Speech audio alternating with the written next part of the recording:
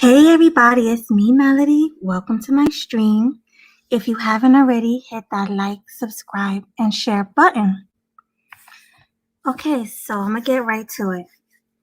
I've noticed a lot of women from the hood, aka Keishas, they're basically starting to put on this front, like they're valley girls.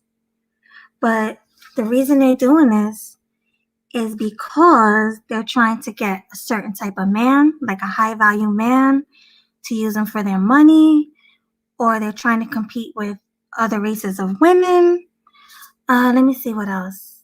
They're trying to get a Brad. I mean, there's plenty of reasons why they're doing this. So, in my opinion, they're not going to be able to keep it up for long, but some of them are just like ridiculous with it. Like, they'll have you believing they're this whole person that they're not. So, pretty much, for example, I have a cousin that's like that.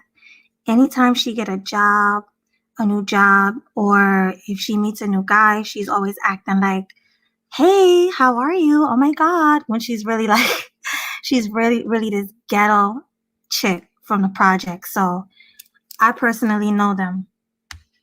But hold on, give me 1 minute. Let me get my comments up because I can't see my comments.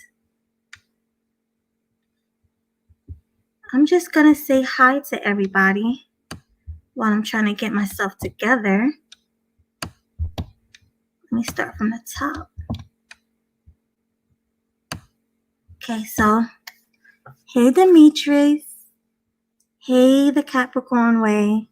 Let's see who else is here. Hey Adult Supervision. Hey Jerome. What's going on, Aaron B? Hey Jay the Conqueror. Sketch One. What's good, Mel? See anybody else in here?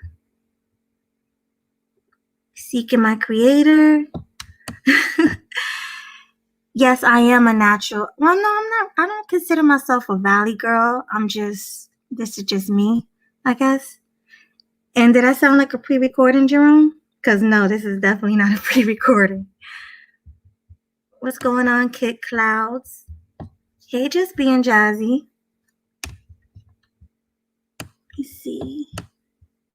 LF Third, what's going on? Yeah, tattoos are definitely a dead giveaway.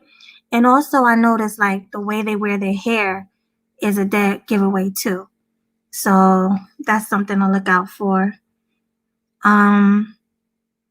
If like well, I was gonna say me personally, I know that's something a lot of people say, but basically like if you have a long conversation with them, talk to them for a long time, see what their vocabulary is, how their vocabulary is.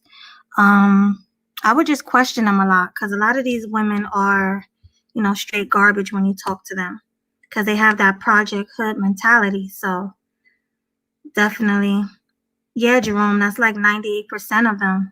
You barely find a lot of decent Black women, especially in the hood. Well, in New Jersey and New York, there's not a lot of decent Black women. I don't know about where you guys are from, but over here, forget about it. Let me see. Hey, Watch Gamer channel. Hey, Game Changer. What's going on, 1Gs?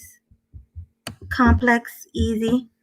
All right, I think that's everybody. So if anybody want to talk about this, hit the link because I already put the link out there. So come up and tell me about some of the experiences you guys had with Black women trying to act like Valley girls or trying to be something they're not. Hit that link. Hey, Terrence, what's going on? So yeah, pretty much the reason what brought this up is me and Game Changer was having a conversation, and he had showed me the video. I'm sure you all you guys seen it yesterday, and pretty much that lady did not really talk like that in real life. Like she was putting on a front to get money from guys in the hood. And as soon as she started yelling and she was getting mad, her accent just went away. Like she just straight out sound like Keisha from the block. Like you couldn't tell me she wasn't from the projects. And hold on, I think somebody's in the chat.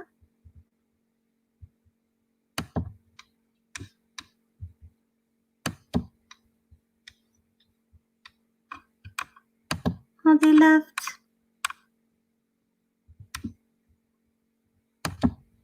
Okay, somebody came up, but they left.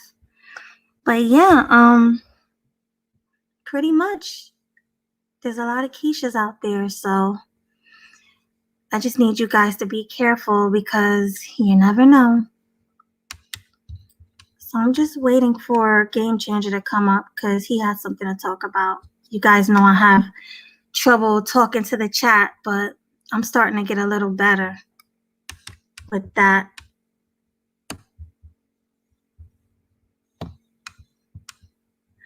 Demetrius said, I start using words like melancholy. Yeah, you got to start using big words or, just talk about math. Keisha's, they don't know anything about math. They're not, most of them are not educated. A lot of them didn't even graduate high school. So you just have to basically talk to them, get in their heads.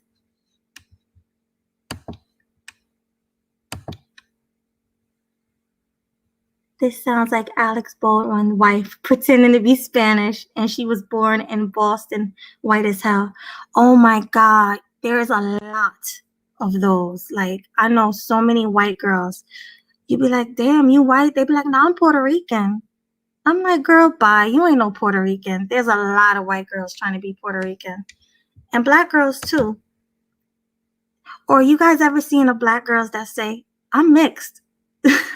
I'm half black and white, and they be black as hell. I hate that. Hey, Game Changer. Hey, how you doing, Melody? I'm good. How are you? Pretty good. Pretty good. I was eating, but I didn't get to hear the intro. But yeah, going off the title, I was watching porn, and I noticed that they have like a genre or a porn channel called Black Valley Girls. And yeah, like you see that and you think like, something, they want to be Valley Girls because it does seem as though they have like a larger, stronger mating pool. And by stronger, I mean like they have a stronger pool of high value men. Right. Exactly. So, yeah, I could see why. And a lot of them just want to escape that whole Keisha stereotype. Now, you're too young to know this, but there was a time where it was considered good. It was considered exotic. It was considered exotic to be a Keisha type. Now, those of you Gen Xers remember Around the Way Girl by LL Cool J. And basically, it was like, I need a girl with extensions in her hair, bamboo earrings, at least 2 pair, acting a bad attitude. Like it used to be a good thing. It used to be a good thing to be Keisha. It used to be like, guys of all races, they get turned on by the, Roxanne Shante ponytail, the lip gloss, and the popping the gum and the nails, and just think about like Nunu from ATL, but instead of her being a pretend Keisha, she was an actual Keisha. Right. See, now that's not the case anymore because Keisha has gotten big, and Keisha has gotten belligerent, and Keisha started to smell funny, and Keisha's got rid of the ponytail and started putting in other people's hair. So Keisha is not as hot as she used to be. So now Keisha don't want to be Keisha anymore. It was all good in the 90s. Now it's just like, nah. Well, honestly, I like the Keisha look. Like, I wear big bamboo earrings, and I like that Nunu from ATL look. That's actually my style. Everybody like that. But see, you don't like the now Keisha look. That is the 90s Keisha look. See, you like the 90s Keisha look, not the today Keisha look. Right, exactly. Like I don't like that at all. But the problem with Keisha is not really her look. I mean, it is somewhat her look, but it's more of her attitude. You know, that's what I think it is. Like the whole clapping when they talk, wanting to fight men. Like these Keishas be out in the street fighting whole men. Like they don't even fight women anymore. So it's like, okay. I mean, a stereotype Keisha is really bad. I try to stay away from it. Yeah, everybody is. So that's why you get this wave of chicks like the one last night who was pretending to be a Valley girl. You know, you not no Valley girl. Stop pretending like you that chick. Stop pretending like you went to private school and shit, bitch.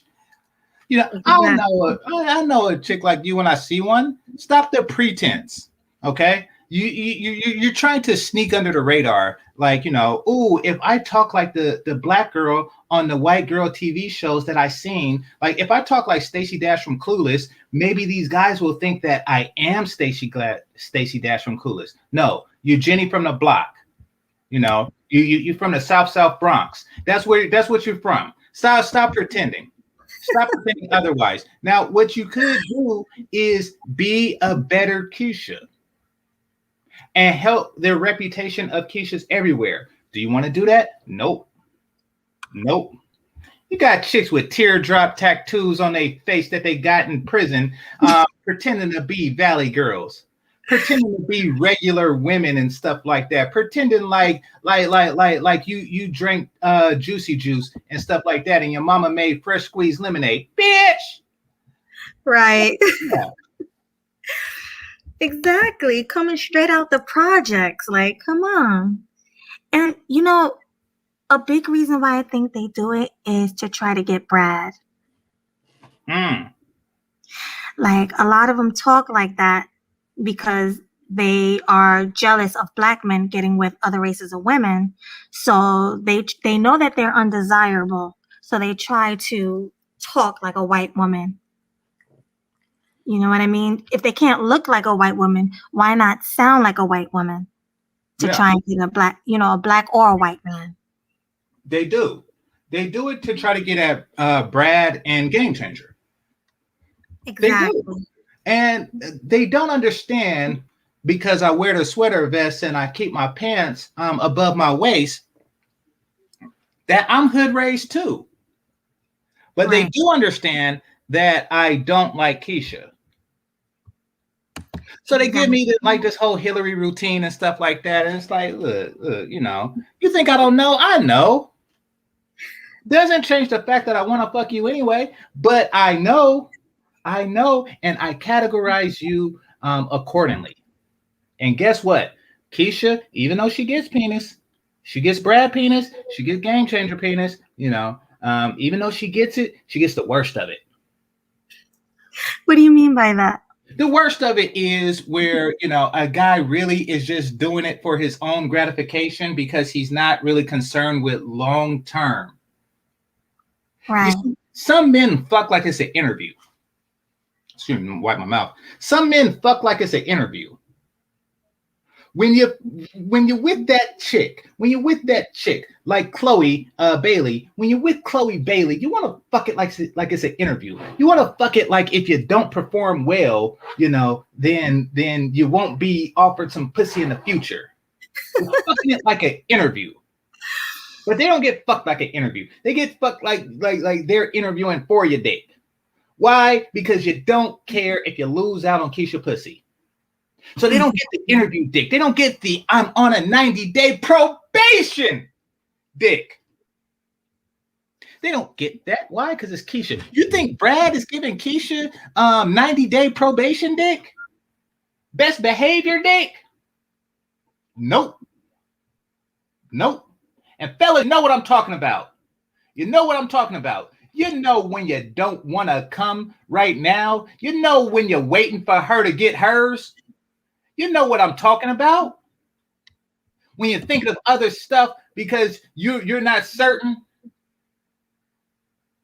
if she's satisfied. You know what I'm talking about. That's that one. That's that one that you want repeat Dick. And you know what else you want? You want letters of recommendation. You want letters of recommendation. You want her to tell her friends about your dick. That is the interview dick.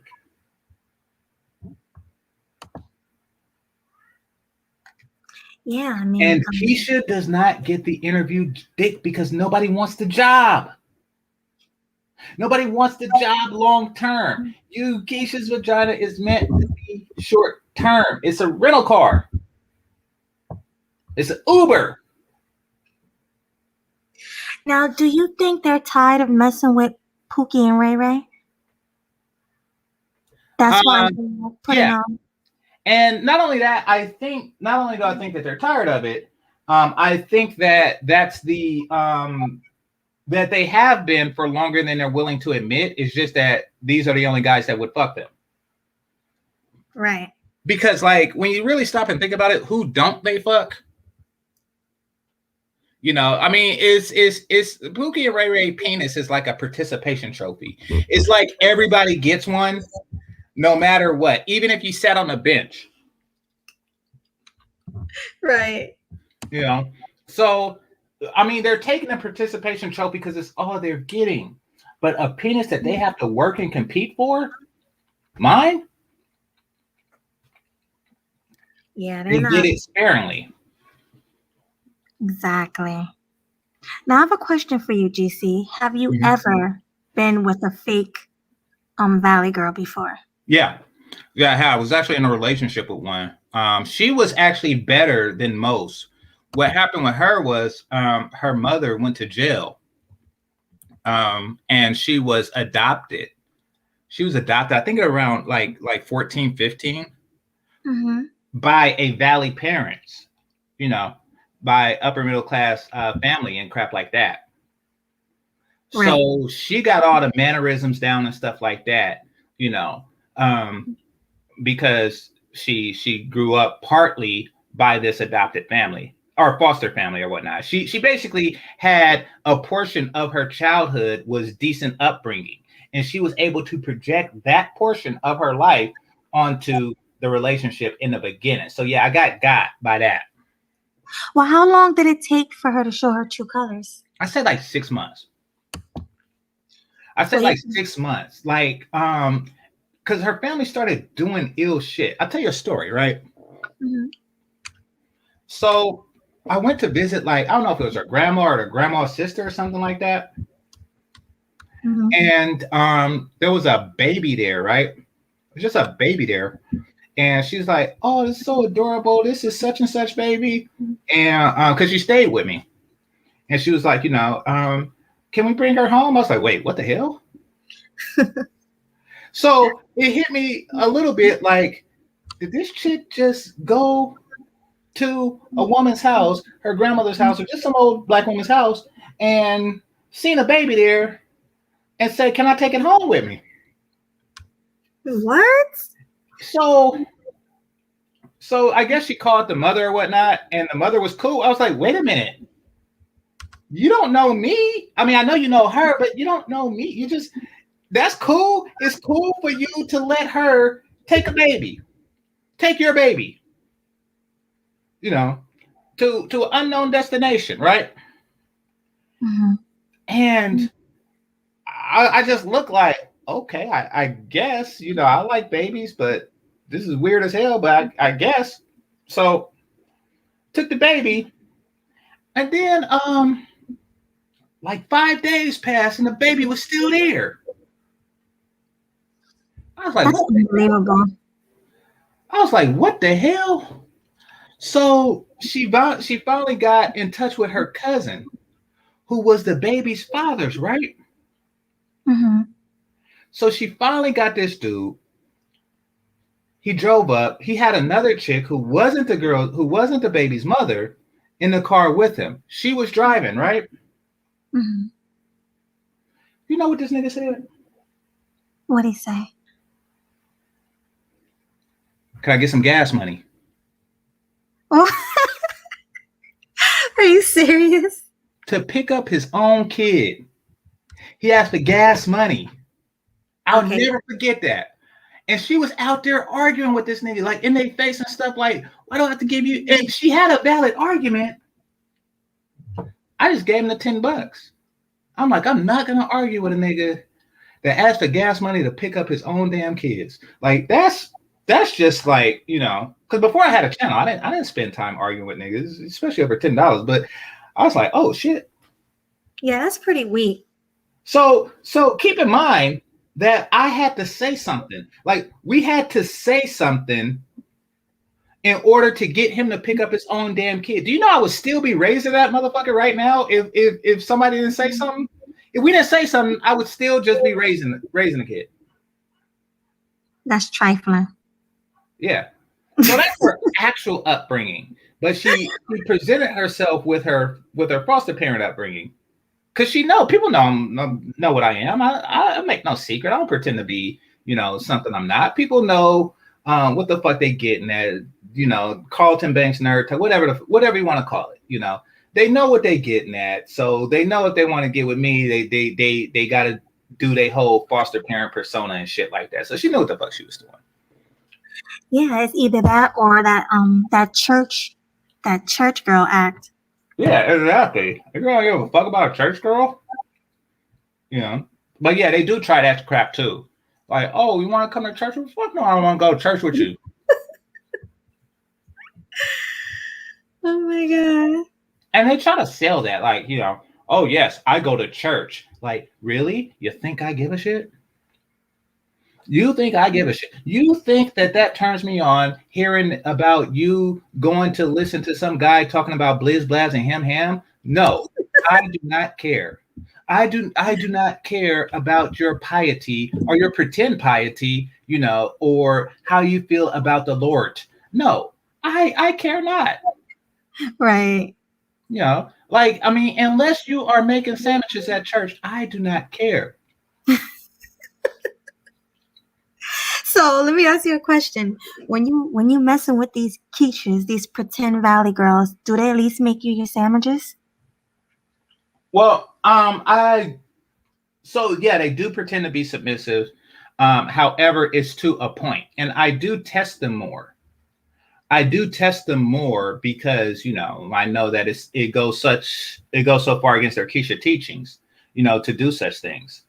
But it start out that you don't even have to ask them; they just do it. And then eventually, as time passes, they start doing the things like less and less and less, the more comfortable that they get in relationships. And what I found out the hard way is that if you own your home and Keisha get mail at your home, you got to evict her. Oh yeah, you were telling me that before, but how does that work? I don't know. What I do is, what I do now is I just don't let a bitch get mail at my house. But what I did before, when I found myself in this situation, because she wouldn't leave. So what I did before was I just made everything like real hospitable. No, this is not even a common law thing. We weren't considered married. No, this is what's that called? Squatters' rights. This is squatters' rights. Squatters' rights. Her right to squat her ass in my place. But if you're a squatter, you don't live there. You're just squatting there. So how do you even get that right? You know, this is California. That's all I have to say about that. But no, thank goodness this is not a common law state. You know, that would be out of this world crazy. That would be actually, if this was a common law state, I would be married to my homeboy. So because you lived with him for over, what is it, 7 years? Oh, I don't know if it was that long, but no, we was roommates for a bit. Yeah, if this was a common law state, because it's also a GHA marriage state. So yeah, we would be married technically. Like, so yeah. The whole common law thing don't make sense. But no, this is squatters' rights. So, you know, but the moment things started getting comfortable and she started getting mail, and, you know, she just started getting like ratcheter and ratcheter and ratcheter, you know. Right. And that's a common pattern. Like every now and again, these pretend Keisha chicks, they show their ass. Like this one chick, right? I'm at the post office, and she was a pretend, but I knew she was a pretend to begin with, right? So, um, what did she do? Okay, I went to the post office to take care of some business, and then there was a dude there. Oh, gee, maybe like probably in his early 60s, maybe 50, late 50s or something like that. But he was too damn old to be carrying big ass boxes, right? So he said, "Hey, young man, help me with these boxes." I was like, "Yeah, for sure, right?" Mm-hmm. Oh, I took him in the post office for him, and then I walked back and got in the car, and she was in the car. And then he had like a little ball of money, like balled up money. I think I seen like a $10 bill in it. Mm-hmm. I was like, "No, no need for all that. Happy to help, right?" Then I get in the car, and she went full ratchet. Yeah, she too What good the to hell? take the money. You think you better? You think you don't need that money? You could have gave that to me, bitch. Was that the first time she went ratchet? Yeah, see, I'm telling you, sometimes you could just see it in their soul. You could see it in their soul. I knew it was in her soul to do some crap like that. I was just waiting because I like having sex with attractive women, but I knew she was doing her Valley Girl act. And you said she kept it up for what, 6 months before that? Now I think this one was like 4 months. Yeah, that's the thing. Like, hold on. Oh, that's the thing. A lot of them can keep it up for even longer than that. Some of them even keep it up for like years, I've 5 years. never. That's scary. I've never known one to keep it up for years. Like I've never known a Valley Girl pretender to keep it up for years. That's you know. Oh yeah, I know a few of them.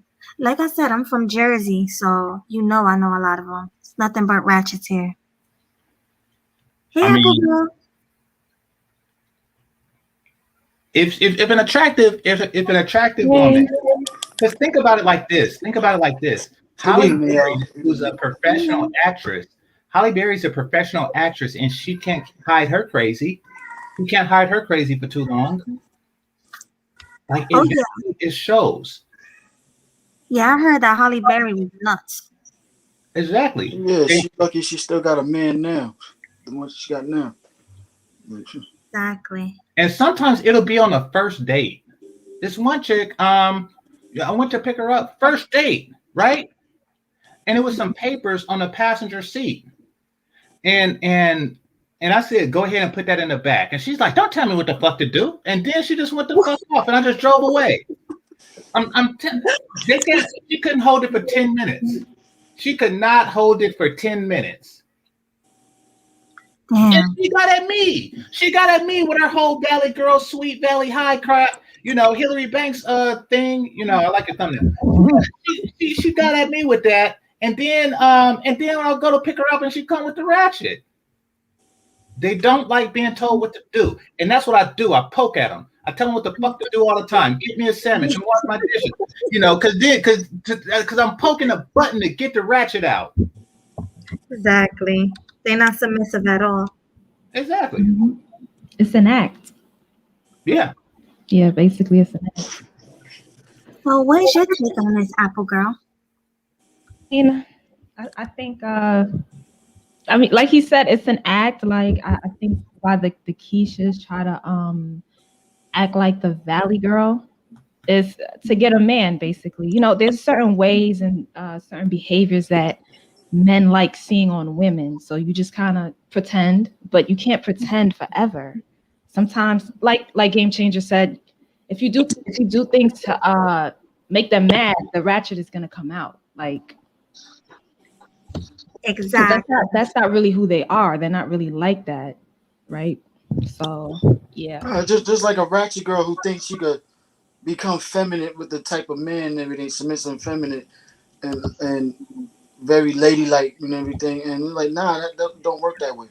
I mean, you can act, but if you're good at acting, you'll be all right. But I mean, if you fold under pressure of being asked to get a sandwich, then it's not going to work out well. Yeah.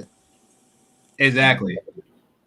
Exactly. And then I'll wait. I'm gonna see if this bitch try to correct me and call it a sandwich. I'm gonna see it or sandwich. I'm gonna see if she try to correct me in front of people. That's my test. That's my pleasure. I do that all the time. So if she corrects you, then she is a valley girl. Is that what you're saying? No. If she correct me, she's more to the ratchet side. You know, it shows a lack of willingness to submit and just get the sandwich. That's a fact, Apple girl. Yeah, I know you. I would say it depends how she corrects you. No, that's what I say, in front of people. Yeah, if it's in front, a woman would pull her man to the side and not embarrass him and stuff. Exactly. If she do it out in the open like that and everything, embarrassing. Yeah, You know what I'm saying? Yeah, that shows how much she has respect for you or men in general. But no matter what, it's a trap. You know, it's a trap. It's bait. Like, you know, she has the opportunity to correct me in front of people and show how educated she is and strong she is. I'll give you that opportunity. Will you do that, or would you just get the sandwich? That's my test. Right. All right, Mel. So what's your take on this? Like I said, man, there's no more tactics of trying to get the men that they desire. And like the old saying goes, you can't cheat the game forever and everything. There's nothing but another cheating track and try to get with these certain status men that they always wanted. But I disagree. They can cheat the game though. Huh? They can cheat the game. No, they can't. Yeah, they can. And let me tell you why. Because some women are better at pretending than others. True. This is true. Talking about for a lifetime. If you can pretend long, then yeah, you can cheat the game. No. Absolutely. I disagree. For a lifetime and stuff, yeah. At the end, it backfires. Apple, do you think? Hold on. Do you think a woman can? Oh, there's an echo. Do you think a woman can put this act on the whole duration of the relationship? Nope. I think she can, but as a woman, it depends what your goal is. If you trying to just, be with a man short term to get a certain goal accomplished, which is not something long term, then you can pretend for that duration. Obviously, if you trying to get married and you got to pretend for a longer time, but it can be done. No, it depends what the woman's goal is. Because after a while, she'll get tired of doing it to the point that she'll embarrass you out in the open, make it seem like it was all on you and your fault, like you should have known. And there's our situations when the woman get killed behind that. Do it to the wrong guy and turn the nice guy into a psychopath based upon how you manipulate him and stuff. Yeah, it don't end well. I kind of see what Apple Girl is saying, though. I mean, look at Janet Jackson walking around with a hijab for 5 years. Janet Jackson was walking around with a hijab on for 5 years, and this is Miss Jackson, if you nasty. And then the moment that 5 years stipulation of the prenuptial agreement ended, she divorced that dude. She divorced that Muslim dude. Mm-hmm. So. Right. But I mean, I think that case may be a little bit special because he's not used to deceitful women. He comes up in a country where that didn't exist, so he doesn't have any safeguards. Special. I don't think it's special. I think women do it all the time, and they're successful at it. I don't think it's a special case at all. Define success, would you? Well, like I said, you pretty much have a goal, like you want something out of the situation with the man. So you only need to pretend until you get that goal. What do they want? What do they want? Do they want some nails? Do they want their nails did? Do they want a trip to like what do they? That could be it. Nails. Okay. So money and resources. Money. All the above / resources. It doesn't have to be all of them necessarily. It could just be one thing. That's what I'm saying. If it's a short term type thing what have you done short term? You can pretend for that short amount of time. So I don't think it's special. I think it happens all the time.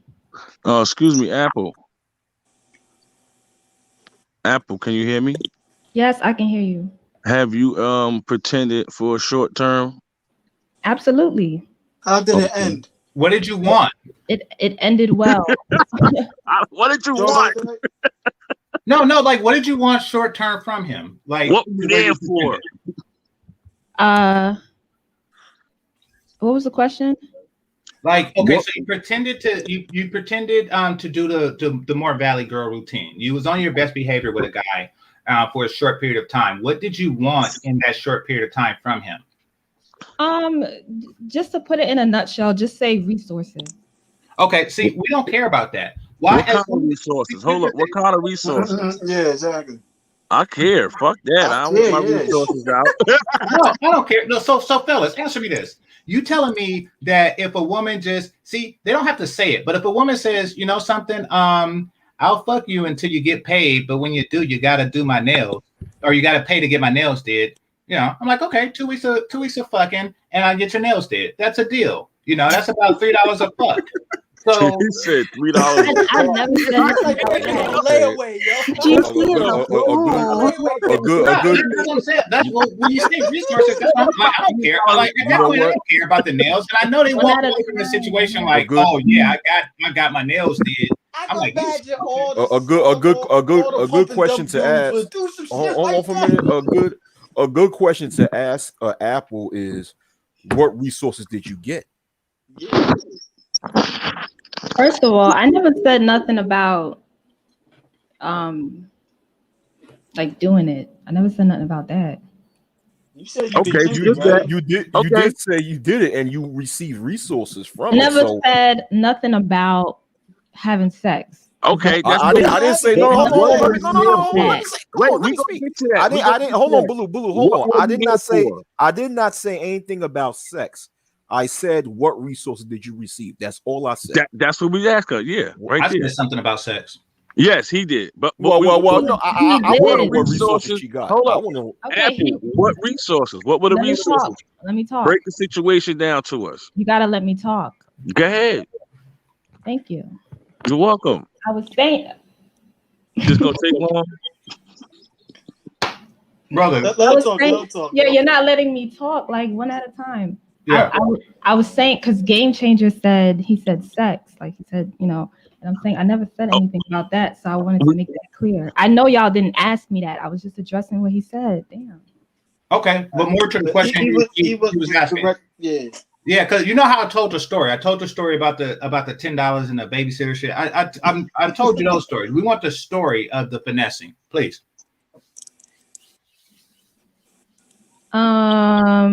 It's basically what I just said. You sort of just pretend to be what he wants. You know, men do like submissive women. So you just sort of pretend to be like that, and you sort of kind of you make it seem like obviously what you don't want to do is have sex with them for real. So you just kind of pretend like sex is on the way and it's coming. Ooh, baby, it's right around the corner. You this close, and usually you can get them to give you their resources. To put it simply, that's really what all it is. That's really what it is. But now, what resources would you do That's true, though. That's the finesse game. That's what they do. Well, let me ask this. How are you pretending to be submissive and not having sex? Because part of submitting is sex. I mean, that is something he wants you to do. So if he expressed to you that I want to do that, how do you not submit to that desire and still say that you're submissive? I'm curious. She pretty much is saying she's procrastinating. Right. Yeah. So you just how does that work? Do you pretend? Let her answer that question. Let her answer that question. That was my question. That was my question. God damn. But you don't know how to answer the question. You still ain't answered the question. I haven't answered the question that he asked because you're talking. Nobody wasn't talking. One at a time. Let her talk. Guys, one at a time. You're doing You're procrastinating. Hey, listen. You're procrastinating. You're doing exactly what you're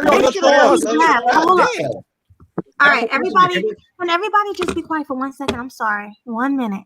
She left. So if she comes back, can you please have one person at a time? We're going to start with Apple, and then you guys can go around and ask her questions. But she left. So Apple, please come back if you're still here.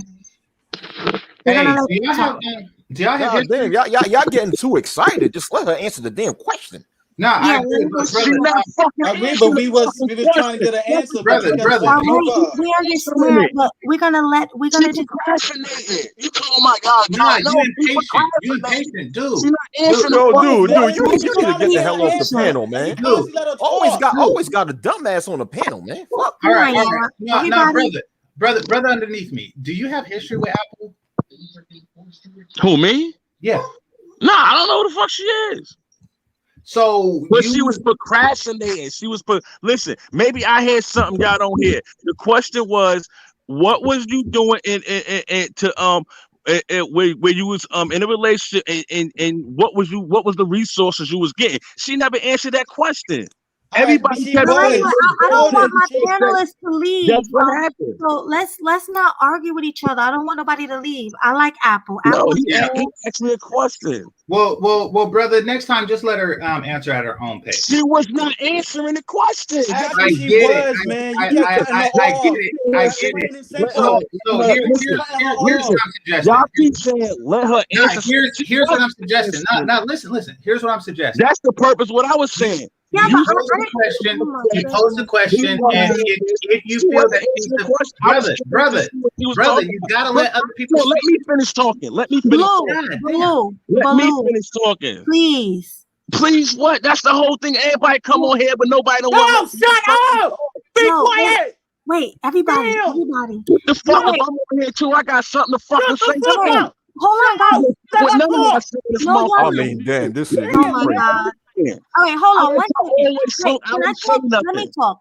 Blue, go. You got the No, floor. that's Go. Talk. what I'm saying. Everybody talk. I don't never interrupt nobody when y'all talking. I listen to y'all faithfully and listen to what y'all saying. But if I'm talking, nobody gonna fucking be cutting me off. She was not saying what she had to say. She Okay. was, man. You kept cutting her off, man. Listen, Damn. listen. Cut No her off. argument. She Oh was my talking. God. Somebody cut her off. No, But I someone want mute this damn clown, yeah? when you Fuck. go back and listen to Someone mute this, this I clown, wasn't fuck. cutting her off. No, now she's not coming back. And I did want her on my show. And now she's not coming back up.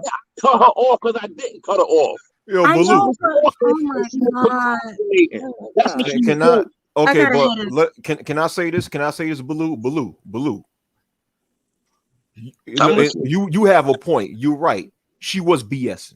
That's all I'm saying. Okay, but Baloo, That's hold it. on, Baloo. Can I speak? Can I finish? I'm not done, Baloo. I'm not done. Hold on. Listen. We all know she was BSing. See, you think we don't know she was. Man, you know what? I didn't want to say this because now she ain't gonna come back because I'm She's pulling gonna her come card. back. I'm gonna have You know her what I'm come saying? back. But okay. Apple. Never mind. You know what? I'll wait until she come back. I'm not even gonna say Apple, please By her come back saying- because by I her really want saying- to hear what you gotta say. By her So saying please what she come was back. saying, she was going to reveal herself, and she was procrastinating on revealing herself. That's what my point. What I'm saying. The point And is then that y'all she looking around. eventually wouldn't have had a choice but to reveal herself. But Exactly. You wouldn't let her Thank you, talk. game changer. You I could was have corrected curious to her. hear it. I apologize. I was curious to hear what the Thank you. bullshit. He apologized, Apple. So can you please come back up because we cool. So I don't want any problems. Please, no attacking anybody on the panel. I apologize Even to if you anybody, but I disagree. was just like, I was curious what the fuck, what she was talking about. All right, she's gonna come back. Apple, come back. Hey, Wacky, what's your take on the whole long-term deception thing, though? Do you think that she was right about that chicks can do it long-term? No, I think she's wrong about that. No, it'll never work long-term. It'll work short-term.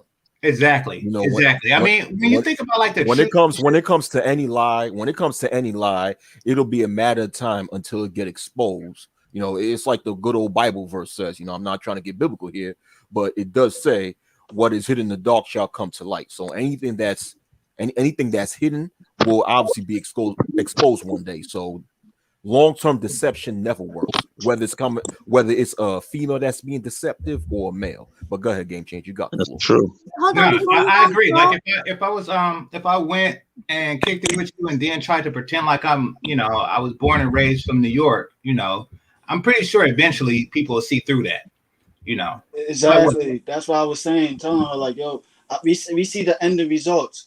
I mean, that's technically what a lot of percentage of the dudes in the manosphere have gone through. Like when she was talking about it will work, but most percentage of the dudes in the manosphere have experienced that other end when they was manipulated short term, long term, and you see why the manosphere is here. Can I say something? Can I wait, say before something? you guys say anything, let me just read these cash apps, please. Thank you, Al Nixon, for the cash app. He says, came to hear you speak. I appreciate you. Thank you for the cash app, Kit Clouds, and thanks for the cash app, Demetrius. I appreciate you guys. All right, Okay, go ahead. all right, can I say something? Now, this is why people it's continuously divorces and people breaking up and what do you call it? Violence, domestic Domestic violence. violence. Yeah, domestic violence because of issues and people like that playing with people's emotions and feelings. You know what I'm saying? While you pretending, you're playing with somebody's fucking feelings. And then once they realize that you've been playing with them, they liable to snap. And some people could be strong enough, walk away as a man or a woman, and continue to live their life. Some people can't fucking walk away. Nah, that's a fact. Definitely. I had a Yeah, that's what cousin. I'm trying to explain I had to a her. cousin. I had a cousin who was going through some shit. He fucking set the house on fire. You see what I'm saying? So by you being this way can create a total different situation, and lives can be lost because you fucking playing with people's feelings and emotions. So I apologize if I'm emotional and I'm aggressive with how I'm saying what I'm saying. I just feel like it's bigger than what we're talking about. No, You're right. it So I is big. apologize to anybody. Yeah, no worries. It is big, bro. It is Well, big. right quick, Mel. apologize. Yeah, no worries. It is big. It is big, brother. Nobody's talking about the scale of it, but it seemed like your whole ire just came down on Apple Girl. I mean, she's just a cog in the machine that's doing this. This is not Again, like I said, I apologize. Yeah, it's good. I don't Yeah, know no, her. everything is But cool. We're It's all good. I good. don't know her. We're You know what I'm good. saying? I don't know no, her. but he I was does just make a good passionate point. about what I was feeling. That's all. No, Nah, I but get it. I he, We can tell understand. We that. understand. We understand. She got caught up when We we understand. asked her the actual question, and then Game Changer switched up. I would have probably helped her correct her, like with the question to draw it back. That's where the mix up was. Where you thought she was kind of procrastinating. She got mixed up with the question when Game Changer probably thought that was question was directed at her, and it wasn't. But I would have corrected her about that. Yeah, But again, like I said, Apple, if you're listening, I apologize. It was nothing directed towards you personally Yeah, at all. come back up if you want to, Come back Apple. up, sweetheart. but I came here to say this because I come from the Hebrew Israelite community. And within the Hebrew Israelite community, you do have this fake femininity that's going on with a lot of females who join the community. Hey, Can everybody mute you up? gotta mute yourself, brother. Can you mute up, Blue, please? Thank you. Yeah. Oh, like I was saying, I come from the Hebrew Israelite community, and within that community, you find a lot of the fake femininity there, because a lot of females, they either washed up single mothers who y'all say is within a certain age. I call that hitting the wall, but they're within a certain age. So a lot of guys that they probably used to getting when they was younger, they can't attract them anymore. So they go within the community to look for like a single, morally upstanding man who's want a family. So they go there trying to get a man. So they go along with this fake femininity crap where they wear the dresses, like the Hebrews, like there's certain clothing that brothers and sisters wear within the Hebrews like community. Certain ancient garbs, they wear that. They wear the headscarves. They act all feminine. They study scriptures. They go on social media and post all these scriptures to pretend that they know so much about the Bible. So they practice all that fake femininity stuff. But as soon as their act don't get them the type of man that they're looking for, they leave the community, and you see them going back to this ratchet mode. So it's like a transformation. Yeah. You know, they went from wearing the headscarves to the fringes, you know, to posting the Bible verse, to then putting the damn lace front wigs on, you know, the revealing clothing, to then talk about a whole nother stuff. So it's funny when it comes to transformation. And me, I'm the type of person, I'm able to see things before they come, and I'm like, okay, this girl's gonna go and show her true colors, and eventually she does. So it's funny how that goes on in the Hebrew Israelite community, you know. Mm-hmm. So, oh, go ahead. I'm sorry, GC. No, I was just saying, that goes back to what I was saying earlier, why, you know, that whole church thing don't faze me. You know, you know, like the whole church thing, you know, Hebrew Israelites, the whole religious angle, they basically want a guy whose cards is on his table, because with religion comes a certain set of values. And with the Hebrew Israelite religion, there's a certain set of values that they are attracted to. So they just, you know, like, okay, I want to get a man with these values, even though my values are hidden, you know. They're trying to see it. Yeah. Right, exactly, game changer, exactly. And a lot of them do that when they're on, like, after they have their third baby daddy and stuff like that. Yeah, like what a coincidence. Now you found Christ, or now you found, you know, his Hebrew Israelites. Right. Yeah. Right. Exactly. Okay, so let's get Valley Keisha. And hi, Valley Keisha.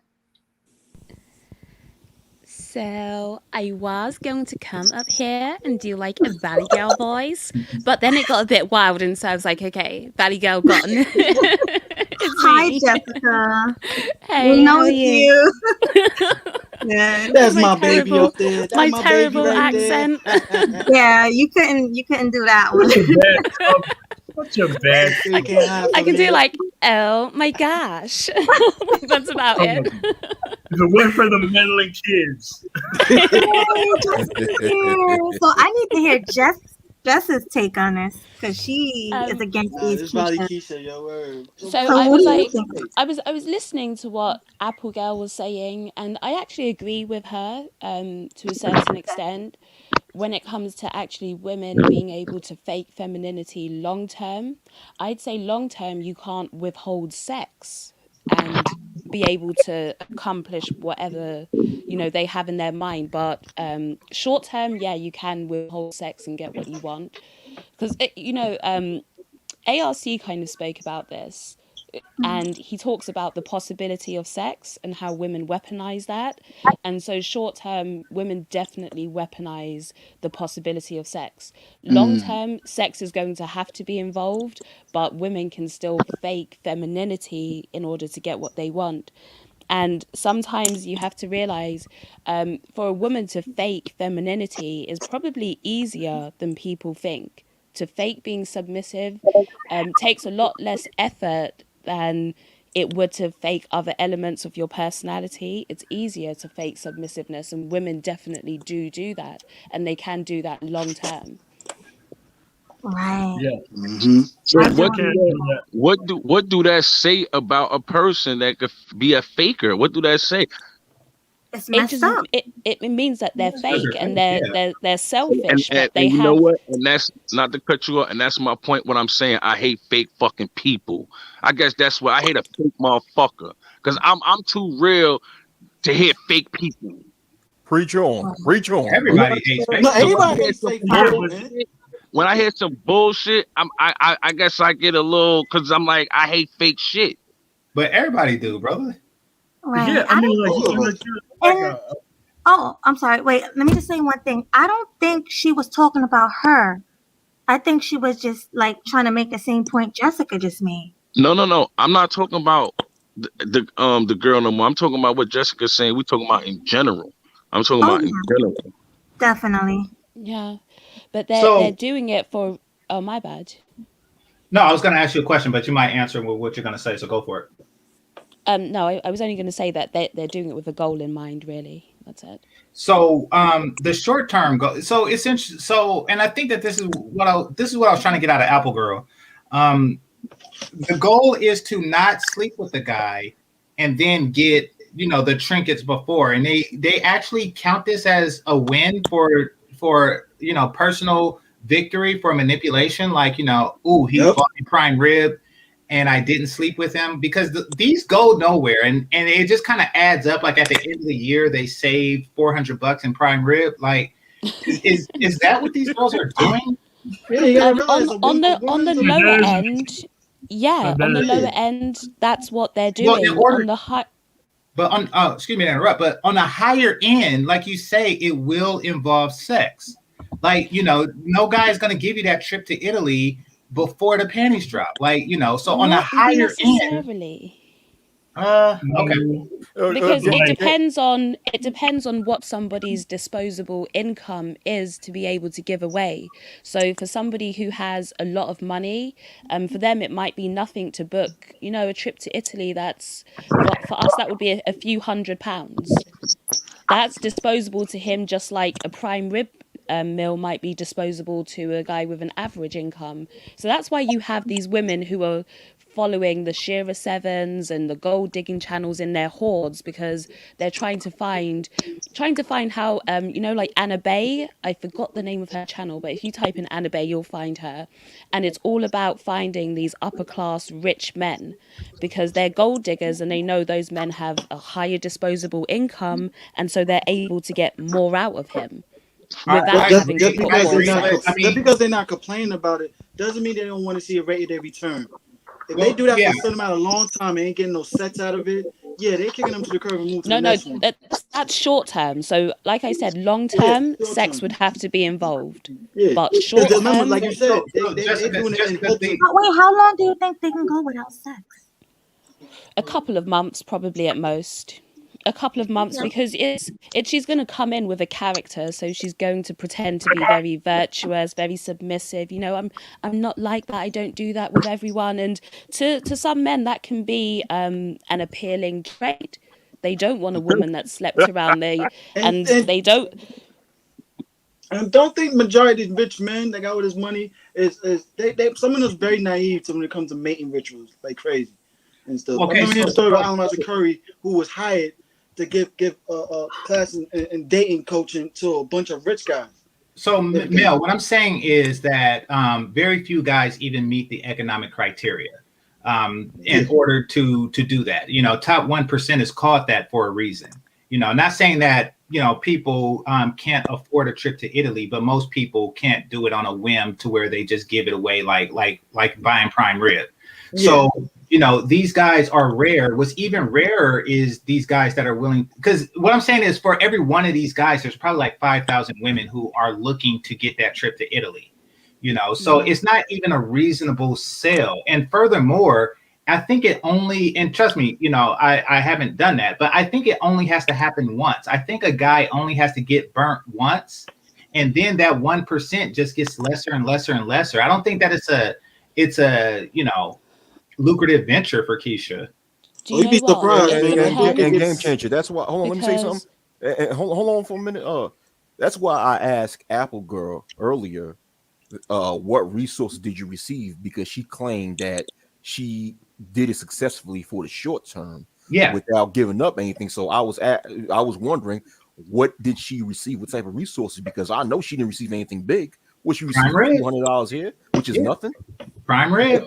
That's what I'm saying. Prime rib, exactly. Prime rib. And she purposely, if you see, she purposely did not answer my question. She was trying to find like Baloo was pointing out, she was trying to find any in whichever way to not answer my question, because she knew that if she gave an honest answer, it would have totally contradicted her whole argument that it's not successful short term or long term. Well, that is successful short term, but it's not successful long term. But when you do it for the short term, you're not that successful anyway.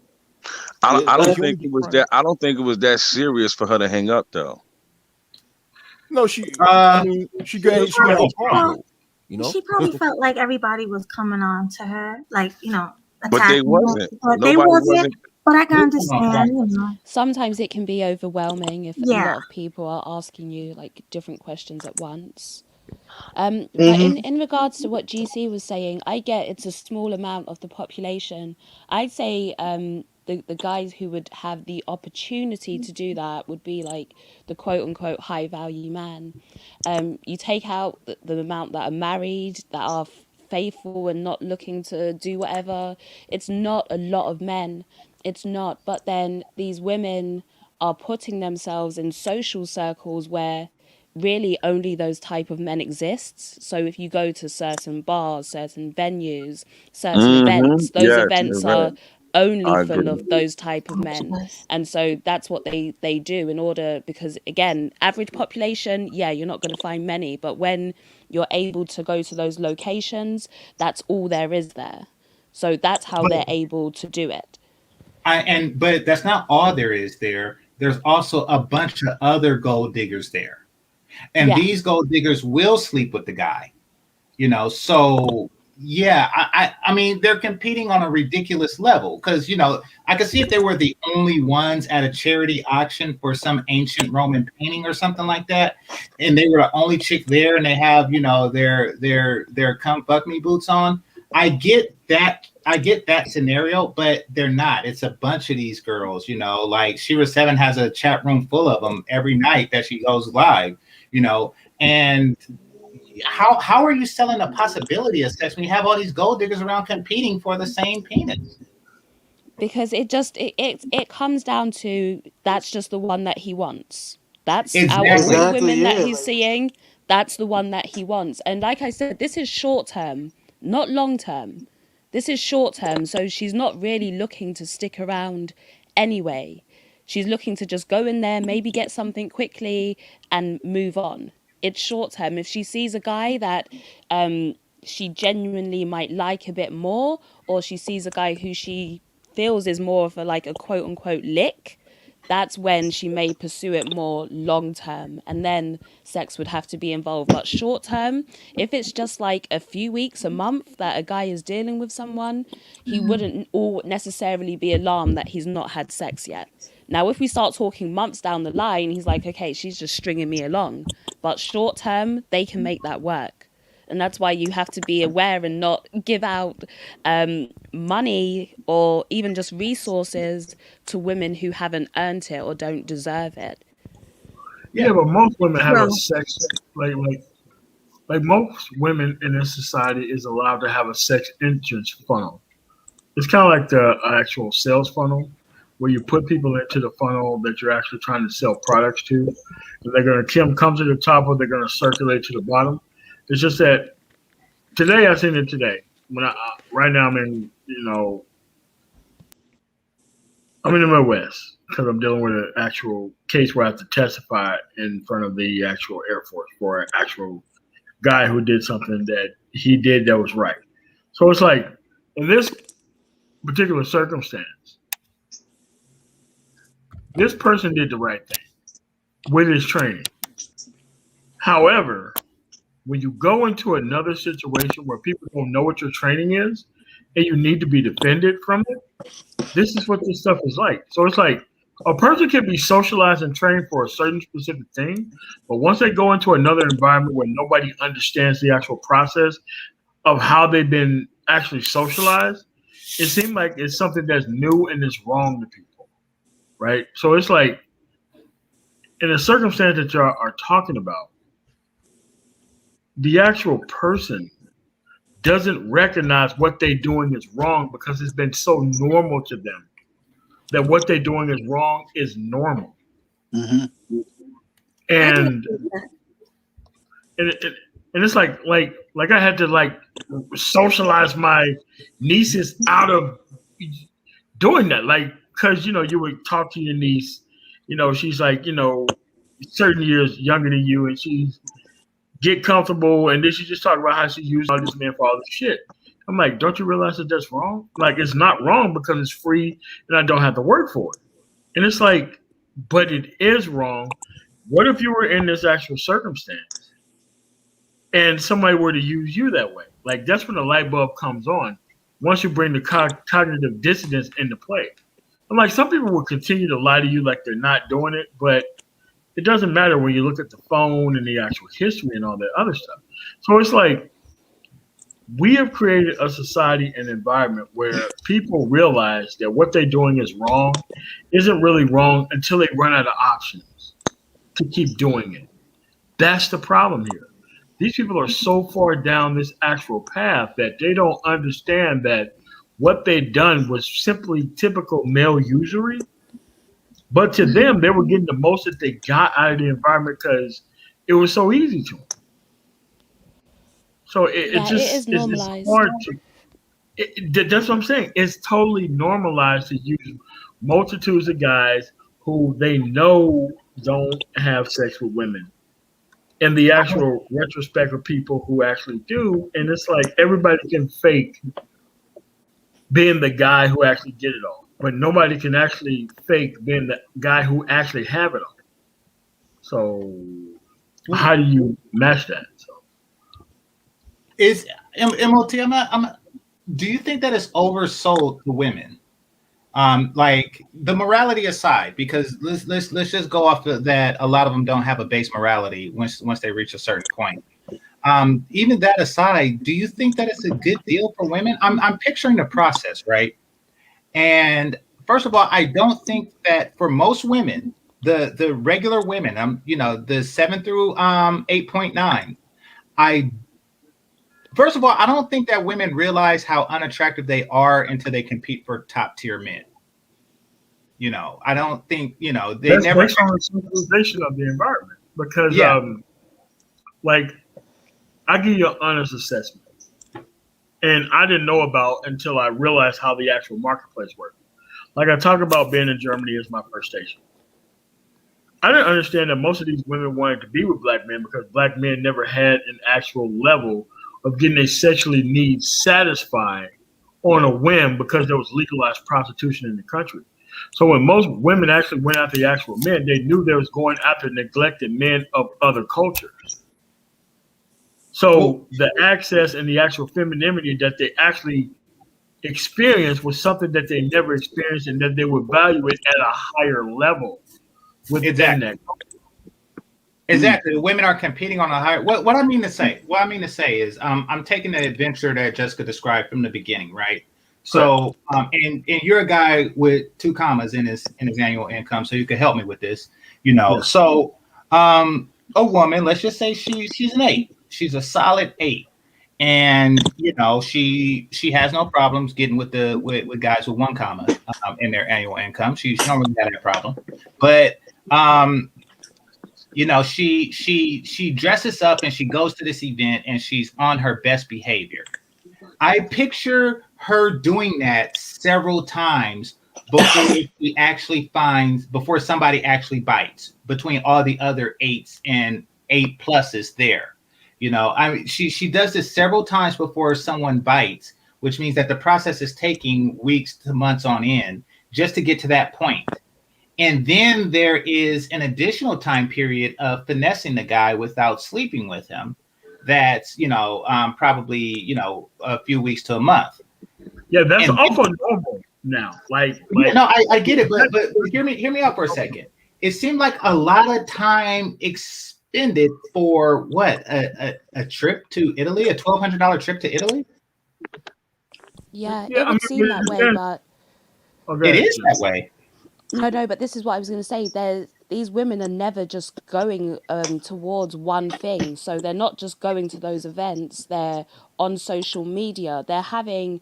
I think people have to understand what social media is like, especially for an attractive woman, because this only works for attractive women. I'd say women who are like, at the very least 7, but 8s and above. So you have to realize how inundated these women are in their DMs, how many people are approaching them, how many people are approaching them if they're just out and about. They're going to these events. You can go just to a bar during the week. You can go to. They have plenty of avenues, so they're not only seeking one avenue. They're on different websites where you have men who are literally like there are sugar daddy websites seeking arrangements or sugar baby, something like that. But there are plenty of them, so they're utilizing all of these platforms to be able to find people. So it's not just that one avenue that they're pursuing many avenues, and that's how they're able to just do it short term and move on to the next person. I'd say a lot of women actually are deceiving themselves because they're thinking that they're having the short term gain, but they're applying the short term gain to the long term. So they're not where they're able to live, you know, a nice lifestyle. They have money coming in, but your beauty isn't going to last forever. And what these women often find themselves doing is staying in that position because it's comfortable for them, because they're successful at it, until they hit about 35, 30, 35, and their looks aren't quite what they used to be. They can't quite get the same guy that they were able to get 10 years ago. They're not able to make as much, but now you've also priced yourself out of the dating market, where before you could have been a viable option for someone, and now you're just like this 35-year-old ran through, and no one wants to put a ring on it. And that's why, you know, I did go at like the sugar babies and the Shira Sevens, because these women don't know what they're actually doing. They're caught up in that short-term win, but they're not looking ahead. And I always say women are never really looking long-term. Women are very short-term thinkers and can be swayed materially or financially. And that's what these women are doing. They're selling themselves short, and they're disrupting society as a whole. I agree. But okay, so you mentioned Shira 7. Mm-hmm. She's not an 8. Not even No. close. I mean, I think, and most women aren't, just by the way the bell curve is. Most women aren't. So I think that's what you just alluded that also to Game Changer, about how girls is what you said, overselling it to themselves, like yeah, that. she's telling this that anybody can do it, and because like Jessica said, they can't. But I mean, you brought in a completely different dynamic when you mentioned online. Because I don't really online date anymore, but anything is possible in that realm, as far as I'm concerned. That's why we already know that. Right quick, please. Oh. You know, anything is possible in that realm. But more to what we were saying, like the interpersonal, a woman who is a Keisha hiding her true self, like while with a person. Like, do you think that that's a viable means? And, you know, can women pull this off long term? Because we all agree, all the fellas here agree that they're good at pulling it off short term. I gave a scenario where a chick pulled it off for like 4 months or something like that. So, you know, I mean, they're able to do that, but eventually, do you think that comes to light? See, what happened is like, I'll answer that. You go, Jessica. You go, and I'll answer.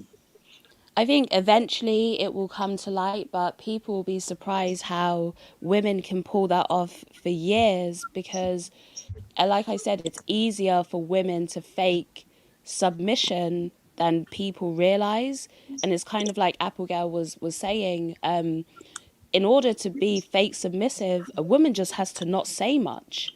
Just don't disagree and don't say much. That's it. I will agree that it is easy for a woman to fake submission. I think it's very difficult for Keisha to fake submission. I think Keisha, because the core of her behavior is independence and belligerence, is basically the essence of her character is the exact opposite of traditionalism and submission. It's like holding her breath. Yeah, I get you. And I think for Keisha, it can be harder. But in her mind, if the goal that she's going for is worth it, then they'll do it. And what you find is you have these women who will fake submission until they get married. And then you'll start to see the true them, because they've secured their goal, which was to get married. And this is what even Shira 7 said to her husband. She said, you can't divorce me. What are you going to do? You've got me now. You better take care of me, because if you divorce me, I'm going to take half your money. I'm keeping the house. You're going to be broke. You need me. You're not going anywhere. And that's what these women are relying on. So they'll do that, and it happens. Like, that's a not visual, but and they'll end up floating a river somewhere, you know.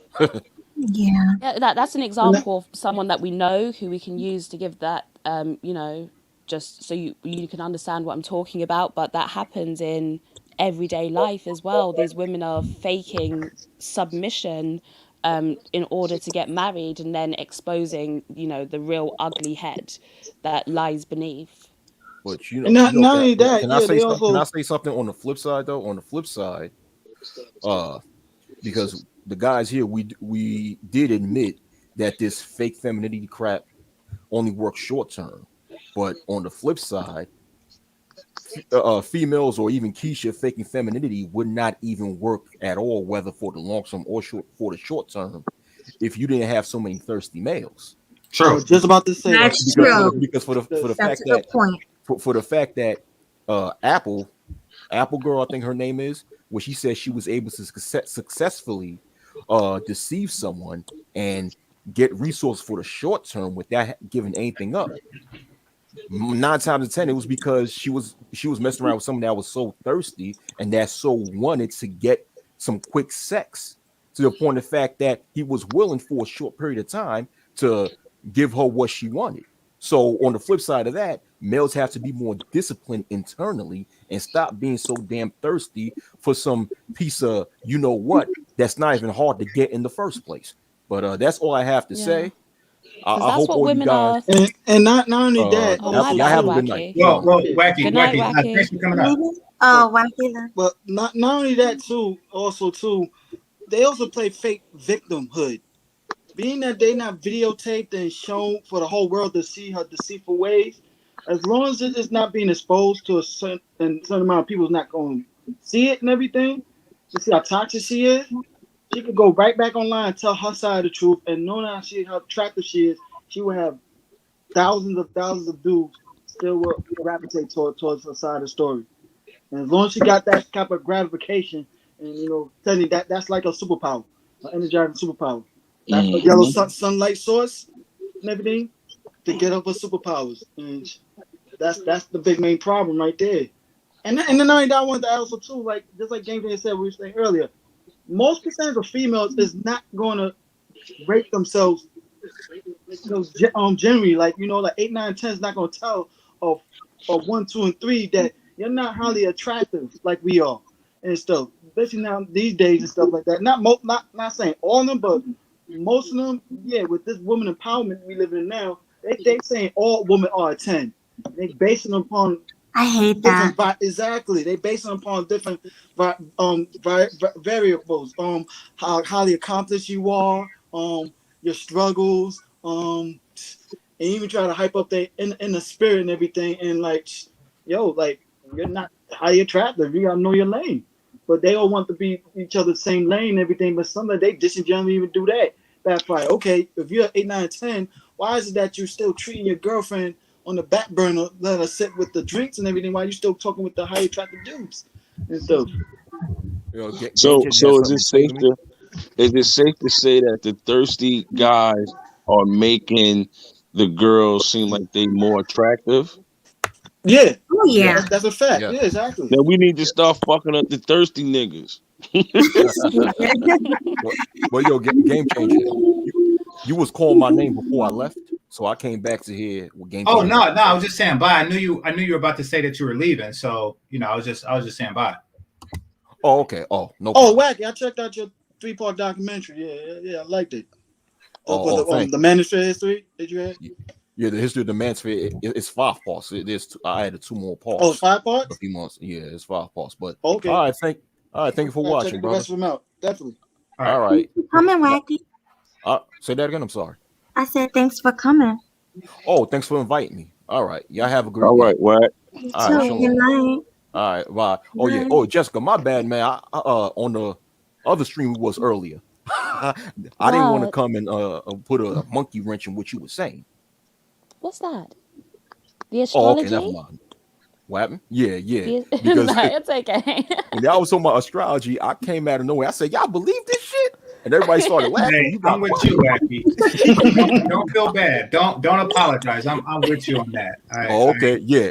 I mean, I don't Lots feel of bad people by don't saying, believe it, so yeah, it's not a big deal. Yeah. Yeah, I don't feel bad by saying I don't believe it, but I didn't want to feel as if I was messing up anything that y'all was talking about earlier. But Oh no, of course not. Okay. All right, cool. So once again, y'all have a good night. Shalom. You too. See ya. Good night.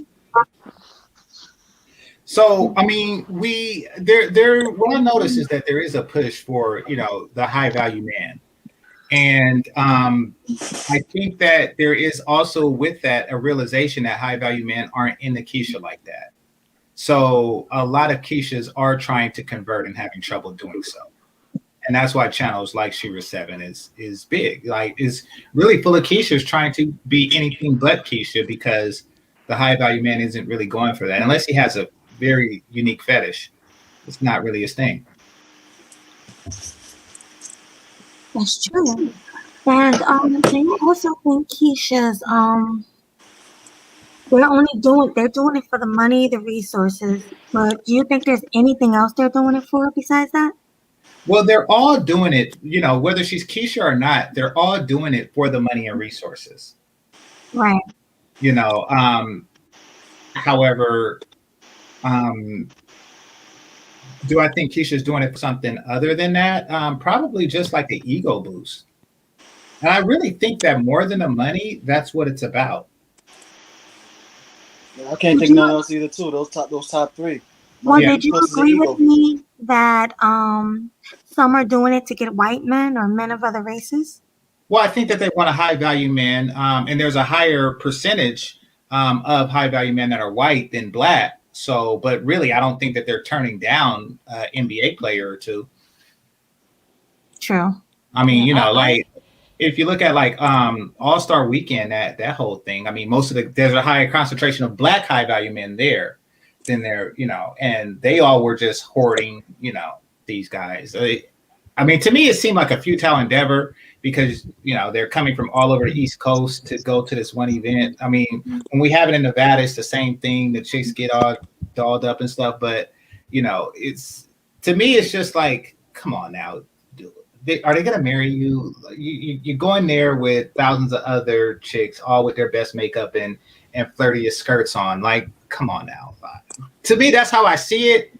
But I haven't been that value of a man. I always had one comma in my annual income. So, maybe it's different. I don't know.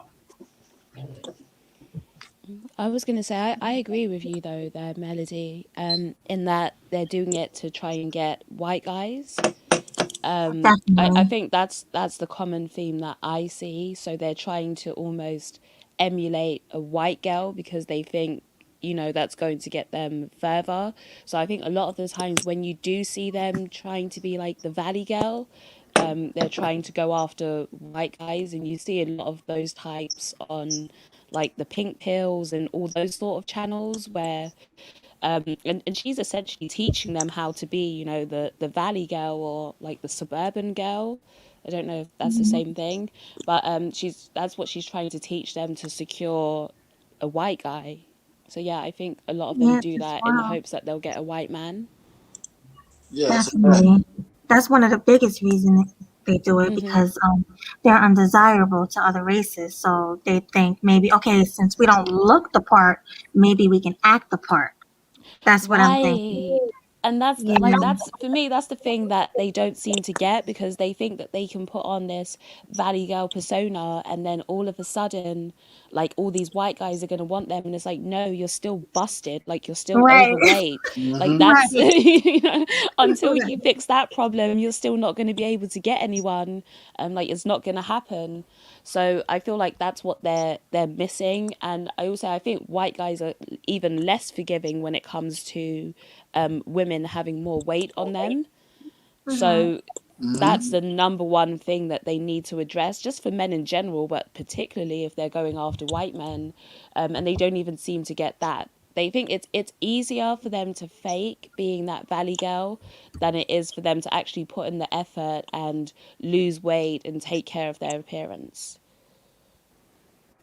So, but I don't know. Do y'all feel that high value black men like Keisha? No. Well, who is Keisha again? Keisha is a stereotypical black girl. Okay. Only for sex. She's a female Pookie and Ray Ray, yo. Yeah. And the other name was what? Valley Girl. Valley Girl. Let's just call her Hillary. Yeah, Hillary Banks. Yeah. Hillary. That was a good thumbnail too. I was cracking the fuck up. Oh, you liked it? Yeah. I was on mute laughing. I was like, what the fuck? No, but high value men, even if he is hood raised like myself, would prefer a Hillary Banks type.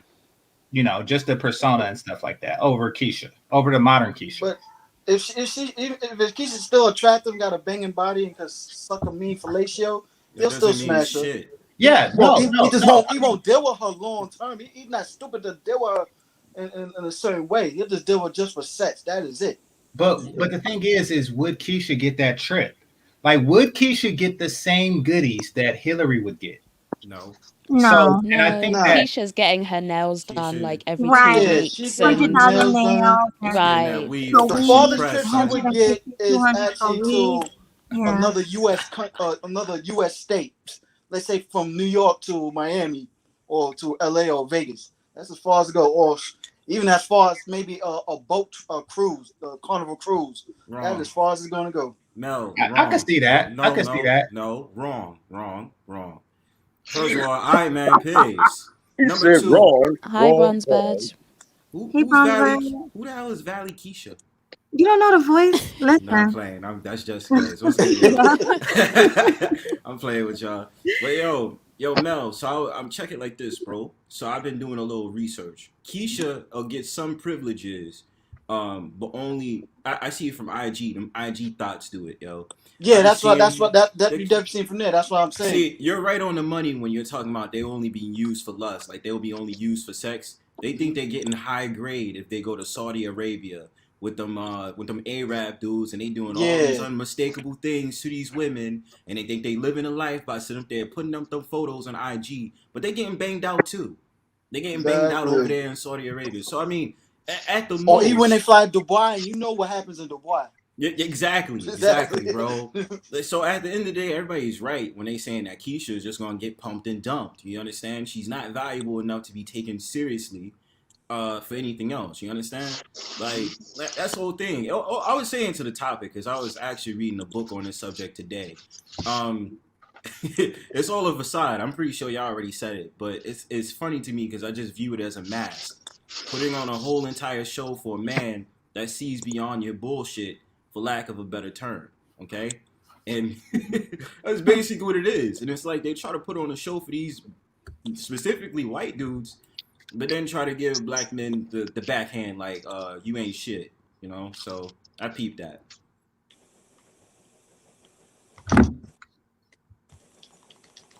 Now, do you think that part of the you ain't shit is really part of the act? Like to disassociate themselves from you because you make her look more Keisha? That's a good question, GC. Because that's always the answer when they can't get stuff out of you. Or it's a way to shame. No, not even that. I mean, like the image, because Hillary didn't have like a bunch of black dudes hanging around her. No, she wasn't really in that circle. She kept a completely different circle, which consisted primarily of white women and guys. So you think that might be like, get away, you making me look Keisha? Take Don Sterling, for example. You know, he didn't have anything against her sleeping with black guys privately, but he's like, listen, it's a bad look, you being seen with these guys, regularly. It makes you look ghetto. It's a bad look for you. Now, this was a very high value man who was into this woman, obviously, but he just didn't like the look of it. So you think that might be it? Like, to be openly hostile may be part of the Valley Girl Act? Yeah. Yeah. Their whole facade is with coming being arrogant. That's the whole entire thing. Their whole approach is being arrogant. And since they view the so-called black man as lowest of the low, they feel like that will affect their image. So in order to be a part of the run with the Joneses type of aesthetic, they have to keep up that image and being around the so-called black man who may not be necessarily a pookie. That's what they do. They don't want to be revealed with that. And I mean, it's ironic because Hillary in the show, right? She Jazzy Jeff was like attracted to her. She put him down all the time because he would be referred to as a hood dude, being around Will Smith's character, and Will Smith's character comes from Philly, so already his group uncertainty doesn't attract the Valley Girl aesthetic like Hillary. It won't. But the funny thing about it is, though, but there was an episode when Don Chino was on it. He guest starred, and Hillary loved. He was very attracted to him and stuff, and he's from the same hood as well and stuff. And I the sugar cabbage. saw that the other day, actually. But Jazz was kind of, you know, Jazz he was kind of like goofy. slow, goofy. He was a yeah. goofy. Yeah, he was a goofy. Yeah, the only time no matter where got he's from, he kind of had that. That was his character, not the real. The only time Jazz was able to at least have Hillary notice him and everything is when he went and married Jewel. And that whole episode, she was throwing herself at Jazz, and it was like, also you want Jazz now because he with someone else now and stuff. And she kind of snapped into it like, wait, when she said, "Jazz, I love you," and everybody looked at her like, "Huh?" Like, wait a minute, what's wrong with me? Exactly. She wasn't getting that attention no more. Exactly. You know what I'm saying? That's, you know what happened similarly with that though. Like, if we're gonna talk about it, what's that show? Family Matters. Oh yeah, with Steve Urkel finally married. Did he marry what's her name? Oh, I don't even marry. No. He a damn fool. Myra was bad. Myra was bad as hell, bro. Yeah, Myra was bad. He broke up with her, finally got with Laura, and they got engaged. They canceled the series. Ain't nobody thinking about Laura. Myra was lame. Myra was bad as hell, fam. And she threw the punani at him. Like, he was like, "Nah, I want to wait till I get married too." Like, oh my god. Damn, it was 98 all over again, son. Damn. God damn. But no, I mean, there's kind of like Keisha refugees out there. You know, I mean, the stigma is so bad and so obnoxious and so belligerent now. You know, I come from a time where it wasn't really that bad, but now it's so bad that, you know, guys are just, you know, outside of Pookie and Ray Ray, most guys just stay away from it and don't even have any long-term designs with them. So, yeah, I think a lot of chicks are looking on how to like mask their Keisha, their inner Keisha. And it's kind of sad. Like it really is. I'm not fault. I want to ask y'all this question. So was y'all talking earlier about how they have the quote unquote Keishas going along with the sugar daddy whole entire thing? Well, what we were saying was that they were trying to break into the sugar daddy market, but Keishas don't really sell at a premium. You know, they can't really sell their wares. So they try to they try to give this persona that, oh, I'm not Keisha, I'm something else. Okay, I'll put it like the closest thing Keisha would get to sugar daddy is a D-boy. That's the only thing she's going to get. and that's not as lucrative as it was in the 80s and 90s, right? Exactly. But here's what I mean by that. Like, so you all are familiar with my crushes online. These were all Valley girls. I mean, literally. But you know, the Van girl, what's her name? Kelly Stamps. Yeah, Kelly Stamps. Yeah. You know, I developed a new one for Sun Pie. You know, like these are all, you know, they're not Keisha. Yeah, they're not at all. And even if Keisha had the same physical dimensions, it still wouldn't have that same umph to them. You know, like. And yeah, and this is not on purpose. It's not. I'm not like deliberately thinking avoid Keisha when I pick out my crush. This is just like, oh, okay.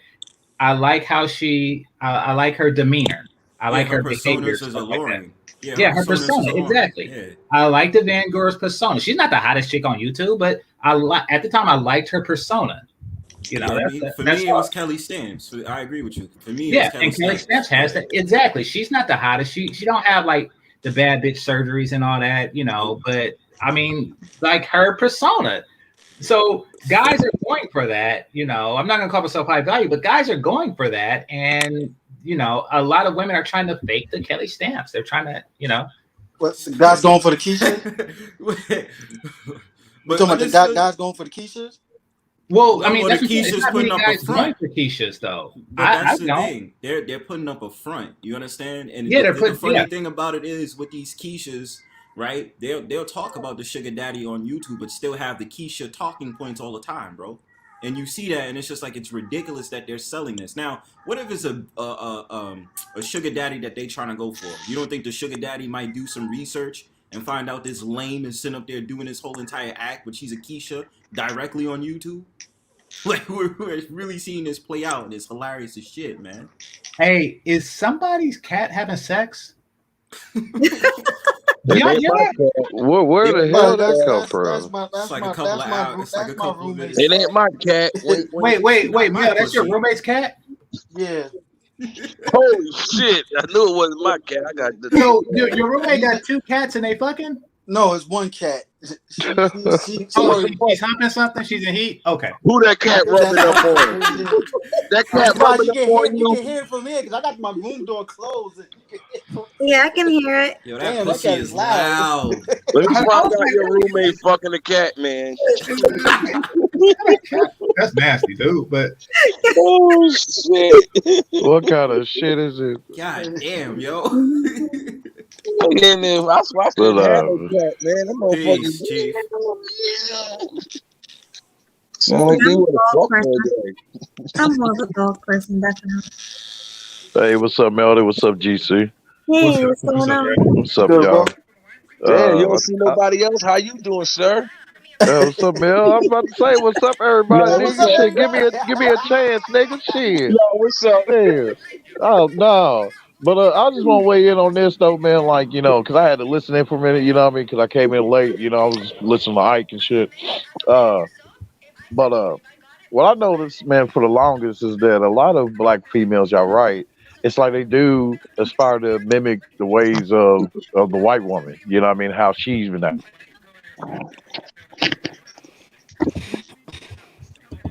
Yeah, they do. I mean, and it's to get access to the same men that white women generally have access to. Yes, and I mean, and it's like, damn, and it's like I look at them, I'm like, do you sit back and watch white girl movies and shows and stuff like that, and study their ways and how they move and talk? Blue. Okay, can you mute up, please? Who, Thank that you. was me? No, that was Blue. That wasn't me. That wasn't me. Oh, that wasn't you? Well, I see No. your No, thing.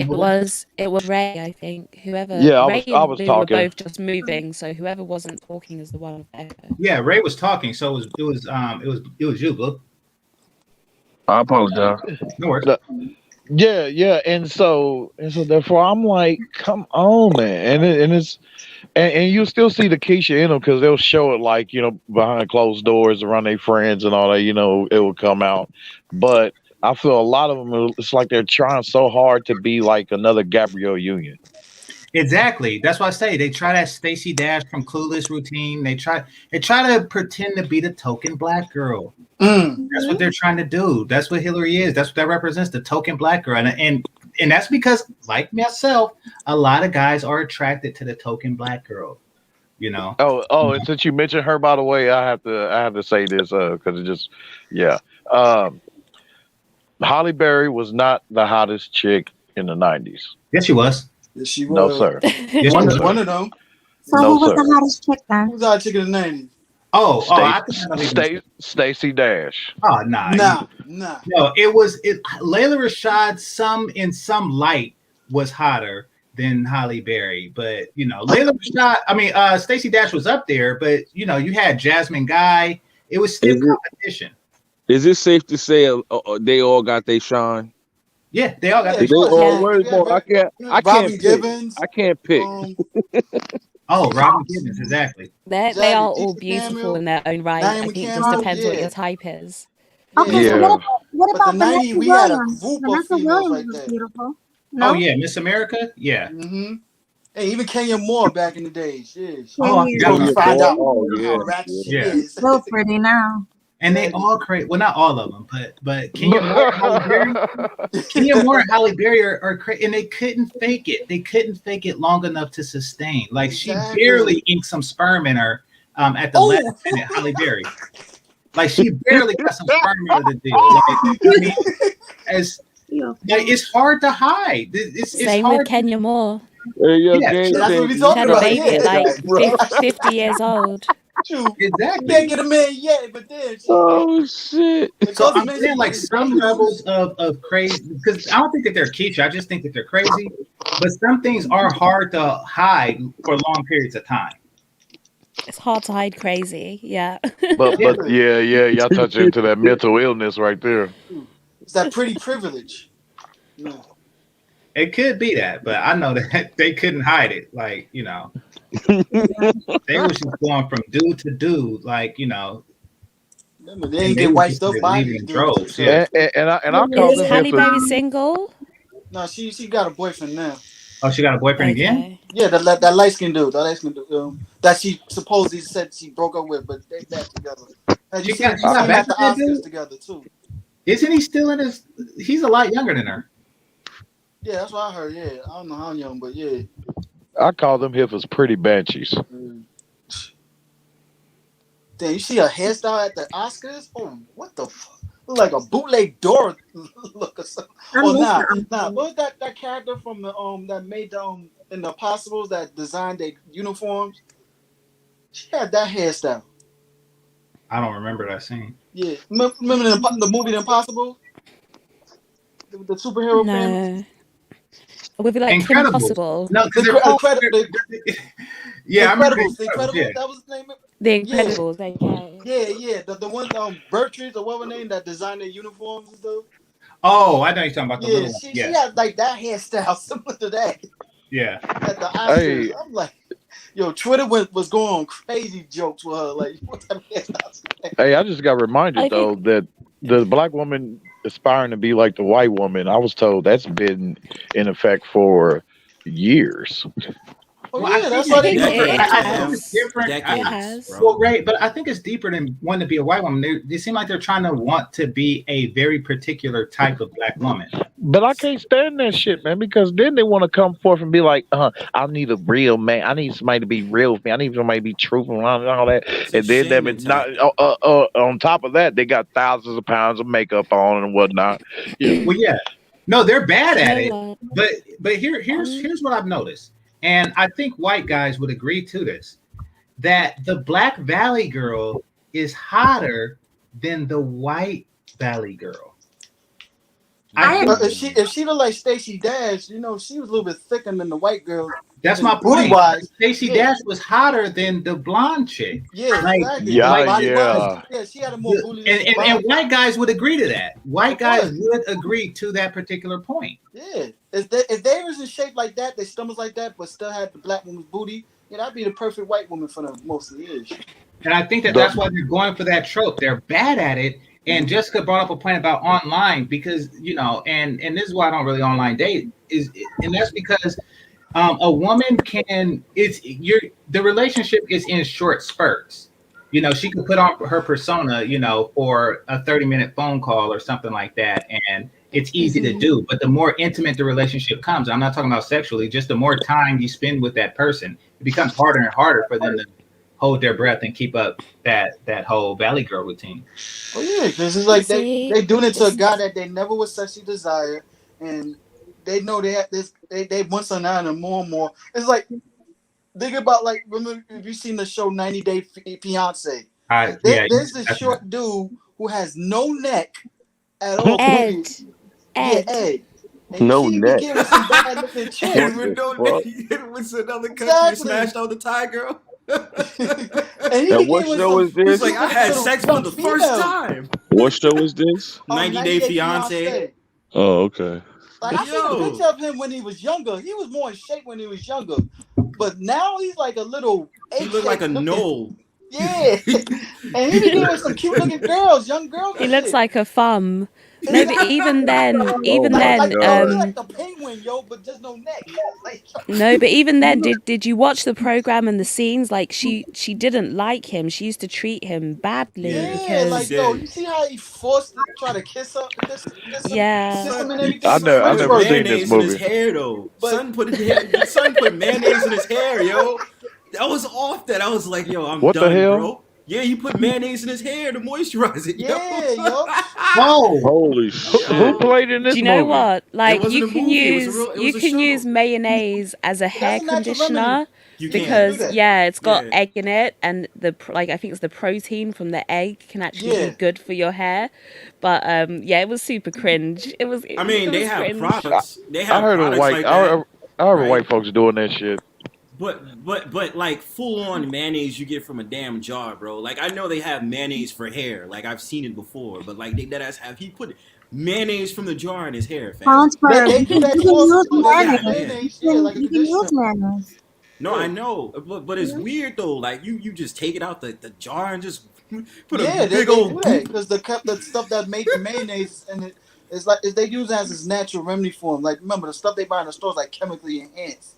They go into the source where there's no chemicals. Son out It's, here it's still smelling gonna like Mayonnaise bring is it ham just down. sandwiches, bro. mayonnaise is Bronzeboro, what's But up, basically bro? just yeah, eggs. Pig shit. people use sugar, All right. brown sugar for makeup removal or stuff like that, I or to wash know. their face. I understand, but you understand what I'm getting at though, right? Like I son know, is sitting yeah. up there putting that in his hair, and it's like he out here smelling like ham sandwiches. You understand? That's what I mean, bro. Like it's mad weird. He going to that I girl, think it's right? He cringe because playing. it's him. Yeah, and then he ain't got And no then neck, which makes it he worse. desperately want females bad. So he going as far as doing this, you know what I'm saying, to get with chicks and shit. Yeah, and it's very Yo, cringeworthy. And it's like, Some 90 motherfuckers can fiancés. pull shit off than others. You know what I mean? Certain shit work for others. And, you know what I mean? yeah, And fuck all that shit. but Not that Hell no. though. you see the females Hell no. when he be trying to Hell kiss no. them and stuff, and I think one of them actually slept with him, and like she felt kind of cringeworthy. I think she did it just to get some show credibility and shit. You know what I'm saying? Trying to be She loyal, was she yo. was doing it to try and get a green card to get over Trying to get to that That was dough. America. the other one. Yeah, Yeah. That's what 90 fiancés, some of them episodes be about anyway. These women don't yeah. like those men. And these men be middle aged, well, be in their 40s and 50s and all that other stuff, be looking gross as hell. There was Getting only these women, one bro. dude that was Do you like, know you know what? what You I'm saying? can be in your 40s and 50s and go that route and be successful, but you do have to maintain your appearance. And that's why Yes. Ed was unsuccessful because he just didn't take care of himself. He was like Exactly. very Like I said, overweight, greasy, kind of unkept looking. So you have to yeah. maintain your appearance. Like Yeah. I seen a younger picture of him in his younger days. He was in shape and stuff. Yeah, he had no neck, but I believe that in his younger years when he was in shape that he was getting with chicks versus the one he is now. I'm like, he let himself go. So I'm like, ew, like No neck, like, the no neck, no. exactly. Damn. I'm like, damn, yo. And Damn, son. everybody keep talking about, yo, he keep chasing out the young girls. No, the girls just don't find him attractive. Doesn't matter what age they are. It's the Yeah. opportunity. It's opportunity for them. Exactly. And Yeah, stuff. man. I'm on TV and everything. Free trip, free everything paid for by the TV crew, the studio producers and everything. So hey, I'm gonna bash myself to give it this dude and he But technically you make know, himself like look like a jerk. back to the topic, right? Yeah. I was gonna Yeah, that's what I was say about to say. I get why even when okay, what these women are doing is they're picking prototypes. So it could be like the Gabrielle Union, it could be Hey, the Stacey somebody mute up. Dash, could be the Stacey Dash, any of those women, it could be any of them. And I understand why they're doing it. They're looking at those women and thinking, okay, they're successful, men want them, and so they're trying to emulate those women so that they get the same success. And in a way, you're trying to improve yourself. So I get why they're doing it. I just think they're slightly going the wrong way about it because if they do have issues that are holding them back, if you're trying to emulate that, it means that you're already not that, right? So what they end up doing is playing a character. So even if they're not necessarily going out of their way to be manipulative or be fake, they kind of are because you're playing a character. You can only play a character for so long before your real self comes out. So they actually have to work on their behavior, like whatever their flaws are within their personality, they have to work on that as opposed to trying to pretend or emulate somebody else. That's where I feel like they go wrong.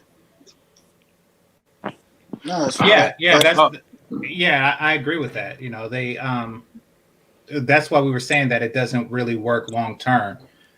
I think what you were describing is like when regular girls who are not Keisha, you know, they're just pretending to be more submissive than they, you know, but they still have that upper middle class swag, kind of like if the Van girl, you know, or Kelly Stamps was to just, you know, play a little extra to get whatever from a guy. But yeah, keep in mind those that do sound white and properish a little bit to a degree, their shit is natural. You know what I mean? And it sounds weird when those who talk like they're white and they're pretending. You know, it sounds like it's forced. Mm-hmm. I also want to say is Jessica, I think that's Jessica. I don't know if you watch Abner Preach, but it's what's up, right? It's another guy that's way worse than Mr. No Neck. His name is Skippy. I don't know if y'all seen that video. It's way cringier than Mr. No Neck. Wait, what's his name? Sorry. J-Lock. My name is J-Lock. No. The guy that you were talking about. Skippy. Skippy. Is he the one that Abba and Preach show? Yes. Yes, He's okay. way Who worse you're talking about? But the video that they posted today about him or something like that, did he go to a park with kids? That's the guy you're talking about? The guy that was like video recording stuff every day. He video records himself. He's he overdoes it with every female and every date he calls them. He calls them and he asks them a whole part about personal questions like who you sleep with or who you seen with or the hell? who you all that shit, man. I was like, what the fuck? I'm like, I'm screaming at the TV like literally. I never screamed at the TV before. I mean, I screamed. But I never screamed like this, man. This shit was like, shut the fuck up type of scream. Like, type of scream, bro. Like, yeah, you see it's super cringe. Oh my God, man. Oh my God. Well, and then he creeps out the chicks about bringing them chocolate bars. Talk about I love you or some shit like that. It was like, that's fucking crazy, man. Nah, man. It's like, So Miss Dependent was saying something. She says Americans are practically white themselves. Armenians are. Oh, my bad. Armenians are practically white themselves. Well, they are. That's but I think the Valley Girls. No, I misread it because I'm looking at it on a small screen. But what I want to say, I think that is something different than being white. I think that Black Valley Girl is like a culture in and of itself. You know, which is separate from just like white girls who grew up similarly. And I think that's like the niche that they're all going for. Like if they could pull it off, and some can, but it's very rare. You know, if they could pull it off, they can go far with it. But also, I think that Melody, when you said that these girls are into white guys, I think that they might be trying to avoid black guys on purpose, and that's because Baloo, that's you again. I think that they're avoiding the black guys on purpose because black guys are looking for Keisha. You know, they're actually scanning harder for Keisha. No, what I mean is they're scanning the fake Valley girls harder than a white guy would because a white guy never experienced Keisha before. Got you. So, all right, you know, I get what you're saying. So his Keisha, so a black guy's Keisha's filter is like on 100, where a white guy's Keisha filter is probably on 5. I get what you're saying. That's true. I don't know if you've seen the recent 90 Day Fiance. It's a guy that it's a brother that has a Thailand chick. Yeah, I know that. Yeah, he's you know what I'm talking about, right? She's bisexual, and the thing is about this chick, she's very stuck up. She like I don't like. Oh, we together. I won't have sex with you. I won't let. I won't let you touch me. I won't let you touch me and some shit like that. I was like, what the fuck? And she said, we only be. Yeah, that's like, not to interrupt you, but that's what I was talking about earlier, where women are able to use the possibility of sex and they don't necessarily need to give sex. There are some guys who are going to they would put up with that. Yep. They would. They fall into the lust trap. Yeah, that's most percentage of us in the manosphere in our simp days. Like I said, I've been that guy in my past years ago. But he was are these guys? Are these guys like high value though? So I don't know. Bite to them. I don't know that particular example. I don't know that one. Only on the show there was only one guy that was had this chick, and then he wasn't hideous looking either too. Yeah, and he had this chick, but she used him for a green card. Like after she married him, but she wanted him to move to another state where her friends was at and everything, from Miami. Well, they lived in Chicago, and she wanted to move to Miami. But I would have to ask like a man of higher value than myself. But I think that if a guy all of a sudden became wealthy, then and he's not used to the new feminine attention, then he might fall for a lot of the tricks. But I do think that after a certain amount of time of being sought after so aggressively, he will become adept. Like I think there's a short period of time when a guy becomes high value, and he is scammable. He is willing to pay for the possibility, et cetera, et cetera, et cetera. And then there comes a point very soon after where they can't pull anything on this guy. I'd say that kind of man is not common. Like that's not common, and maybe you could do that again short term, but long term, that the kind of guy that would put up with that is not common. Yeah, and that's why, because it's a small window. Like if you're high value, you're highly sought after, so you probably would get used to all the tricks of the trade, so to speak. You know what, Game Changer, I want to add something. You said something about these women are looking for white guys. Now, guess what? Some women gamble and date white guys, and these white guys become broke, like poor broke. Yeah. Like fucking. I remember this Brazilian chick dated this white guy. She was like, "Oh, I thought you had your shit together." He was like, "No, I don't." I was like, "Ooh, shit." So I was like, it's not all the grass is not green on the other side. So I don't know but some of these chicks, these white guys, got money. Well, J-Lock, let me that say just that. may be selective. Hold on. Let me say this though to J-Lock. What it seems as if is like usually these women that try to go for the white men, they put the white man on a pedestal. And I'm not doing this to no pro black antic. I'm just saying. No, I know. I understand. Yeah. Because I you know what I'm saying. I ain't trying to get my Umar Johnson on. You feel me? But I'm just trying to tell you. You saw the interview he did, right? Wait. You got to put a foot in his mouth constantly. Nah, chill. I'm about to have my dashiki on. Feel me? But let me finish. No. So wait, dashiki. Yo, these guys say run my donations.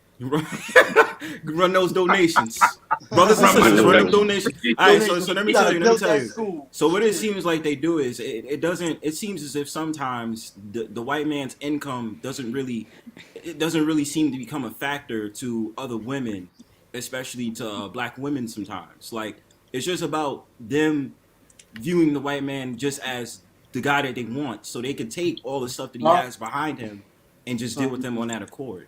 That's what it seems like. Oh no, that's something separate. This reminds me. This reminds me. Y'all remember those videos? I think I seen them through Facebook. Them videos, man, where them guys be driving around whatever nice ass cars and shit like that. But when they approach the chick or whatever, they don't let them see or whatever. But then you talking about the gold digger? When the chicks see them, yeah. He found one that actually wasn't impressed. One of the later ones. She said, "I don't care about your car or anything," and she still wouldn't give him the number. Oh shit! You have to realize, you know those videos are fake, right?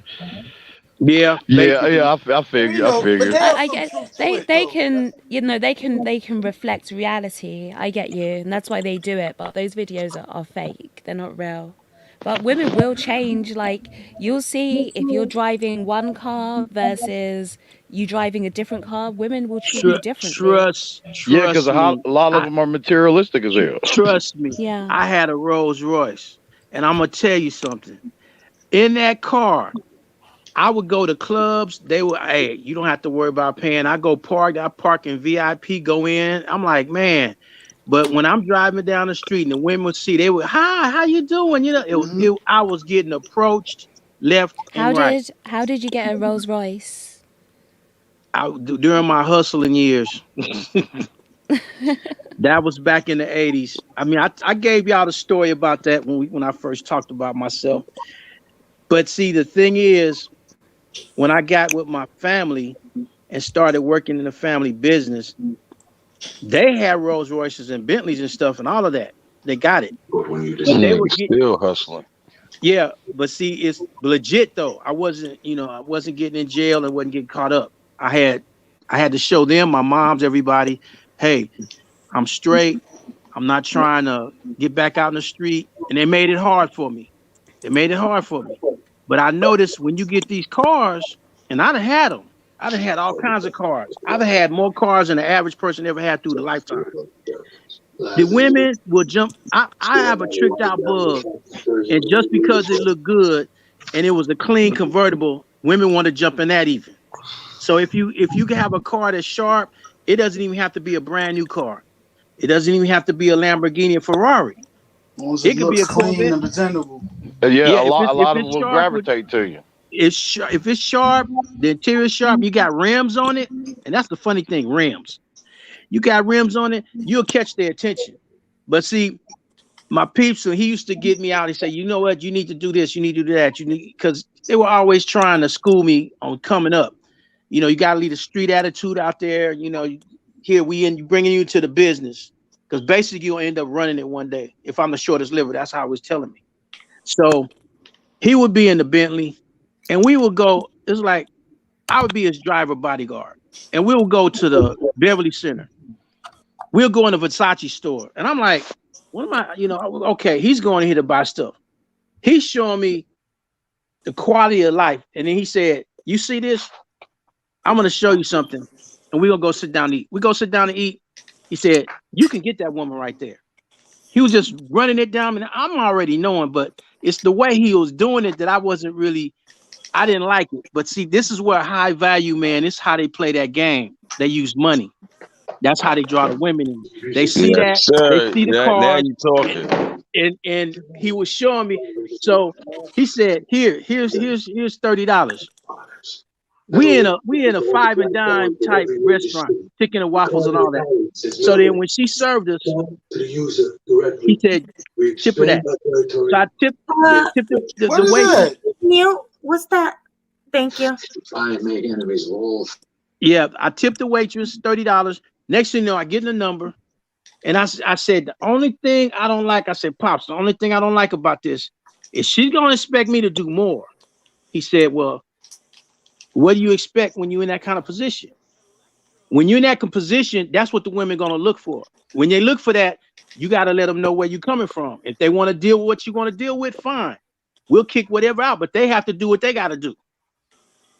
And I was shaking my head. I said, this isn't how I play the game. But when you at a high value level, that's how they play the game. That's what he was showing me. Yeah, so these different status, you got to play a game differently now because you're in a different type of arena. Right. The same way. Right. So he's saying, do it with some class. And what I started doing was I said, okay, I'm going to play this game a little bit. I would get into his position, and then we'll be out somewhere, and then say, for instance, if I'm tipping a female or whatever, I'm kicking them out a few extra dollars, and then they're looking at me to say something to them, but I wouldn't. There's one particular time I tipped good, and I didn't say anything. The female got pissed off. She knocked the drink over on me. So I'm like, what the? He said, because she wanted to she giving you action. You don't. I said, I don't like her. I just did that to be nice. You telling me to do this way. That's what I'm doing. He said, stop tripping. Get that damn street mentality out of your head and start thinking on a high level. And I was like, man, this shit here. It took me a minute, but I started understanding what he was saying. And I started seeing it. And he was saying, you got to dress, you got to do the colognes, you got to do all of that. So I already knew the colognes and the dress because Pops already told me all of that. But when they see that and see the home and see the cars, and that's when they see the home, certain ones, their mind is set up to move in. They're gonna try to get in some kind of way. There's gonna be a reason, some kind of way. They'll come in and clean your whole house up. Trust me, I've been through it. They clean the whole house up. And then the story comes, I'm getting ready to get put out of my aunt's house, or my mom is this. So I need somewhere to stay. See, I fell for that 4 times. 2 times wasn't good. The first and the last time, it would have been all right if it had been handled the right way. But it's when women see things, they can't help it. The security, regardless. Sometimes I wonder when like in the LaPeep group, they were talking about if a woman gets with a guy, is it because of love or being stability? I think in a good percentage, women look for stability more than love. Stability, yes. Thank you. I agree. They look. I've That's seen true. that. I've experienced that. 4 women that I moved in, 3 of them was getting evicted, put out in the street. 2 of them had kids. I took a chance on the 2 that had the kids.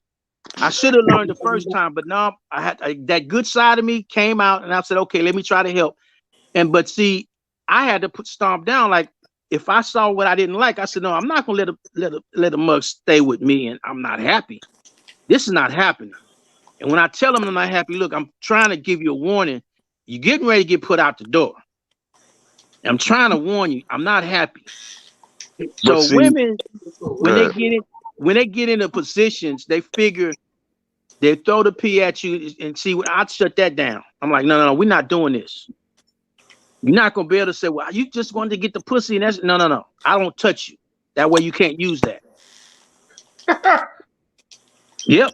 So you said turning down sex?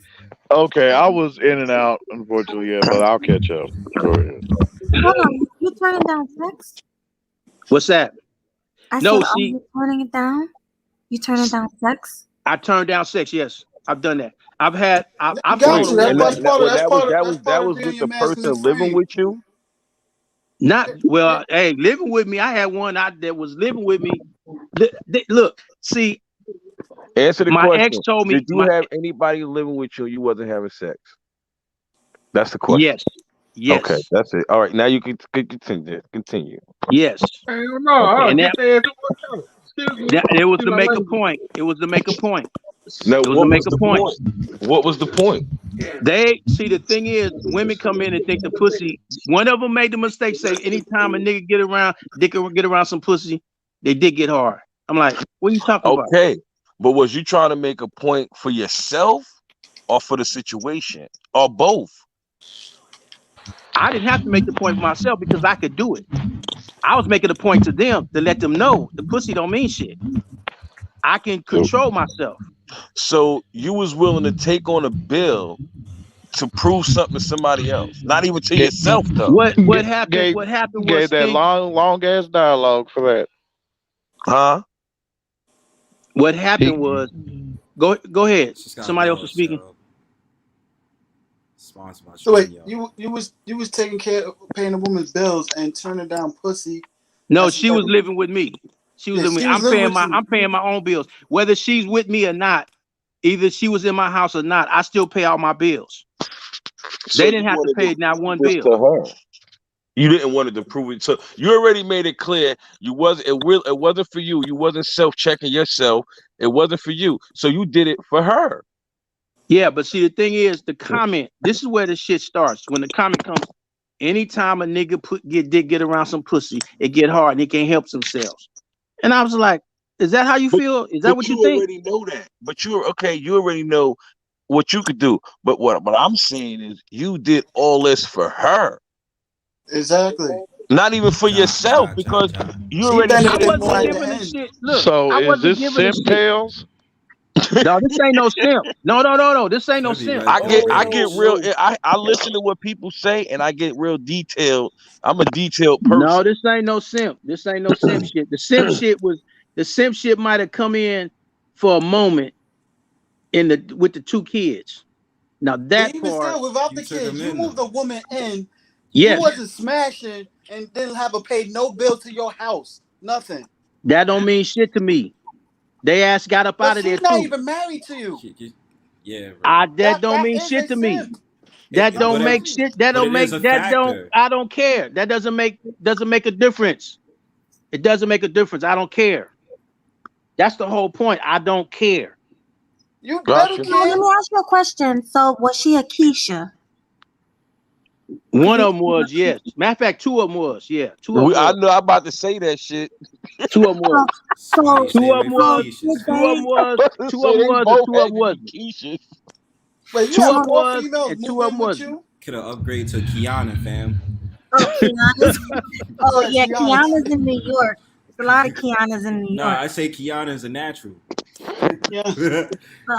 No, there was 2 that there's 2 that were Keishas and 2 was Kesha. Oh wow. Well, hell, I'm being honest. Y'all know, hey, y'all know me. I'm being honest, so I'm being honest. I'm telling it like it is. I know I a gotta do that. Shakira, but oh my god.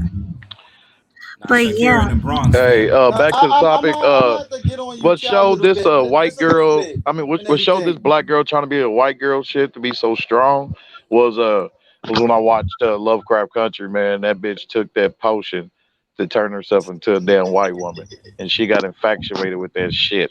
I know this ain't the first time me talking about this shit, but that shit fucked me up. So do you feel like a lot of black women want to be white? Or When you you think look they at the just hair, do when I it you don't. look because at it's I the don't. hair, Can I answer that? Definitely. Can I answer when that? yeah, one at Let a me time. answer it. All right. Who going ahead? Go ahead. when you look at some of the hair straightening, yeah. Then they want Damn. to bleach their skin That so was a No, good but you one. know what? I That was a good straighten my one. hair, but it doesn't mean that I want to be white. I don't think Exactly. if a white girl was to curl her hair, then she wants to be like me. So Where the There's did black the guys, just idea for so so straightening hair come so the from? black guys in Where, London don't be trying to say that you're trying to where, sound white or trying to be where, white. where I did the can't hear you idea both of at the same straight Hold hair time. on, hold come on, from? bro. One at a time, bro. I No, can't but hear. it's just about like as women, you you talk like about hair color to versatility. blonde, You but like the straight hair to don't mean change. nothing. You like versatility and you like to style your hair. That's just women Right. in general. Like I Exactly. said, would you say that a white woman who curls her hair is trying to be like me? Okay, Jessica. Okay, let's say this. It's safe to say, hey, it's okay to do your hair like that. But now, what happens when you do your hair like that and it creates a character? You understand what I'm Yeah, saying? yeah. Now it I creates think a character. I think Now, sometime. Oh, my bad. Go on. no, I was gonna say now, which character there is different characters. I would think that I think everybody when they get their hairstyle and get their shit cut, you know what I mean? You got your swag on, so it creates a different swag in females that may appear that they're trying to be to be white or proper, So but you're because telling me the Do you know what I? When you like say go like, ahead. my bad. No, go ahead. No, I was just gonna quickly say that like who's heard Azealia Banks song?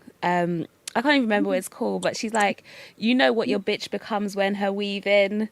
And have you ever seen a chick get her weave done and she starts feeling herself? She'll start flicking it Mm. so everywhere. The whole She'll yeah. walk with the extra swish in It's her like the walk. Rihanna Like Exactly. song. she'll start feeling herself. Yeah, feel like a brand new Oh. so person. That I Rihanna closed shit. my case. My case is closed.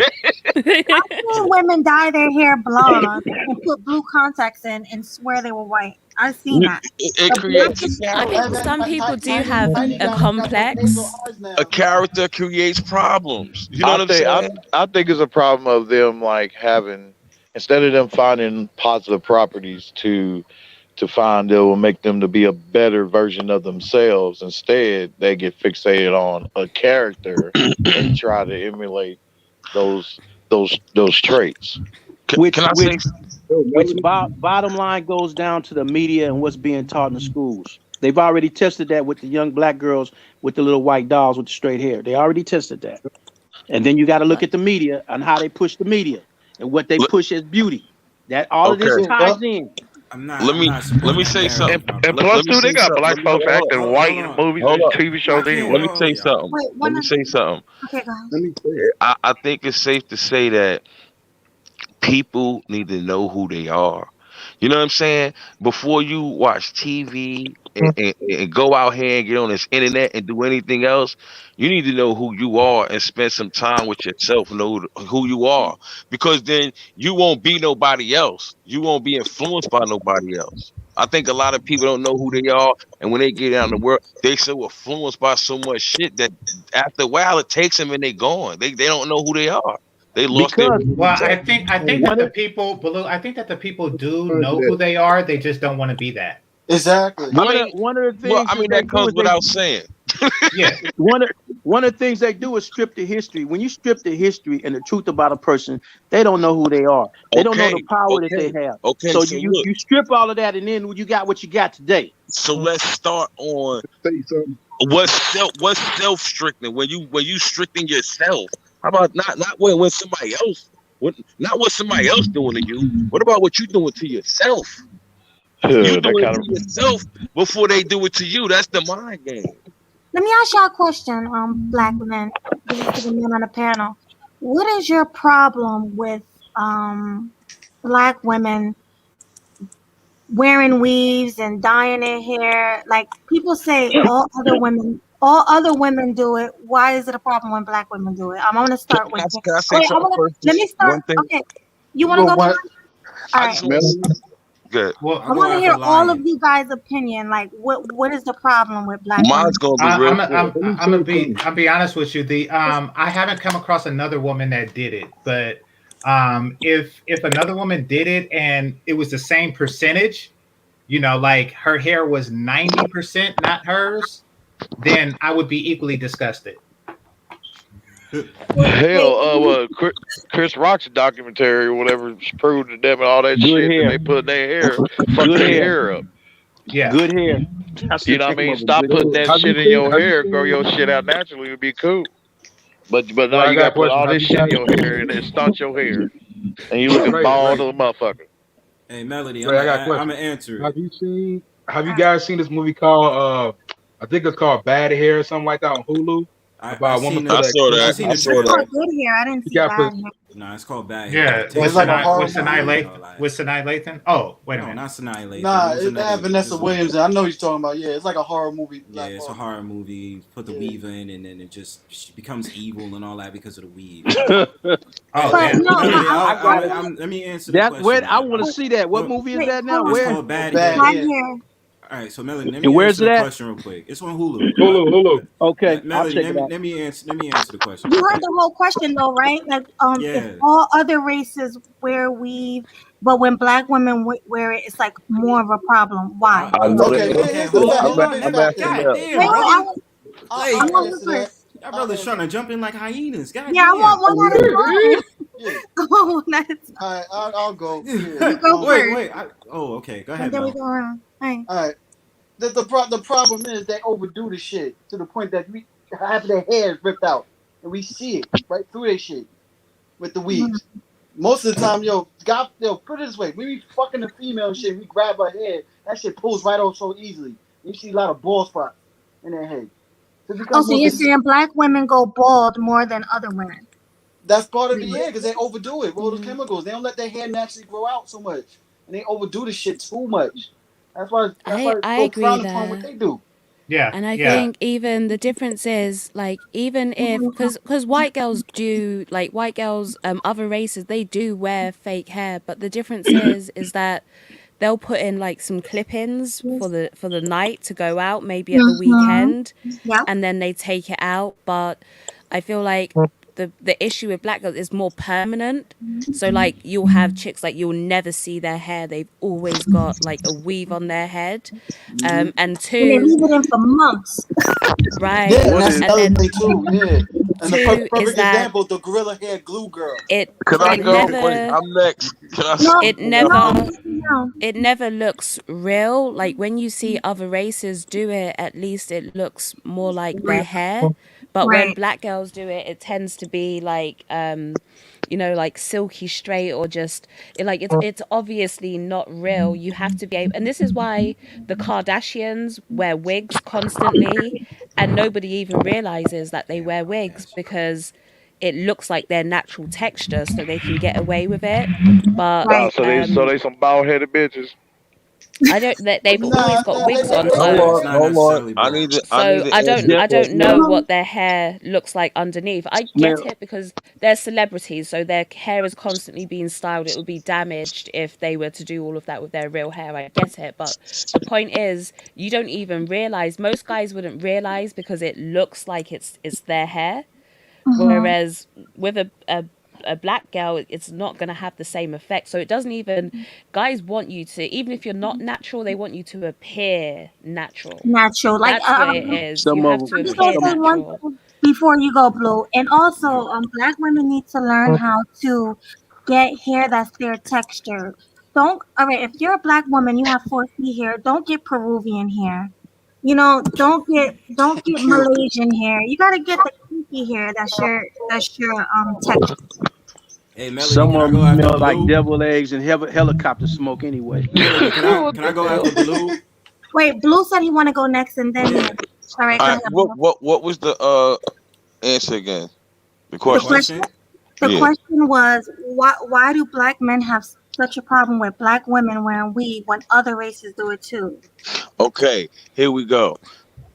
Other races, they have they shit in order, as far as being submissive to a man.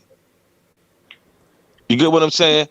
Now, when girls put weave in their hair, it changes their personality. Change of personality changes conversation and direction of the relationship. Mm-hmm. So with the whole with a female being confused, she put the hair, she feel like she the shit, she whoopie wah. Now you dealing with a whole different motherfucking girl, and now you change. You like, bitch, what? You know what I mean? All this crazy shit.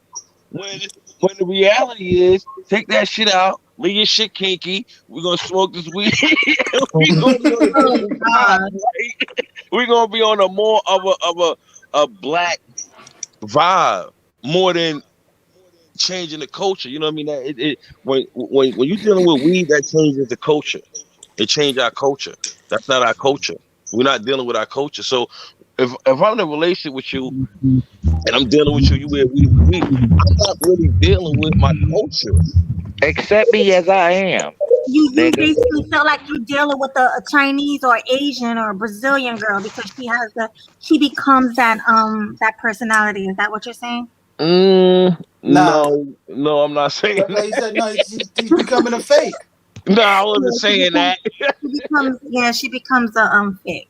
Okay. She, Melody, Who is can I that? go? Like a It's Jekyll me. and So, Yes, Hyde. sir. different. Dealing with basically, Jekyll and It's a Hyde. Melody, different That's breed. Melody, It's a different breed. Melody, She's not basically, like a Melody, Chinese person. basically, Melody is Dr. Jekyll and Mr. Hyde Yo, with was the I exactly. weed. not next, fam? Dr. Jekyll and Mr. Hyde. I think Yep. he said it. Yeah. Yeah, I I agree. said that. Yeah, Dr. He Jekyll, said he Mr. Hyde. was- Exactly. Yo, Um, so let me boil it down to this. Everything y'all saying, right? It boils down to one thing. Black women, that's not black women's hair texture. That's basically what it is. I mean, like, we can go all day about it. Like, this is the thing. We know inherently so-called black women usually have kinkier hair, right? So when you're installing like weaves, Peruvian, Brazilian, whatever you want to call it, it doesn't fit their head. That's you can tell it's automatically a weave. I mean, we're going around in conversation. This is a basic thing. It doesn't fit. It doesn't fit them. That's all it is. Because when it's other races of women who do it, like white women, if they wear weave, it'd be hard to detect it because it fits their hair texture. But Whereas, hold on, Armenian women such as Kardashians, and then other races of women, you have to understand that their hair texture is naturally straighter. So when you're dealing with a so-called black woman, not to sit up there and say that their hair can't be around textured or whatever. It just doesn't fit them. So we don't get a chance to see them outside of them damn tracks, them lace fronts, which I think is the worst, right? And then the fact of the matter that they color it, number one, they color it. We know that, like, doing all these colors and all that other stuff, it just looks crazy. They look like a cartoon character, right? Then number two, They the a fact of the Japanese matter, anime character. right? And Oh then my the God! fact of Don't the get matter me is, started. yeah, the fact of the matter is that it has an Don't expiration get date. me You started. cannot wear a weave 365 days, right? hey, You and have to it's take it bad out. too when Hold, some of hold, them look wait, like wait, a wait, man wait. and shit. Right, right. Hey, But let no, me not only that. hold Hey, on, bro, not only that. They gonna wait. tell Damn, you. J Lock, wait. I got this. You got this, bro. For the nation. Listen, all I'm gonna say is end it off like this. Black women inherently know that if they're wearing weave, they have to take it off at a certain time. Then we don't get a chance to see it because that bonnet comes on or that cap comes on. So they're not even allowing other men to see their full potential, whether they have a small fro, a big fro, or their hair is just naturally short. We don't even get a chance to see that. And what they do is they use shaming tactics of saying, y'all don't even appreciate 4C. Y'all don't even appreciate when we have our hairs in short fros. Shorty, how would you know if you always have a hat and a bonnet on? You don't get a chance to see that. So that's basically what it boils down to. Texture. That's not their natural texture. They okay, don't so they appreciate their have. own. Go ahead. Sorry. I'm sorry. But If they have cornrows or box braids or dreads with fake hair, is that okay? I'm with that. Yeah, I love Some that of them, shit. but some of them got to keep them dreads clean.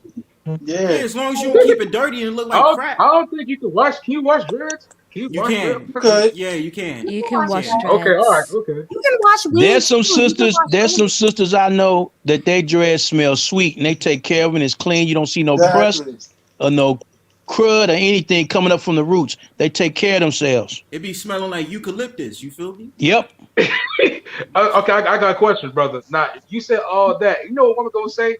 I don't give a fuck what you say. It's my money. I'm paying for the shit. You ain't paying for the shit. I'm buying the shit regardless at the end of the day. Because guess what? Even if we tell them to wear their natural hair, it's up to them to do that by themselves. And you know what, brother? You Because skip their ass and find. hold on, let me say this. You Let me skip say their ass this. and get their Kiana. My bad. Go ahead. Let me say this something else. Let me say something else. And plus, it was an incident. You know the incident with the Asian guy punched that black woman, and the brothers came in defense and like fucked up the hair salon, and they came back the next day to get the weaves.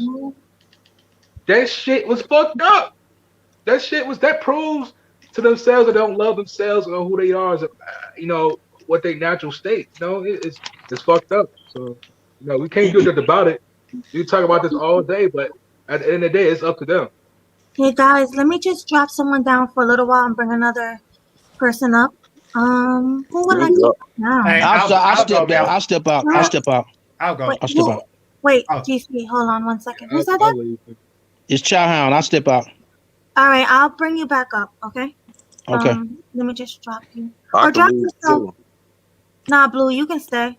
Uh, All right, let me bring Apple. Okay, Apple, you can come up. 2 people dropped. Who else dropped? Well, it wasn't Blue. Hold on. Yeah, I don't know. Okay. was it Jay? Oh yeah, that's what it was. Oh yeah. But his connection is off and on, so he might be back in a second. Yeah. Okay, Apple, you can come up. I want to hear your opinion. I like getting women's opinion on things. Is somebody cutting their hair? Oh, here she goes. What? Sounds like somebody like I can hear no. hair shaver, razor, whatever you call, like to cut men's hair. Yeah, I hear it. So, hey, Apple. Hi. I think it was Baltooth 2022. What was your question that you had before? Before? That was a while ago. Oh no. Okay. What they wanted to know was when you were speaking about like women faking submission, what you were able to get out of it when you said that you've done it before. What did you get out of it?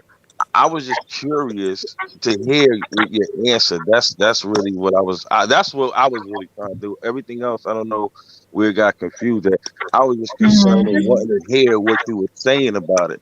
So if you want to elaborate, I was just saying, what was you trying to get? That's all I wanted to know. I mean, like money. That's really all I was saying. I don't know. It just got a little Okay, so it was a more see, I'm like a motivational speaker. I speak to people. So it was more of a situation where you didn't want to have sex with them.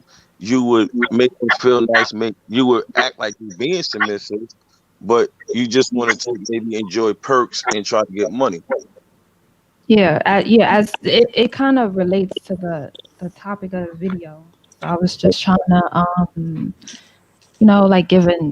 give examples. Okay. Yeah. That's all I was asking. It wasn't nothing serious. I hope it didn't blow out to be crazy. Yeah, everything is cool. Yeah, it's all good. Yeah. So Apple, what is your take on? Oh, somebody was trying to talk? Yeah, I was trying to bring something up because I think it's worth noting that we were really talking. The topic at hand was, when Keisha, which is the stereotypical hood chick, is pretending to be a valley girl. But you brought up, Apple Girl, you brought up submissive. And I find that very interesting that people associate the Valley girl with submissive and Keisha with non-submissive. I don't think that that's by accident. That it was stated that way. Yeah, I think. No, I That think we all don't. We all think that isn't the Keisha like the ghetto, the ratchet? That's not submissive, and the Valley girl would be the submissive. I thought that was something that was understood. No, that is something that's understood, but it was something that wasn't said. I mean, it's something that we touch on, but I think that it's worth saying that Valley girls aren't necessarily submissive. Oh yeah, but okay, but yeah, that's the perception. Yeah, and Keisha isn't always combative. However, it's still not appealing, even sometimes when Keisha is submissive. And I hate to say that, but that's true. yeah, they show that in movies. I mean, well, yeah, like the movies, bitchy, preppy attitude. Well, I mean, like if you take the character Yvette from Baby Boy, she probably would be classified as submissive. At least to Jody. However, she was the stereotypical Keisha, and with that came a whole lot of problems. One that can only be solved with murder. I mean, so even when you add submission to Keisha, and I'm talking about the type of submission like you gonna go in there and get me them tacos, though, right? Like he got his tacos, but there was still a lot of other problems that came with it.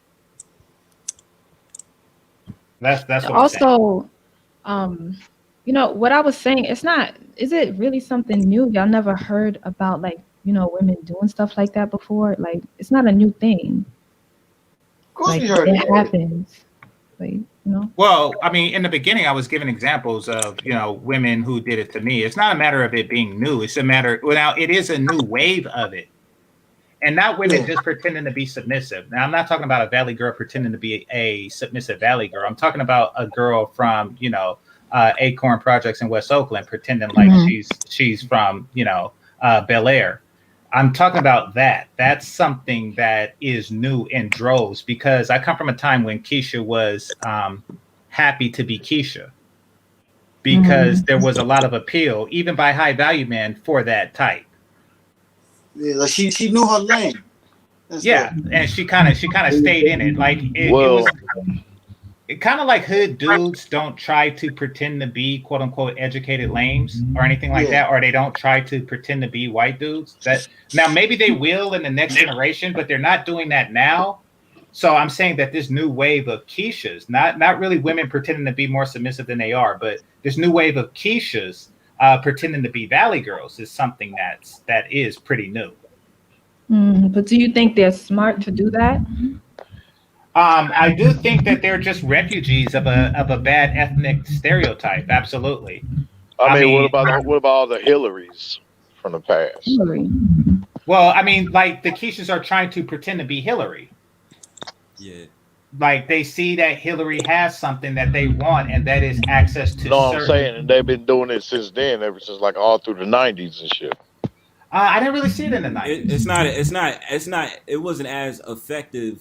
Then as it is now. Now it's more growing because they see the potential. I agree. And attracting the type of high value man though. Exactly. In the '90s, when first of all, women were less focused on high value men because they were on this woman independence movement. So they were, like, oh, all the ladies independent. They were just doing that. Oh now, no, they still was, but they just like we see that's going on now. They want it all. I want the independency, but I still want that high status type of man. They want both. So there is a new push for Keisha to try to get with high value man, and you can see it played out on Kevin Samuel's channel too. Exactly. And what's the problem? I also feel too. Then is only certain types of females was able to get that. Now they're trying to promote and sell the false narrative that any female can get it, no matter what position you're in. Well, I mean, I know this any though. female can get it, but they have to pretend. They have to pretend to be. Exactly. They've realized that Keisha can't get it. Hillary can, so they're going to pretend to be Hillary. They have to because they feel that they have to because they know that Brad and Chad ain't gonna be taking no hoarse voice, masculine ass saber-tooth bitch. Well, neither is Derek or Tyrone. Like, I mean, high value black dudes aren't either. Yeah. Like really, no dude Yep. outside of Pookie and Ray Ray really wants that, I unless mentioned them because those are the dudes who they are doing it for to obtain. You know yeah, what I mean? that's the primary. I agree with And that. also I feel that maybe on the flip side too, maybe they're doing it to win the black man back to keep them from going over to the white girl. Nah. Oh yeah, another shaming tactic. Try to reverse psychology or some shit. You really could you think it's to elaborate? run the black? Yeah, you really think it's to get back at the black man? Yeah, I don't think. Actually, I don't think it think is that. in some little percentage way. Yeah, because remember we can play the game different. We play the game when it comes to interracial dating for black men. The outcomes is going to be different for black women dating interracially. I forgot where, but I heard a couple of chicks though saying some shit like that. Yeah, we know for a fact that like overhearing them in a conversation kind of shit. Yeah, well, we know for a fact even blackdemographics.com has actually shown the numbers. There's 15% of interracial marriages with black men between non-black women, and the number for black women is actually lower than that. Like 7%, I think it is. Yeah. So. Yeah, but I mean, definitely they want to escape this stereotype that they found themselves in. They definitely want to, and I say go for it, but they seem to be really bad at it at this stage. It's a projection. That's all it really is. At the end of the day. So are y'all saying it is best for them to go ahead and go back to acting like a Tiffany Haddish and all that shit? Well, I think that they would be better off going back to like the 90s, Keisha. Exactly. I think that they would be better off going that route. Like, keep the ethnic, keep the cornrows, keep all that, lose the weight, lose the fake hair, and and replace the attitude with, just general tolerable sassiness. And I think that, they would go a lot further with that. When you say Keisha, I thought you was talking about old girl from Friday, from the first Friday, but her name is Felicia. Yeah, bye Felicia. Oh yeah. Or the Craig's first girlfriend, the blonde braids. What was it? Yeah, when you was talking about the 90s. I know, yeah. Remember that movie? That crazy girlfriend he has and shit. Oh yeah, what did she say in the film? She's like, harass. That was the other film. My fault. Yeah, but no, yeah, that's there. She was in that movie too, also. Yeah, but yeah, oh yeah, she called the you ain't got to lie, Craig. You ain't got to lie. So Game Changer, is that you basically saying that the women of the 90s are better than the women of today? Yeah. Oh yeah. Yeah. You see collarbones. Shoot. Yeah, the women of the 90s were far better than the women of today. Even I mean, like my story is I left a long-term relationship and just entered a world of fat bitches. Like that's like my adult life. I mean, you leave a long-term and then it's like, wait, when did they get all big and stuff? And where did their hair go? But yeah. Yeah, the weight thing is an issue. I think a big component of it is what the fuck they have done to the damn food, man. Like, damn near a lot of shit don't taste like how it used to 20 something years ago. So, well, Hillary is still shaped like Hillary. Like, it seemed to only affect. Yeah. Even Ashley is still shaped like Ashley from that show, bro. Exactly. True. Like she ain't never changed up. You understand what I'm saying? And she still could be attractive enough if she was single to get the man of her choice. Yeah, Tatiana Ali is bad. She's still bad, bro. Yeah. Laura got fat. Yeah, Laura's done. Yeah. Well, Laura is a Keisha in real life. Like, so. But Maxine, yeah. I mean, I'm speaking with Sherry Johnson, online every day. She still got a bad looking body. Yeah. She's still trying to date too. Punky Brewster Cherry, she looking good. Hell yeah. She said she squirt. Shoot, I was flirting with the hell out of her. Oh, I didn't ask, but when did she say that? Oh, she was on this YouTube podcast called Shoot Your Shot. Oh, you talking about Tara Jean or whatever? Yeah. Tangerine. That's what you're talking Tangerine. about. She had mentioned that. I squirt and everything. They doing a contest. Well, Lord have mercy. I speak about all the time. That's my people. Yeah, but I tell them, yo, for real, yo, you squirt. Exactly. Well, Tangerine is an example of that, though. Tangerine, you could still tell that she's Keisha-ish, but she got a nice shape. She's funny, she's cool. Like they could still like switch the stereotype, because what they're doing now is really they're just making it hard for Hillary. Like it's kind of embarrassing watching her crash and burn. So let me ask you see the dude in the you ever heard of King V? The YouTube comedian, YouTuber, make all these videos and stuff. Yeah, you see all the chicks he be working with in his videos. Yeah, bad. GC, let me ask you a question, bro. So do you feel like Tangerine is a passable Keisha? Yeah, I do. Okay. Because I did notice Tangerine is a '90s Keisha. She's from the '90s. Like she was an adult in the '90s. Judging by her the looks of her age. So I'm saying like it can be pulled off. It's just that it seemed like they kind of merged the Keisha stereotype with the mammy, like the old school syrup mammy stereotype. They kind of merged the two of them together and made this modern Keisha that's just like all the way awful, like the worst of both worlds. Yeah, but they don't. And the thing about it is, the only way they could surpass it is by being a passive Keisha. Now I see a bunch of Gabrielle Union rejects. Yeah. Well, I mean, Gabrielle Union is from out this way. She's from Pleasanton, so and that's literally the valley. So she actually is that, So I get it. I just want to thank Kenny Conjo for the cash app. Thank you so much. I appreciate you. He says good night. He has an early morning. Appreciate it. Thanks a lot, bro. I just found it crazy, and a lot of the shit they're doing too because of a worry about what other people think about them and shit. Well, I mean, it's a woman's job to worry about what we think about them. I mean, what a man thinks about a woman is the most important thing in the universe, as it should be. I mean, at least I prefer that they're doing, Ray, that's you. Yeah, but they're doing it in the wrong way, though. No, they're doing it in the wrong way. I agree. But, at least they're worrying. Like, before there was a time where they pretended like they didn't care. Like, I don't care what y'all think, or I don't need a man type thing. So at least they moved away from that to caring what we think and not really going the right way about how to convince us to give us what they want.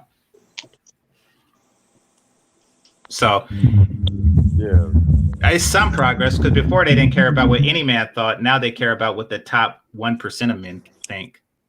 That's only because they want to get at them. Yeah, that's what I mean. Yeah. Mm-hmm. Otherwise, they wouldn't give a shit about that. It is true. They don't seem to care about the whole day-to-day man, which feeds into the no smiling thing. Like, I'm pretty sure if a guy was rich, they'd smile, but they no, you have to pay for that. Why don't you guys think Black women smile? Like every other race smiles, but Black women usually just like frown at a man or roll. Oh, Melody, you that subject right there, you hit. Kevin Samuels had a woman on, and she talked about that. She felt it was insulting. Them damn banshees. Them fucking banshees. Well, put it that that night, Fit show where they kicked them two chicks out and one of them stayed behind for a whole hour. But the one that Kevin had, where the woman talked about when they were asking her to smile, she felt insulted and angry. But then the women that came behind her on that subject, that was ridiculous. That whole situation. What exactly was ridiculous? How the women were coming, they were co-signing for her, and they felt, why should we have to smile? We shouldn't have to smile on the man. And the brother was the man, and he was asking. Why should women have to smile at y'all? I don't. I mean, it's part of being a feminine woman. Apple, you feel offended if a guy told you to smile? I'm being inquisitive. I'm asking questions. Why do y'all it's think part of being a feminine woman? So, why do you think that? Well, Apple, they do from time to time. Apple, I think that what guys want is a neutral expression, and because the bar is somebody has like a weird, or is that my Yeah, headphone? it's a weird sound coming from here. Okay. So I think what guys want is really a more neutral expression where a lot of black women, for whatever reason, and I have my suspicions, I have my theories on that, but a lot of black women walk around with an angry look on their face deliberately. It's kind of like forced anger, where we would prefer a neutral expression. Now, Well, as far as a game random changer, the woman, brother asked. No, basically, the like brother was random asking women. her- Yeah, but like the brother was asking her, "Can you smile, sister?" You know, I mean, he was like coming at her like that instead of looking. Don't look so mean. Yeah, You know, exactly. we all have done that at one point in time and said something to somebody we know, or either just a sister walking up, and then she takes issue with it and cops her attitude. as she should. Well, I mean, As what she should. the guys are seeking, Apple, is neutrality. They're seeking neutrality, but you don't really want to articulate it that way. Like, hey, can you maintain a neutral expression? But what we notice is that black women are just like unnecessarily angry, at least by their appearance. Now, my theory on why that is, Ray, I think that's your line. Could you? Can everybody get Yeah, up? I was trying to come in, but yeah. You see, I'm gonna ask you a question. Why though? Why do you think black women are mad? Is because they don't like black men? Like, why don't you think they smile at you guys? Like, I think that it's a sign of extraordinary insecurity, meaning that they a lot of women build their ego off of rejecting guys, but guys aren't necessarily interested in every woman. Right quick, brother, right quick, please. So what they're doing is they're behaving in a way that they feel that brother that just came in, could you mute up, please? you have an Yeah. So what they're doing is that they're behaving in a way that they think more attractive women behave, or they're behaving in a way that they would behave if they were hotter. This is their way of essentially shooting down guys that weren't into them in the first place. But game changer, there's an aspect of them of having an attitude, which I have ran into that attitude once. Trust me, I didn't run into it, and I've had the experience of, why don't you smile? Mm-hmm. I ain't got nothing to smile about. See, that's my point. No, but that's what I'm trying to say. Okay, I want y'all to imagine an attractive woman, right? Wait, I want y'all to imagine you got an attitude from a random woman that you don't know because you told her to smile. Okay, I Is want that you. shocking? Is that? I'm in LA. I'm in LA. Yes, It's that's a whole a lot of fact. that That crap. happens. I'm not shocked. Okay, but I'm from New York. but I fellas, see that plenty of times. But fellas, I want y'all to imagine. I want y'all to imagine an exceptionally attractive woman that just so happens to live in an area with high foot traffic, right?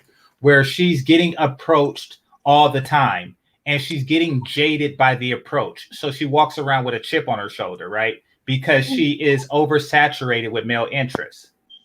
And then you take an ugly bitch that's not oversaturated with male interest, but she wants to feel like she is. So she walks around with the same attitude, It's just that she doesn't have the interest. She's just faking it. So now hear me out. Those exist too. Those exist. I didn't seen that. I didn't seen that too. So hear me out now. Hear me out now. Hear me out for a second. If an attractive woman walked around with the same expression, we wouldn't call her angry. We would call her conceited. So these are chicks basically trying to appear conceited when they shouldn't be, because nobody wants their ugly ass. Now, what they're doing is they're taking people who walk up to them and tell them to smile as genuine interest, but it's really not interest. They're just like, why in the hell are you scowling? But that's all they get because they're not that hot. Right. I just want to hear Apple's thought on that. What do you think about that, Apple? What he just said? I think it's neither or. I don't think it's like that. I think I don't know. they don't want to smile. It doesn't shock me that you tell a random person to smile and you get an attitude. Like no one has to smile at you. Like it's in the approach because I would. it's in the approach. So much out of us. Do you understand why we? What are they expecting out of you, a random stranger? What's this so much that they're expecting out of you? Do you know what? Have you ever heard what black women be telling us? They expect so much things out of us. Step your game up and all that mess. Okay, okay. Dig this here. Okay, dig this here. Take for us and all that crap. They expect all these benefits out of us, but yet look what we get in return from them. Yo, nobody can't even get a neutral smile from y'all. No random woman whether she's mean mugging, neutral, or happy. It's none of your business, and it's outside of you. Prime example. You gotta chill. Prime example. What did you say? Did you say something about their man? Not their man. You're a random ass person. Okay. Dig this here. I don't know. Prime example. The women overseas. The women overseas. Prime example. The women overseas. They ain't all scowling like that and all that shit. You know what I mean? That's fine.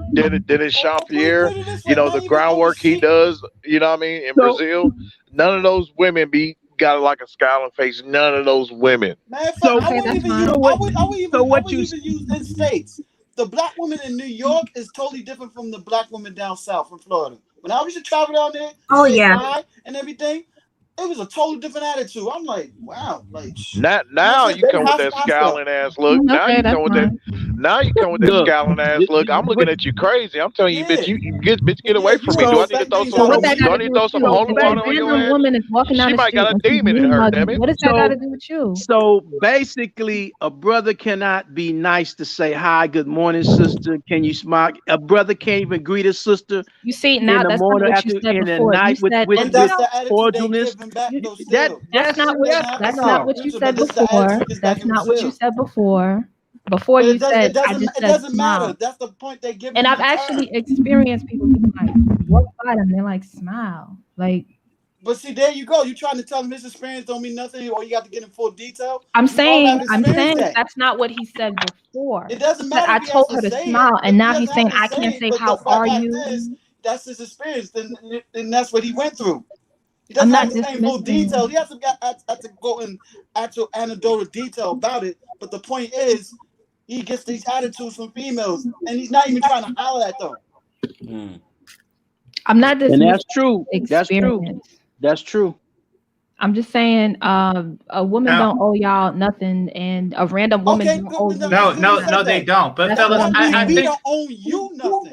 No, fellas. Nothing. Y'all don't own this our is a perfect example. Our money, our resources. No, you gotta stop going New York on a man. You talking about resources? I'm saying a random woman don't owe you. No, she does not owe you anything. So I agree. But Apple Girl. Okay, so I think that fellas are overlooking the elephant in the bitch, and that is the elephant in the bitch. Yeah. No, that is that the woman on Kevin Samuel's show was extraordinarily unattractive. Fat, mean looking.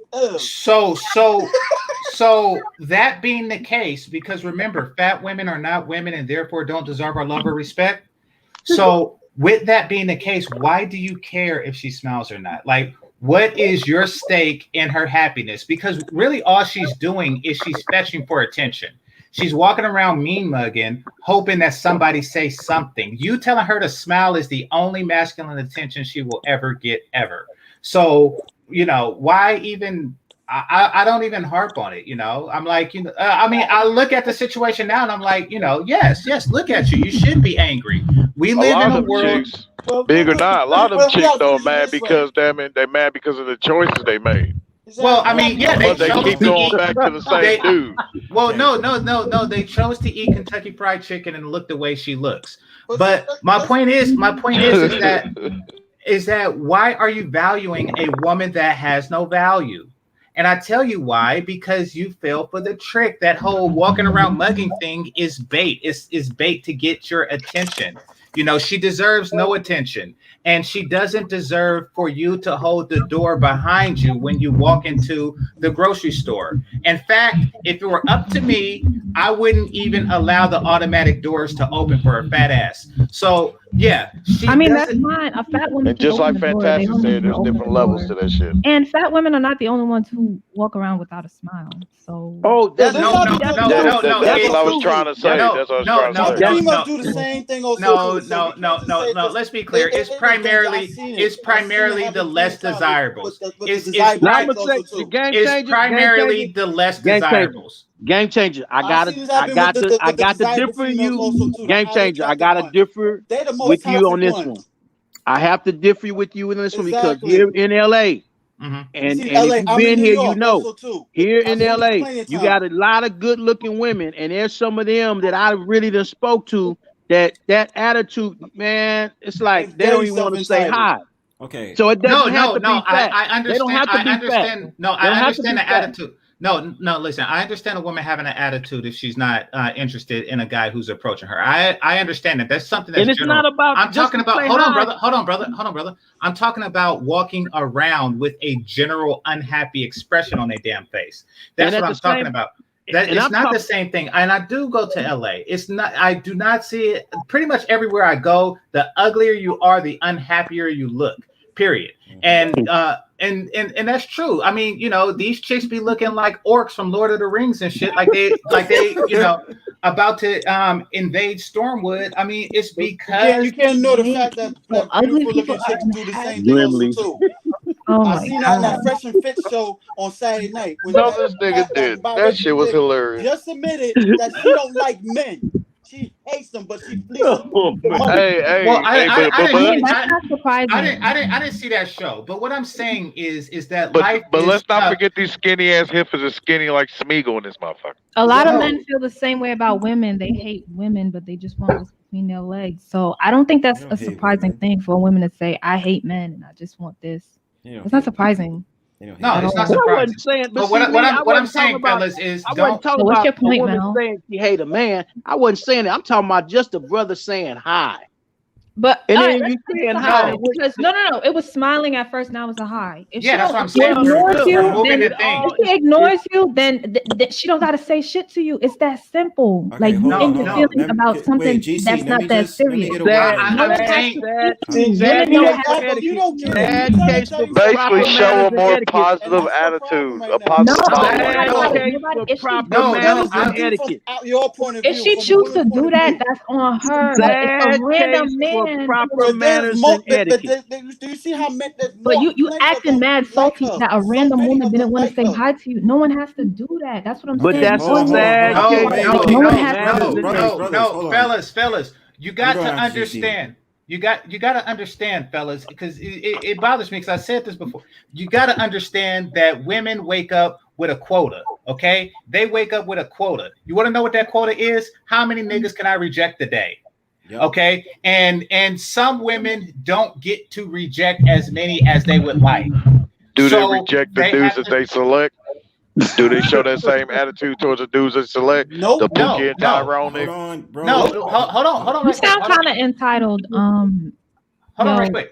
So right next to me, the white one. You sound entitled, bro. So once again, they have a quota. They have a certain amount of niggas that they have. Women are the most entitled people. I'm a king. Yeah, but you're talking about. Can I finish? People, can I finish? So I can go. Can I finish? Yeah, thank you. So they have a quota on how many people they have to reject. It is our duty to reduce the number of conceited ugly bitches. It is our duty to make sure that they do not receive the quota. It keeps them in their place. They have to be reminded that this chick right here meets her quota for being hotter, younger, sexier, hotter, childless. She meets her quota. You don't, because you're fat as hell, ugly as shit, and you're pushing a baby carriage. Okay, you have to make sure that she doesn't meet her quota. Now the problem is that even if you are not hitting on her just by talking to her in any way, shape, or form, even if it is to just say smile or something like that, she's going to tick that off. She's going to mark that as, oh, that counts as him hitting on me. Therefore, I met my quota today. You must make sure that they do not meet their quota ever. And they must be treated as lesser than because they are lesser than women, and they should be unhappy. Like I see the look on the Kevin Samuels chick. If I see her unhappy, I think that the universe is in sync. What? Like, yes. Okay, I'm not gonna deny that some women do like turning down men, but A lot of them do. Either way, whether they like it or not, or they get some type of weird fix, like I turned out 10 men today. But that's a fix that only beautiful women should be getting. Right. Listen, there's certain privileges. There's certain privileges that beautiful women deserve, and the ability to shoot me down is one of them. Okay, right. And I'm saying that's besides the point. The point. No. The point is that they are taking they're taking fake shoot downs. They're taking fake shoot downs. That's what they're doing. To put it simply, don't know random woman walking down the street owes none of y'all nothing. And that's I don't. But see, here's the thing. We don't want anything. We don't want any. Hold on. Maybe not you, game changer, but yes. No. I'm telling these dudes to leave them to their misery. Supposed to do something. No. Leave them to their misery. But don't think that they have an attitude because they're exercising their right to have an attitude. They're having an attitude because they want to count it as a rejection. And the more attitude they have in doing it, the more it feels like an actual rejection, like you try to get into their ugly bitch panties. That's what's going on. That's what's going on. No, that's the case. But Apple Girl, the reason why I'm saying this to the fellas is I'm saying that they must remain miserable. They must be reminded that they are unattractive. If I was a cop, and I give an ugly bitch a ticket, I will remind her that listen, this is because you're not hot. More attractive women are able to seduce their way out of a ticket or two. They're able bitch is hot though, but she's pulling some Cardi B shit. Then she don't get it. Like if she's hot and she used her feminine willies to get her out of a ticket, then that's a benefit of being privileged. What if she's not fat and she's pulling some Cardi B shit? I'm saying that ugly chicks have less feminine wows. That's why they go around mugging and shit. They're trying to use masculine wows to get feminine benefits, and I don't play that shit. No, You are lesser. You're worse at being a woman. You're worse at being a woman, and therefore you should be treated as such, just like a broke nigga is. Like that's just how unfair life is. And you're talking about all the women who are not feminine, right? Okay. Let me speak to Apple Girl. Okay, so what it really comes down to is that a lot of the women are not approachable. That's the point. The smile thing is just one point. They're not approachable because they're fat and ugly to begin with. Wait. Okay, JC. Okay. All right. So no, you're concerned. Wait, hold on. Wait, okay. GC. All right. Okay, my bad. Okay. What I'm trying to say to Apple Girl is, oh my god, somebody got to mute up that feedback. What I'm trying to say is, Apple Girl, the point is that a lot of these women are not approachable. So the smile thing is just like, come on, like be a little bit more approachable and let us try to say at least something nice to you. Like there's so many cases brothers won't even try to holler at a chick, and number one because they're scared, or number two, they, you know what I mean, they feel as if like it's no point. So they'll even try to say, hey, I like the way you look, or try to compliment them. They be like, y'all suck your teeth. You're like, why you speaking to me? Why are you saying anything to me? When we're just saying one thing to you. So when it comes down to, go ahead. I mean, that's life. I mean, you're just going to have to learn how to deal with that better. But it's a common... Hold on, and it's a common It's too much thing, in common though. in our community. It's a very common. No, but Brownberg, Mel. Let me just say this. I think that we as black men are focused on if the woman is approachable, and we're not asking ourselves, do we want to approach her? I see when Kevin Samuels said that, nobody ever, people were just like, oh, she's unapproachable, but nobody ever stopped and said, hey, I don't even want to approach this bitch. I think we need to start asking ourselves, do we want to approach these chicks? They're pulling this bitchcraft on you. That's trickery. I'm okay, GC. What about the attractive ones that have the same attitude as they don't have the same attitude? His focus is off of that, man. Yes, they do. Attitude. Yes, they do. He's putting the pretty girls on the pedestal, man. Yes, they do. No. They're attractive women. Game changer putting them on a pedestal, man. No, I'm not putting them on a pedestal. I'm not putting them on a pedestal. Some of them do. It's a difference they between do. no. That's the They fake. do. Listen, it's a difference between being genuinely conceited, you know, like Hillary Banks treated Jazzy Jeff. That's genuinely conceited versus an ugly bitch spanking the phone. Like I say that if Hillary does it, it's just her being conceited. You know, if other women do it, more fool you. You shouldn't have talked to the ugly bitch to begin with. Like, I'm gonna be like that bitch evil anyway.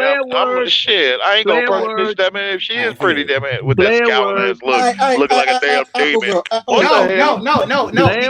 Because it's a legitimate. Hold on, it's a legitimate hit. You are see, if she's attractive, you are legitimately hitting on her, and she has every right. She has every right. There, she say the duty to tick off her rejected nigga tally. Okay, you are adding to her rejected nigga tally, and I will proudly do so for a beautiful woman. But I will be damned. I'll be damned. GC remind me of some characters I've seen in some shows that get lured. GC one of them niggas that get lured in them movies and shit by them damn pretty ass demons and shit. Damn that right. bitch turn into a damn straight demon. So what? Big ass head. Damn right. And you want to know? About to bite your ass in half. No what? You want to know what won't happen? I won't get bit by an ugly bitch. See, these dudes out here getting bit by ugly bitches. So what? So what? I'll be a vampire. I will be a vampire. But know that she was bad. Know that this was a sexy vampire that lured me in. I will not be lured in by no ugly. She can suck all the blood out of his ass. She say, I'm down. Fuck it. She can suck it all out of me. No, I'm not saying you can suck it all out of me unless it's coming out my. Well, never mind. But no. What I'm saying. Listen. All I'm saying is I'm not gonna get lured in. I'm not gonna get lured in by an ugly bitch. That's what I'm saying. I kind of feel you on that, but they at don't this level, deserve the talent. That's what I'm saying. But at this they level, don't deserve the talent. At this level, I can see you in that BDSM shit, and you being in bondage on all fours, all gagged up. I don't. Hold on. I don't get bonded. I bond. Hold the fuck up. I don't get bonded. I bond. Let's be clear on that. I'm not Lucario. I do not get bonded. I bond. She put the whip on your ass and put the dildo up your ass. Wait. It's all good because she's pretty, right? I don't get whipped. All because she's hot, right? It's okay, right? Right. You out of line, bro. No, I do not get whipped. I do not get whipped, and I do not get bonded. You know, that's the woman's. That's not how I get down. No. Like Melina from the new Mortal Kombat movie. She got a bad looking body and shit, but she got the Japanese. But she got a bad looking body. Oh man. I don't get bonded. I do the bonding. You know, that's my particular fetish. That's the category I fall into. This bitch but nevertheless, she puts on a strap, nigga. Nevertheless, what I want you fellas to do is I want you to understand. What I want you to do is I want y'all to understand that that our approaches is valuable to women. That's what I want y'all to leave with. That when we approach, it is valuable to to their ego. And that is a privilege that should be only given to the more attractive women. Period. You know, we shouldn't even worry about. Yes, what are you talking about? You think an ugly bitch deserves to meet her rejected nigga tally? Fuck that. No, I don't give a shit how attractive a woman is or how ugly she is. She don't show me that. What the fuck? What the fuck? That is the only thing they got. No. In life, there are haves and have-nots. There are haves and have-nots. Some people are innately better than others, and beautiful women are innately better than ugly women by virtue of superior genetics. That is just the way the universe works. Just the fact that you are championing, you want some communist coochie. You want some communist coochie, and this is a fucking capitalist country. Okay? What the hell is going on? This is a free market society. This is a free market society. There's different levels of big girls, nigga. I don't give a damn. I like some meat, motherfucker. Hell, I don't give a fuck what you talking about. Goddamn nigga chamber over here, man. Wait a minute. guys, I was told that I smile too much. That's good. Ain't nothing wrong with What that, the hell? Ain't nothing wrong with that. Melody. Ain't That's nothing That's wrong good. with that. deranged as Who hell. told you that? Melody, Slap that I, Who told you motherfucker. that? guess who told me that? Melody, do you see the Let benefits me. that you get when you Wait a smile a minute. lot? Who told you that, Melody? Keisha. Keisha told me I smile too Well, much. fuck Because Oh, Keisha. you Melody, should Tell have her slapped to that. You go. should have slapped that Hey, motherfucker. yo, No, no, no, Melody, no, no, you no, tell no. Keisha to come Wait, to me, Mel. and I'll Frank Castle her ass out. I'll Okay, stuff a Oh okay, God. fairy in okay. her face. Melody, you notice Get who out that of came from, here. right? If it came from Keisha, that's probably because she's jealous of you. She Exactly. Well, understands that you're attractive, so of course she's I'm gonna gonna tell say you. I'm gonna tell it's you a the deflection. scenario. I'm gonna tell you what Okay, happened. Oh, put go it ahead. as you ain't even Because got to be Wait, attractive Mel. like Wait, that, Mel. but Go your ahead. Wait, hey, let's attitude. hear Wait, this. hold up, Let's hear hold up. this. Yeah, Just let her let's talk, hear bro. this. okay, I'm a manager at Staples, right? And when I handle customers, I do it with a smile, or I always say hello. And then she came up to me. She's like, "You too nice." I was like, "What do you mean?" She's like, "First of all, you smile too much. They're gonna think you're flirting." She said, "Everybody in here thinks you're too flirty." I'm like, "Why?" Because I smiled. They're like, "Pretty much you smile and the way you be like batting your eyelashes and all this stuff." She was like, "That's not cool." She's like, "You can't be like that." I was like, "Well, that's just me. Like, Exactly. that's just my personality." She was like, "Well, everybody's talking. Everybody's saying that this and they." I'm like, "Really? It's a negative thing that I'm smiling?" No, This it's a sounds like a deflection. coworker. This Is Okay, this a wait, That's a wait, coworker? wait, perfect wait. Hold on. Melanie. Let me say That was a why. Is perfect this a example coworker? of what Kevin said. Mel, We're hold no, gonna on, teach that shit. one second. But bro, yeah, understand who it came from. it's Is it a It came from. coworker? Wait, it yeah. came from a coworker, and it came from Keisha. That's what she said. That proves exactly Mhm. everything I was just saying. It's a deflection. All it I is saying disagree. that. No, okay, okay. All All right, right, you I'm can not cool. prove that that you way. got I'm not other gonna girls in. disagree. But it's a deflection though. We need Because some this is the reason disagreement. why. This is the reason why though. Because Why? all you're doing is providing good customer service. What is wrong with providing good customer service? As a woman, you're using your natural femininity. The Keisha is mad that you're doing that. That's all it boils down to. Right, Whoever but disagrees with she's it. not the only one that told me that. I have But a couple of Melanie, people Is it that mainly told me. women? Hold on, Wait, let me. but Melanie, do It's, you yeah, realize wait, the it's Mel. Wait, benefits? Mel. Wait, Mel. So Wait. let me hold finish. on. Let me finish. Let me get this. Let me It's finish. mainly Me- women, but Thank I've you. heard that. But I've heard that So a lot, like so they not a lot happy. You throughout But my got you a just life. bunch proved of my unhappy point. Yeah. coworkers around you then, huh? Right, but Melody. listen, even when I used to go to school, everything. "Oh, you too flirty. You flirt a lot." I'm like, "Why? Why you say that?" "Oh, cause you're smiling up in some nigga's face." Blah blah blah. I'm like, "I'm not smiling up in their face. I'm just smiling. That's just me." They say, Sounds "Oh, like a lot of you're jealousy. Melody. too bubbly. You're too nice. People gonna take advantage of you. People gonna, you know, treat Sounds you like some bad." It's a jealousy to me. Jealousy. That's deflection. all this Melanie, That's do Jealousy. you That's jealousy. all it understand the is. benefits you was getting when you was smiling like They're that? trying to tear down your confidence that way. That's the Exactly. reason why they're Do trying you to tell you understand the that. benefits you was getting when you was smiling at them like that? I don't know. I was always smiling. I was But always still, happy. the treatment and But the benefits.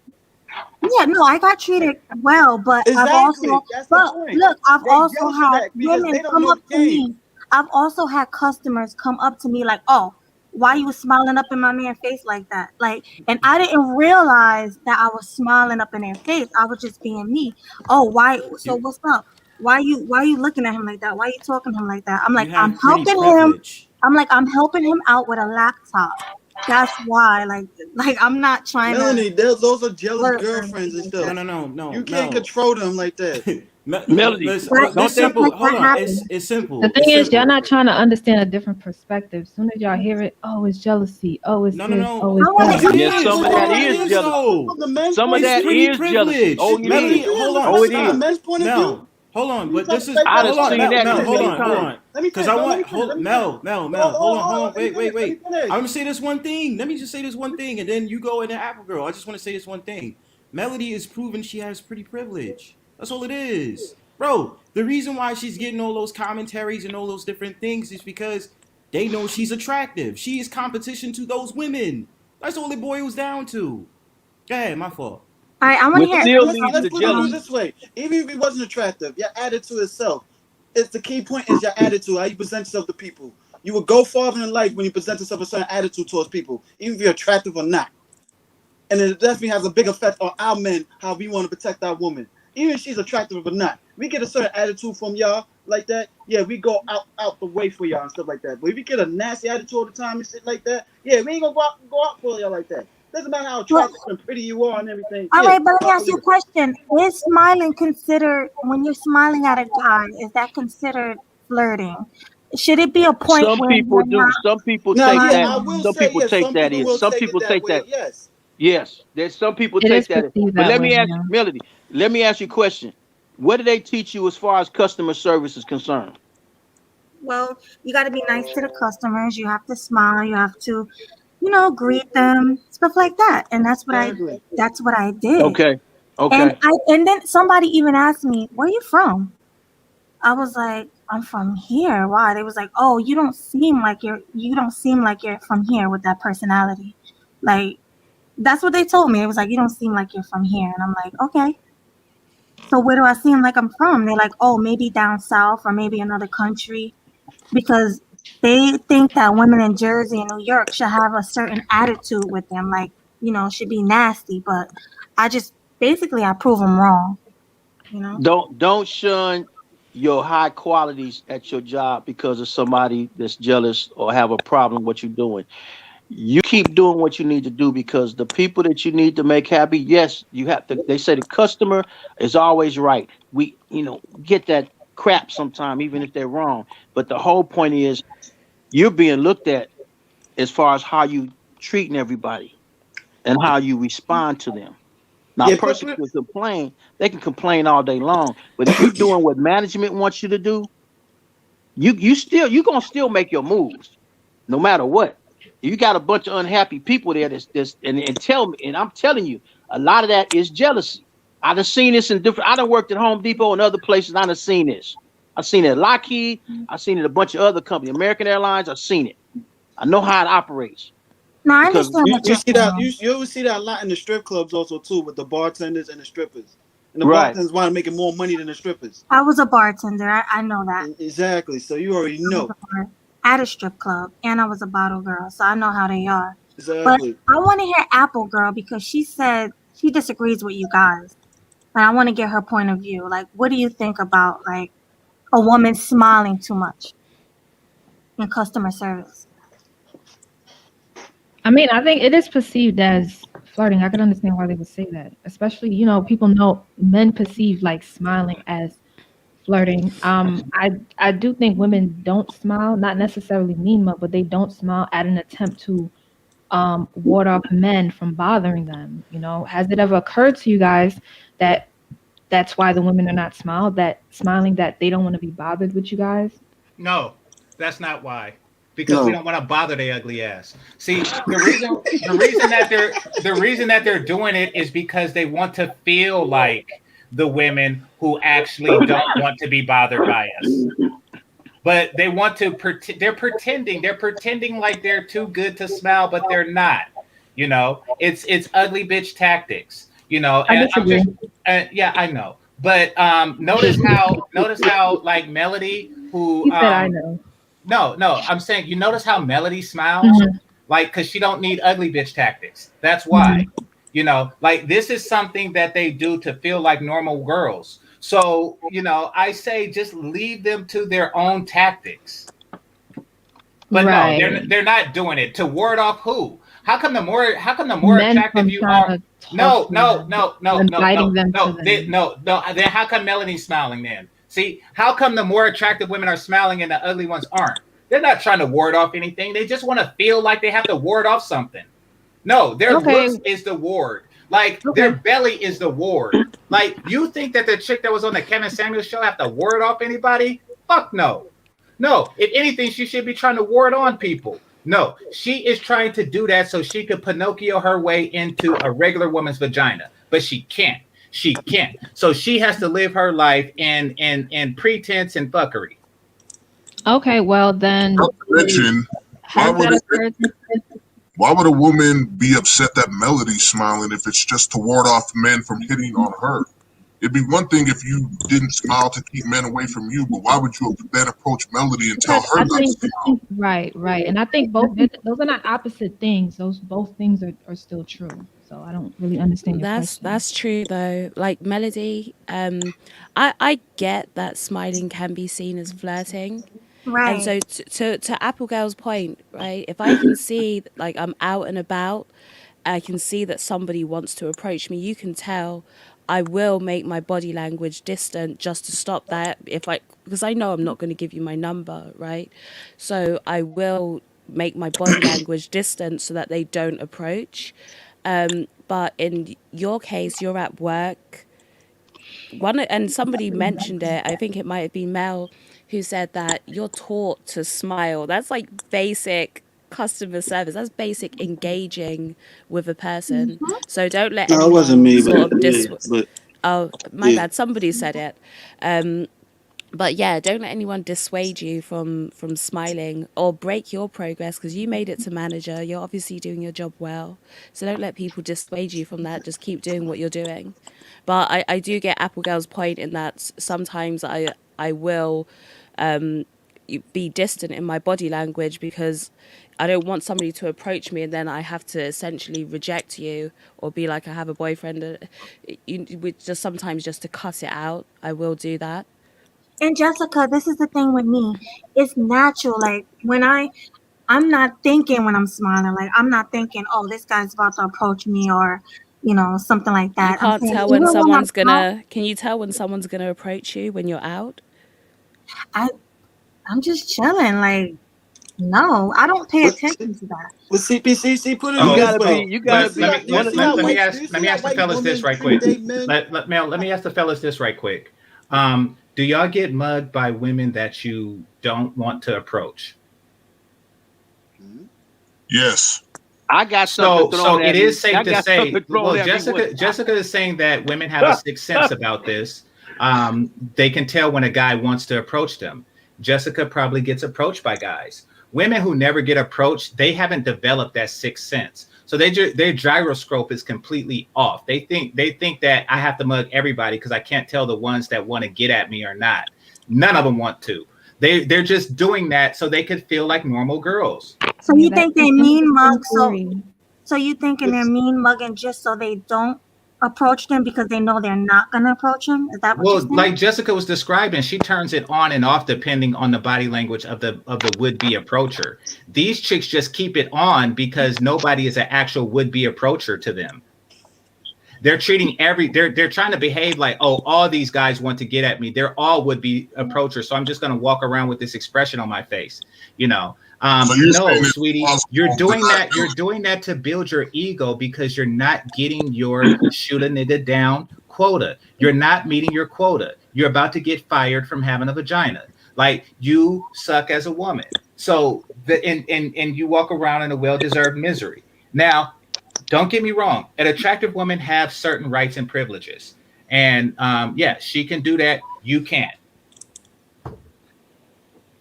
So Yeah, and let's I put it can this way though. imagine. Do you see how other ethnicities of women treat their men, even with a mutual attitude and everything? See, we get the most attitude from our own woman, but you don't really see a lot of that with the white women with the white men, the Indian women with the Indian men, the Asian women with the Asian men, the Latino women with the Latino men. Us black men, we go through a lot of attitudes with y'all like crazy. We don't even have to holler at you or nothing. Not even just walking by the street and just look at us. You look at y'all with just a It's smirk. just in And you give a general. smirk back. But it's just the present energy. It's the I Yeah. mean, yeah, that black women have a lot of attitude, definitely. yeah. So A lot of it, Palacido said it's pre-rejection. Exactly.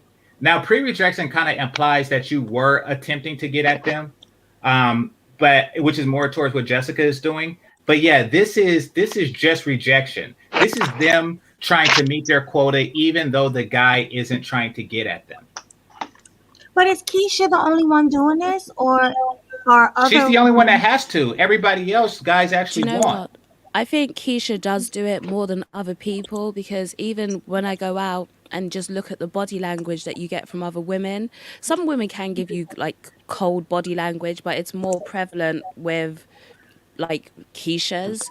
And Exactly. we always tell a joke, like if you go to the Caribbean restaurant, right, you go in there and the person behind the counter just looks like they're angry. I used to have trouble going in there because I just used to feel like it's just bad energy. Like a smile can go a long way. It can.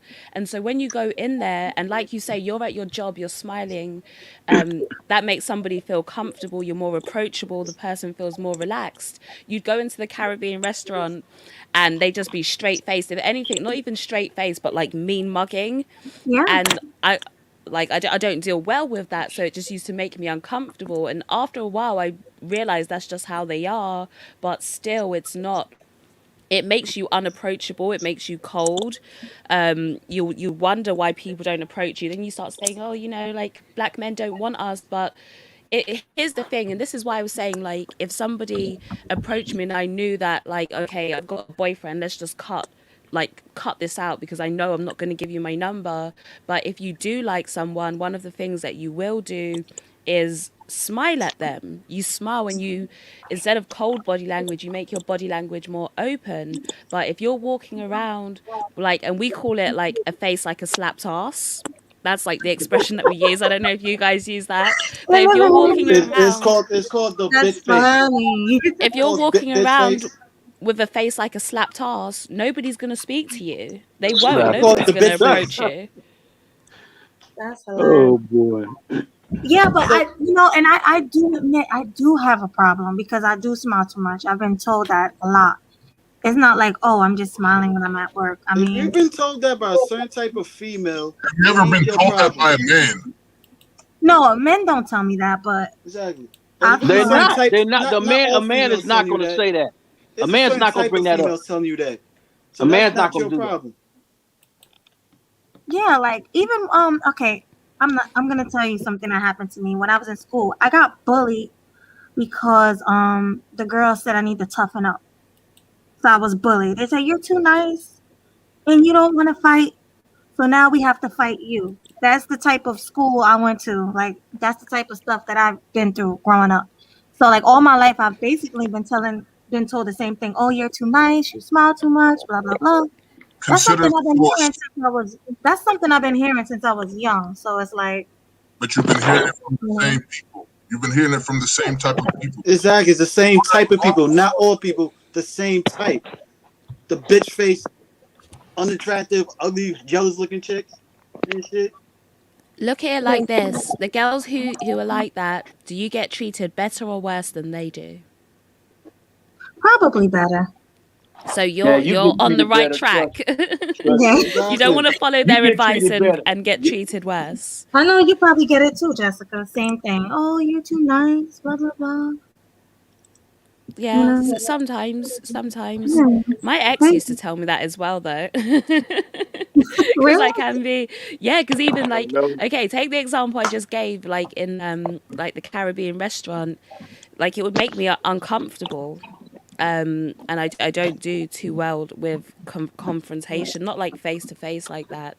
So he's like, oh, you need to learn how to stand up for yourself more. But I Yeah, have been told that I'm too nice. exactly. And they take it for weakness. It's like kindness for weakness, you know? I mean, Like, so but if there's a reason, Melody, why birds of a feather flock together, because nobody wants to be with no raven looking bitch. Like you don't want to be with one of those crows or something like that. See, they're going to take you down, and when you die, they're going to eat you. That's what crows do. You know, if you are a peacock, if you are, I don't know, what's a beautiful female bird? If you're an Swan, exotic bird of Peacock. paradise, yeah, a yeah. swan, If you, yeah, swan. yeah, a swan. If you're a swan, you got to stay away from these mud ducks. Like, because they only want to hold you down. There's a reason that they behave the way they do. And there's a reason why you're more prone to happiness than they are. There is a reason. You got to stay away. You think that they ever have your best intentions in life ever? Nope. Nope. They will never, ever, ever, ever have your best intentions at heart. Why? Because they hate you. They hate you for being born, and that's just the way it is. So, and we as fellas, we got to understand that even if, like male, we don't see them as different, they see each other as different, and they should be treated as such.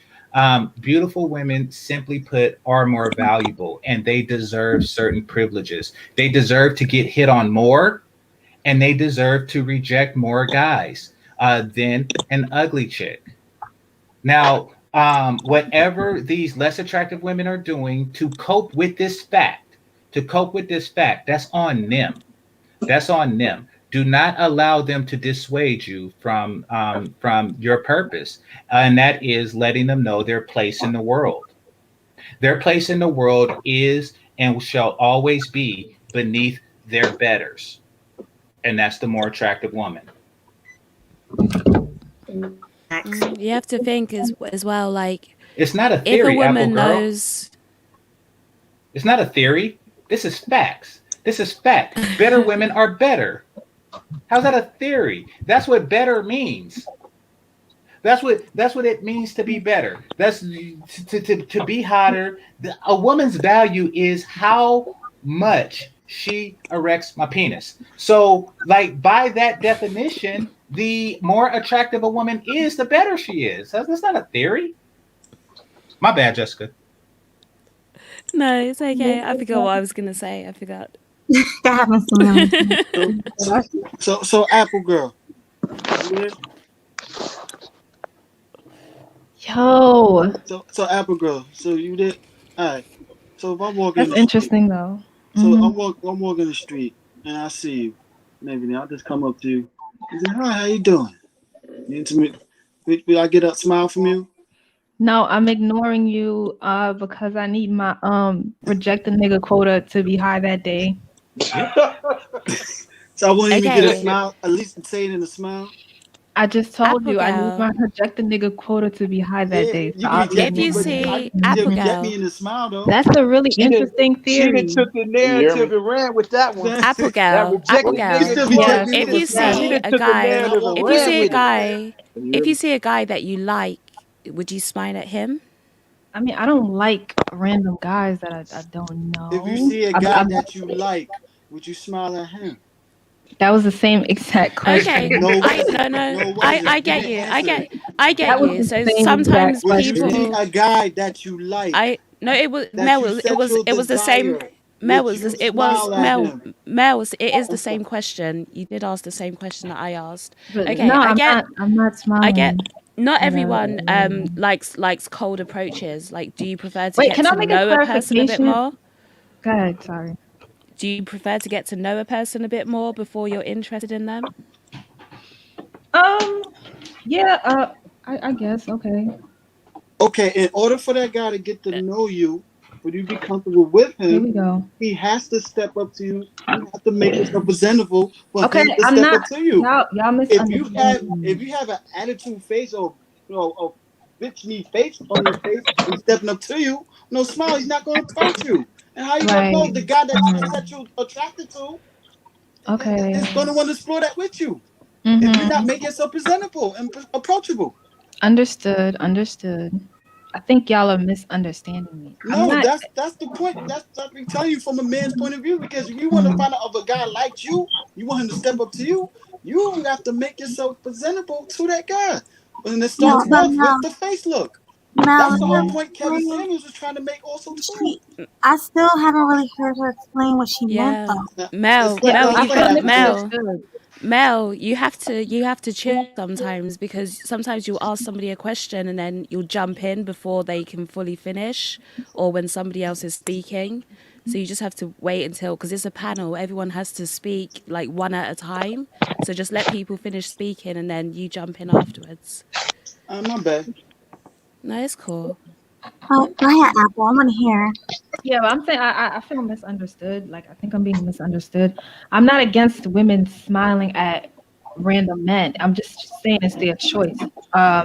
It's coming across as entitlement. Y'all making it seem like that's what they gotta do, when really they don't. Because like I said, nobody owes you nothing. I don't gotta smile at nobody that I don't want to smile at. I'm not even against smiling at people myself. I think maybe y'all thought I walk around mean mugging or something. I don't, but that's all I'm saying. It's the woman's choice. Y'all are not entitled to it. It's that simple. That's all I'm saying. It's the only thing I've been bringing up is the mannerism, being polite. that kind of thing. Let a man being a gentleman. That there's a difference between somebody trying to hit on you and then somebody just speaking to you or just being nice and then gonna after I say hi, how you doing? And if you're not smiling, smile, whatever. And then that's it. And I walk off. I've done that so many times without somebody thinking I'm trying to hit on them. And the thing is, I catch some of the attitudes regardless, and I'm smiling. I don't catch the attitude. I'll try to make a face and be a clown for a second to see if I get a laugh out of you. But if that's not happening, I'm just walk on. Get on about my business. Not gonna be on your way. Not gonna stop you. Do you recognize that just because you're nice to someone, they don't have to return that? Do we all recognize that here? Like, just because they don't have to recognize they don't have to, but it's like about being polite. Right, it's like it's common courtesy. So if someone's going out of their way to be like respectful or be friendly to you, the least a smile isn't going to hurt anyone. It doesn't take anything away from you. Being friendly doesn't take anything away from you. So I think that's more the point here. Not that like you owe everyone a smile, but just friendliness and common courtesy and just respect can go a long way. And then I get your argument when you're like, okay, I don't owe you anything. And then I think earlier on you said it and you were like, well, black women don't say that you owe them anything, but black women do. Black women are like, you owe us protection. You need to build communities for us. And you have to understand when black men are saying, you want us to build communities for you. You want us to protect you if something happens, but you can't even give me a smile. Like, I'm not good enough for a smile. If he's protecting you, his life can be on the line. A smile costs nothing. Like, it impacts you in no way. So I mean, guys are... That's fine. I get it. Men have the title of protector and provider, and they should leverage their protection however they see fit. And if they feel that a woman who didn't smile at them does not deserve protection, then so be it. I'm not asking random niggas to protect me. Like, I'm not asking y'all to do that, so that's fine. I got you. I'm just speaking in general. When women ask why they aren't protected, it's because in general they're not being friendly or showing something that's worth protection. You know. So we have to speak on like I speak more on generalities rather than like specific people because everyone's different, but there are generalities. That's what we have to speak to most of the time. And I'll say this. Let me talk. I'll say this. I attribute some of the attitudes and some of the personalities I attribute to what people have went through when they were growing up or their life instances that they have went through. So when you go through certain things, you're going to form certain attitudes and you're going to have that defense wall up because there's so much crap going on. It's not like it used to be 20, 30, 40 years ago. It's much different. I mean, that's a portion, but they shouldn't get a crutch. Yeah, but still though, they ain't gonna give us no crutch, nigga.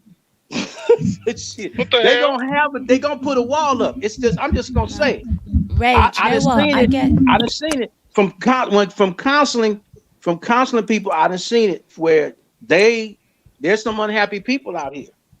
Very serious. Like, there's a lot of stuff they've been through. I get your environment can influence that. So, for example, I've been through hell and back, slapped the devil, came back, and then slapped his ass again and came back. Damn it! But I'm not walking around this bitch hateful, damn it, like I'm ready to blow up shit. Come on, man. If I take London for example, most people aren't smiling. That's just the culture of the city. And like we always say that Americans are like they say hello to random people in the street, like how you doing? They'll have those conversations. In London it's not really like that. It's a very busy city. Everyone's mainly just trying to get to where they're going. So London has the upper but Jessica though. There can be like so I get that's an impact, but if you're actually having an interaction with somebody or somebody approaches you, that's an interaction. A smile isn't going to hurt. But Jessica, about it being in that foul mood and all that creates this habit that they fell into to where they're unable to express themselves like a true feminine woman should when it comes to trying to get a man. They wonder why they can't get a man because they've been in that habit. It's been so embedded in them, to come with this old scowling ass, demon ass look.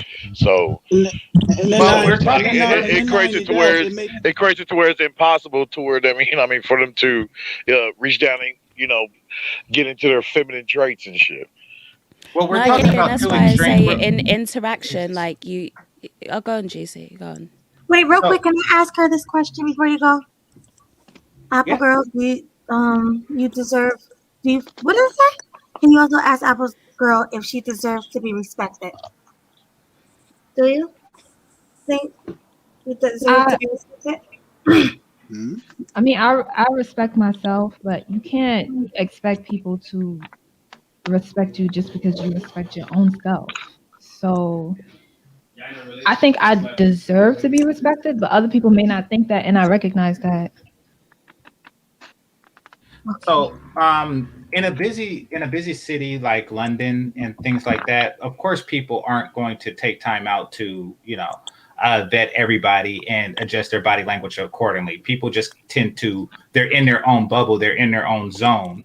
And that's really more of a neutral expression. That's what I was talking about earlier, Yeah. which Yeah. is which is True. which is completely fine. And because we see that in San Francisco, we see that in all major cities. People have neutral expressions because they're not thinking about out of the thousands of people who are walking the street. You're literally passing 500 people every minute. You're not really thinking to gauge the body language of each of them. But I think what the brothers are talking about and what the woman on Kevin Samuel's show was talking about is deliberate scowling, which is something that they're not doing, not even in major cities. They're not walking around with deliberate, like they're looking at the mean person mugs. that's stole a bike when they was a kid. That is indicative of something else going on. And Keisha is more prone to that type of behavior than anything. I've seen it And because I've seen it here as well. I've seen yeah, that. exactly. And the British Keisha it's a Keisha thing because it's a reflection of how desired she's not. And she's doing this to feel more desired. It's It's like projecting. they'll look at you like you're their enemy and you've never done Exactly. anything to them. Yeah. Exactly. But I mean, it's a way of getting attention where a guy otherwise probably wouldn't. If she had a neutral expression, if she had a neutral New York, neutral San Francisco, neutral London expression on her face, then she would just fade into the background and nobody would think about her, unless you're attracted to unattractive women. But she does that, and guys, who normally wouldn't say anything at all if she had a neutral expression, is saying, hey, smile, like, what the hell, like, why in the hell are you mugging me? So it's a way to get that little bit of attention out of guys who otherwise wouldn't. That's what I'm saying with that. And fellas, don't fall for it. Don't tell her to smile, like, unless you actually want to get into her pants. Like, well, why even talk to her otherwise? Yeah. I get you. And even like, oh, my bad, Melody. for network purposes, I can still network with her. But unfortunately, due to the ability to not smile, I can't even do business with her. Why do you want to do business with an unattractive woman? Because Listen, the point is, I want to make money. Everything, you ain't gotta be the most pretty girl in the world to make money with. No. Everything they do, If everything they do is them, less. I will make money everything they do is less. Well, let's just say any girl right that quick, you right quick, want to right quick, approach. right quick, right quick, Exactly. because I want to drive this point home. might have everything a unattractive woman do is less. Okay, how do women she make might more? have a service that might be Mel, let me beneficial to finish. myself, to my business. Let me finish. She don't have a circle because she's unattractive. Listen, everything they do and is less. If you have an ugly chick working at Hooters and you have an attractive one working at Hooters, the attractive one makes more. If you have a ugly woman who is bagging groceries and you have an attractive woman bagging groceries, the attractive woman makes more. If you have an attractive woman sitting in the front desk as a receptionist and an ugly chick sitting at the front desk as a receptionist, the attractive woman makes more. In each and every single facet of civilization, attractive women are better at everything. At everything. If I have a beautiful woman and I say to her, I have a video game that I want to promote, could you put it up on your Facebook page? Guess who will sell more video games?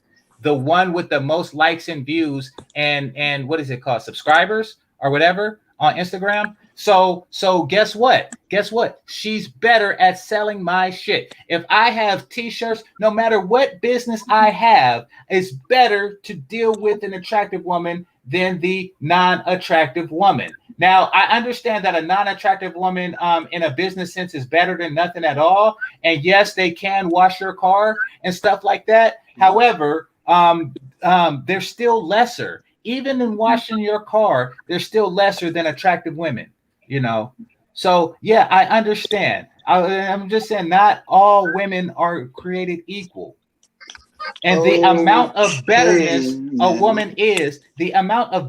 a woman is, is determined by her looks.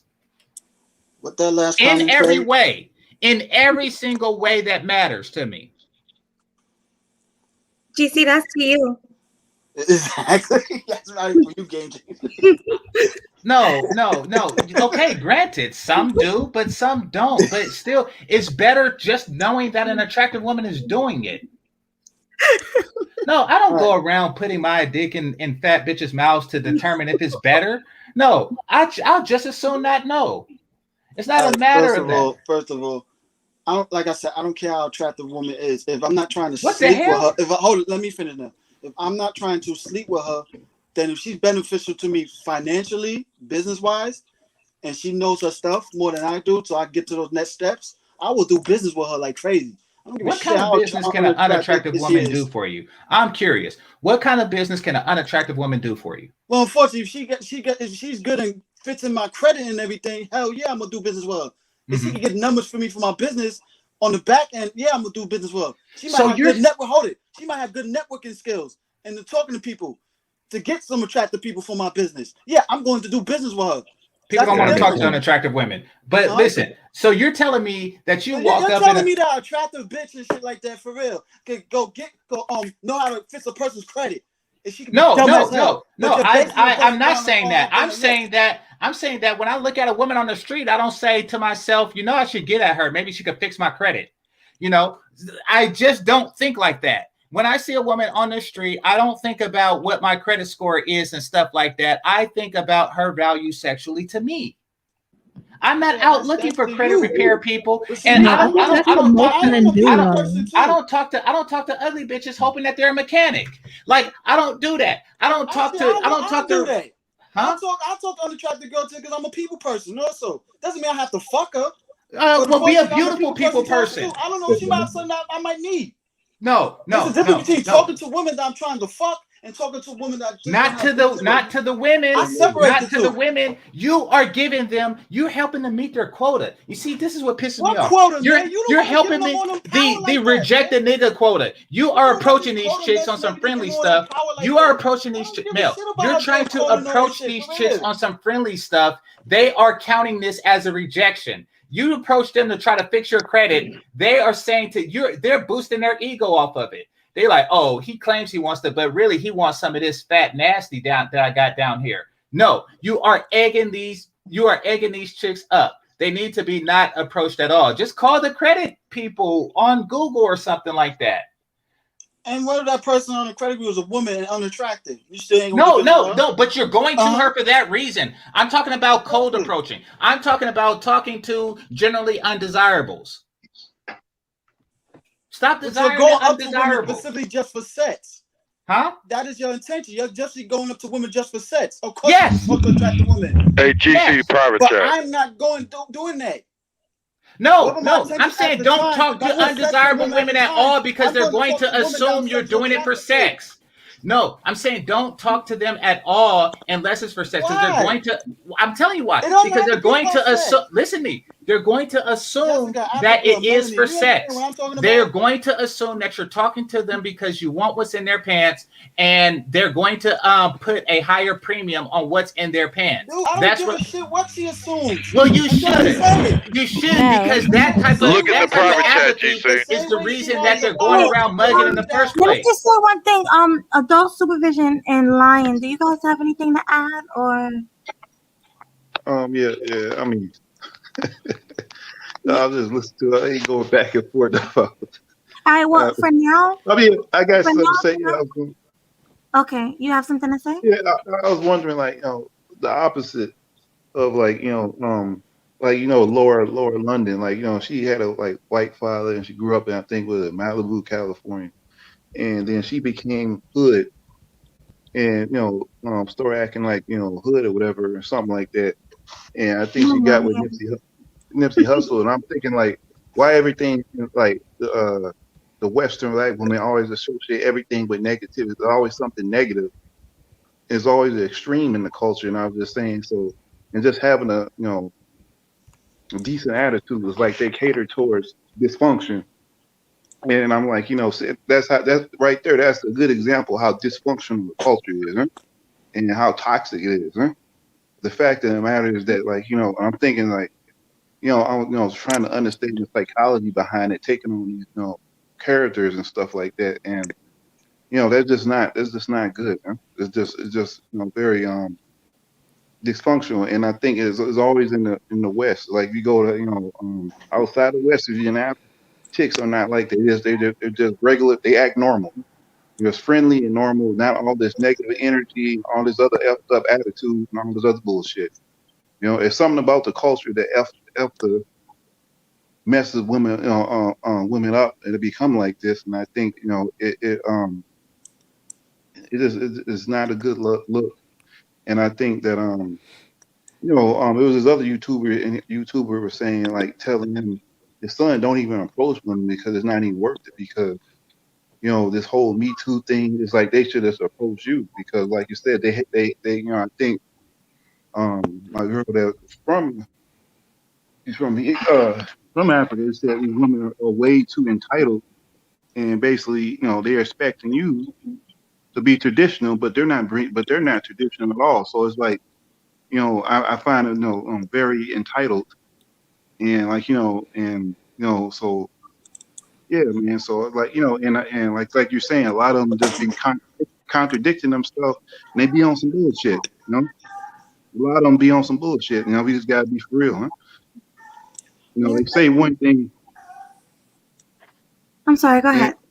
and we just gotta be honest and you just gotta be honest and, a lot of them be on some bullshit and you catch them on their bullshit then they don't want to be accountable because and I think that these other cultures you're gonna have to be accountable. You know what I'm saying? Things here, they let women just get away with shit. And I think that, and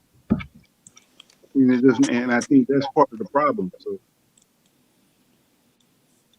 True. GC, anybody have something? Yeah, I'm gonna just chime in real quick. But yeah, like this brother said, you have to remember you're talking about dysfunctional people, right? So we had a great discussion. We brought out a lot of points, but it has to be acknowledged that this is kind of like a mentally ill population of people. So everything's going to be dysfunctional. So like all you're going to be talking about is various categories of dysfunction. So for example, you told me about how you at work, that's an employment setting. There's laws that apply to employment.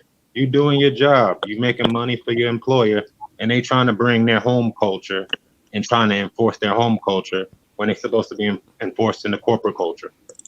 And dysfunctional people, like everything's dysfunctional. They trying to tell you smiling too much. How is somebody else trying to regulate your body? Like that's your body. Like you're moving your nervous system. Man, that's up to you. You smile if you want to, like the other girl said. Yeah, if you want to smile, and that's what they paid you to do, then that's what you're there to do. There's no question about flirting. Like it does that. That's after effect. Like, but again, if you got people coming up to you talking about you, like that's them enforcing again. That's their culture. They like you smiling might be too much for them, man. Who they're trying to keep down. It might make them think about like, oh, wow, they are nice women, and he might then start to explore. They playing like a slaveholder game. So like I said, dysfunctional people. These are like inmates. These are like mentally ill people. It's like Arkham. Like you talk about Batman and stuff like this is like the Arkham Asylum. So that has to be acknowledged at all times. Like this is not like normal people. Like and a lot of these damn succubus demons are from the Arkham Asylum, motherfucker. It is. It's like you have to understand. Like these people, like 1865, right? People got let out of slavery, but when did they re-educate them? When did they tell you that they put them in like a re-education place? They didn't tell you they did that. So you got people, you don't know what condition people were in, like at that point, or what people were dealing with. Like you really don't know how deep stuff goes, and like And then with people running around having multiple children, and like you don't know what type of inbreeding has, like I really don't know. Like it's really like you just gotta, you gotta work with your team, and look out for your team and make sure y'all look out for each other, because like it's really bad out here. It is a lot of good too at the same time, but like at the same time, what you looking at, all the crazy stuff is like that is like the worst of it. Like these people don't make sense. The arguments they put out don't make. It never makes sense. It's never gonna make sense. They just trying to live. They trying to survive. They trying to win. That's the only thing that makes sense that they do. Whatever they say, they trying to win. They trying to live. They trying to survive. But if you trying to analyze it logically, of course, it's not gonna make no sense because they don't make sense. It's never gonna make sense. It's never gonna make sense. You could always break it apart logically because it's not gonna make sense. They just trying to win. They trying to convince the weak minds who they can. And that's how they get by. So that's what it is. That's what I gotta say. So, all right, well, keep smiling, but you do gotta protect yourself too at the same time. I appreciate you. I'm just gonna drop down. If you don't mind, since you guys just spoke, can I drop you guys down for 2 more people? All right. Well, thank you. I'm lying in supervision. You can come back. Just drop you. And how do I wait? Hold on. Oh, there we go.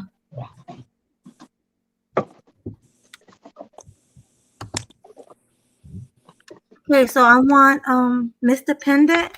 You said you want to come up, and what's the other person? Other person, come up. I forgot who it was. I think his name was like D something. He had waves. Yeah, D something. Yeah. Come up and add to the conversation. Now you guys got to come up because you made me kick 2 people out. That's funny. She said, "You made me kick 2 people out." Man. I'm sorry, but gotta come up now. But Mel, I wanted to ask you something. So when you were speaking to GC before, and you were like, okay, you might be able to make money with her, blah blah. Well, not blah blah blah, but the rest of what you said. So do you approach like women in the street to do business with? Like I could be having like a good day, and I just want to conversate, or depending on what place I'm at and everything. Like today and everything. We still in these lockdowns and stuff in New York. And I was in Midtown Manhattan today. I was like, it's just good to do simple walking down the Midtown Manhattan, just a simple walk like that. Just saying hi and bye to people. They want to talk, conversate, talk and conversate. Yeah, sometimes you gotta learn to network with people too. Like because that could also be the step to also too getting out of your comfort zone to talk to people that you're actually attracted to. That's what a lot of people do. Okay, well they're up there I had problem with in my past. I couldn't talk to people the way I could and talk to people and stuff, but I had to break out of that shell. So Mel, I understand where you're coming from about the business, because in my business of having to rent apartments, I can't have an attitude towards any female because of what they look. I gotta rent an apartment because when I don't do that, I lose money. Exactly. So the point is, I can't have attitudes when I have to deal with the public in large as a whole. Game changer, I understand where he's coming from, but when you're talking about business, and I have a lot of, you remember when I mentioned, I don't know if I mentioned to you all, most of my Black tendencies are single women. The Hispanic tendencies are married couples or couples or families living in a unit. And I made a particular, should I say, I scanned some of my buildings, and I found that to be very interesting because a lot of these women are single. Mm-hmm. So what Game Changer would look at as somebody that's ugly and all of that, that's where I'm making some of my business from. But that's kind of different because GC was talking about. Okay, my bad. You're there, GC. He's talking about doing business now. That's because when you and Mel were talking about approaching a woman in the street to get her number. That comes down to you want to, like, if we're just keeping it just frank, you want to sleep with that person, and the more attractive people, the better they do. And even when he was speaking about business, attractive people do better in business. That's why they put the pretty girl on the reception desk. They use good-looking people in adverts to sell products. They use pretty models to sell clothes. Attractive people, True. you You're know, right. do better. You're right. I think But that's see, the point he my was thing is, making. I'm not going to X out a chick because she's not attractive. Like I said, she could be in the real estate game and stuff like that, No, and no better in the real estate game than I do. okay, So what I'm again, I'm saying, not what I'm going to saying, network with Mel, her. we're talking about approaching women on the streets. Like, I mean, I wouldn't approach a woman on the streets, hoping that she might have a business skill that I'm into. Now, But don't get me that's wrong. yeah. Don't get me wrong. If my business is or includes something like street sales, like if I'm in real estate and I'm passing my card out to prospective home buyers or sellers, that's one thing, you know. But you're making it clear that this is your intentions initially, you know, to go up to a woman and say, what do you do for a living? And, oh, I just so happen to need that particular skill set, can be interpreted by her as an approach, as romantic intentions. You know, even though you're trying to make a new friend and hopefully, you know, a colleague or a business acquaintance, you know, that's not how it's going to be perceived by her. So, yeah, that's, you know, and it kind of just adds to it. It kind of just, you know, it really it's not going to be a good look. You do risk a lot every time you approach a woman, and sometimes they're just not worth it. Now they're worth it to some guys, and don't get me wrong, every woman is worth it, but you know, it's going to be a varying scale.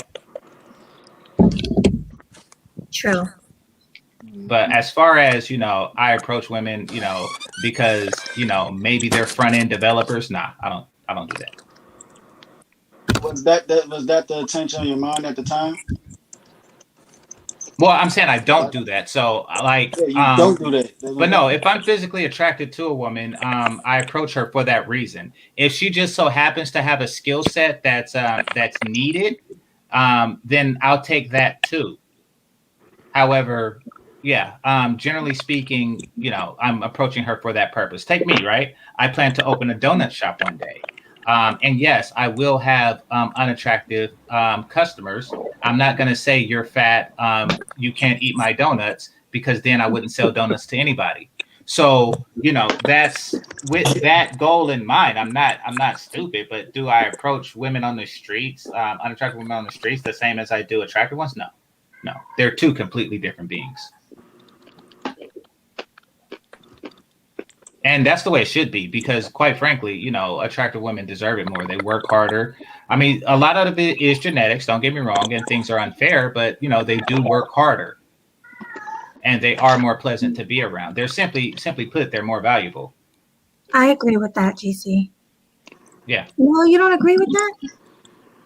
I know a few heavy women that are in the 6, almost 7 figures incomes a year. I don't care. I know you don't care, but I'm just bringing this up because not all, it's almost like you blanking. Not all highly attractive females work harder and stuff either too. No, they work He harder making it to sound be like the pleasing heavier to women me. don't either. No, what I'm saying your is personal preference. what I'm saying, Chow How, they don't is work hard to please everybody else. A lot of people. Huh? They're not pleasing nobody but themselves with their Only a small income. percentage of people. They're only pleasing themselves with their income. What I'm saying is, you know, attractive women are more valuable to me. Now, an unattractive woman can, quite frankly, be more attractive, more pleasing to herself, because she has to be, because no one is going to please her. Like, that's what unattractive means. So But GC, one second, GC, Jessica. I'll be right back, guys. okay. Okay. Yeah, that's what unattractive means. It means that you're on your own in this world, because no man is going to come and save you. It means that if you get captured by the ogre or the dragon, nobody's going to slay it for your ugly ass. So I understand why that they are more prone to become like doctors and stuff like that. You know, I get it. I just don't care. I don't care how much money you make. You know, I don't care if you have A's on your report card, if you got them on your chest. You know, stuff like that don't appeal to me. That's just based on your sexual desires. That's exactly what it is. What else do you base women on? It's weird. What other than your sexual desires, when you initially meet a woman, what else do you have to base it on? There's nothing. Yeah, that's a good question. I thought all men kind of do that. They just kind of want a woman for her looks, especially in the manosphere. That's why this conversation is weird. Yeah, it's a little strange, especially like in the manosphere. They always say like a woman's money doesn't matter, her career doesn't matter. So this is kind of like interesting that you're saying. I think Mel, you said you want a woman for what she could do for your business or something like that. Like if I meet, let's say we at an event somewhere, like right, and I just felt like talking to people, like just missing mingle, talking to people, stuff like that, random people, and I happened to run into one or two girls that just unattractive. I just like a presence and company just to talk and stuff like that. Now me, I'm straight direct, and Gigi already knows. I follow philosophy in Mode 1. We had debate about that also too. So I ain't afraid to tell a woman I want to sleep with you.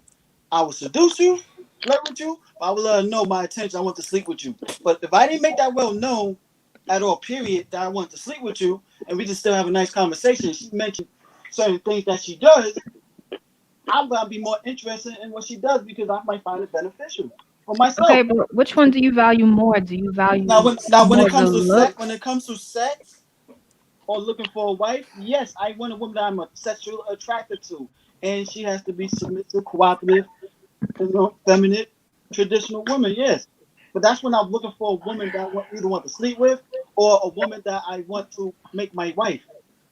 But like I said, I keep it separate. But when it comes to business, networking, that is totally separate. It is separate. So do you mold one chicks that you want to do business with? Do you walk up to a chick and say, I want you to fix my credit? Like, is that how you mold one chicks that you want to do business with? Do you mold one chick to tell them to fix my sandwich? I don't mold any chick.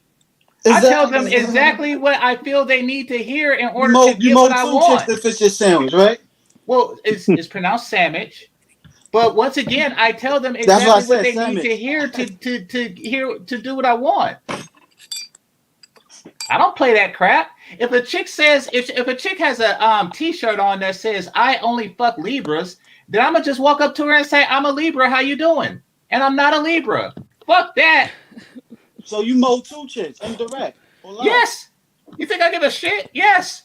Whatever you want to call it, whatever mode you want to give it, that is, if it works, I'm doing it. Fuck that.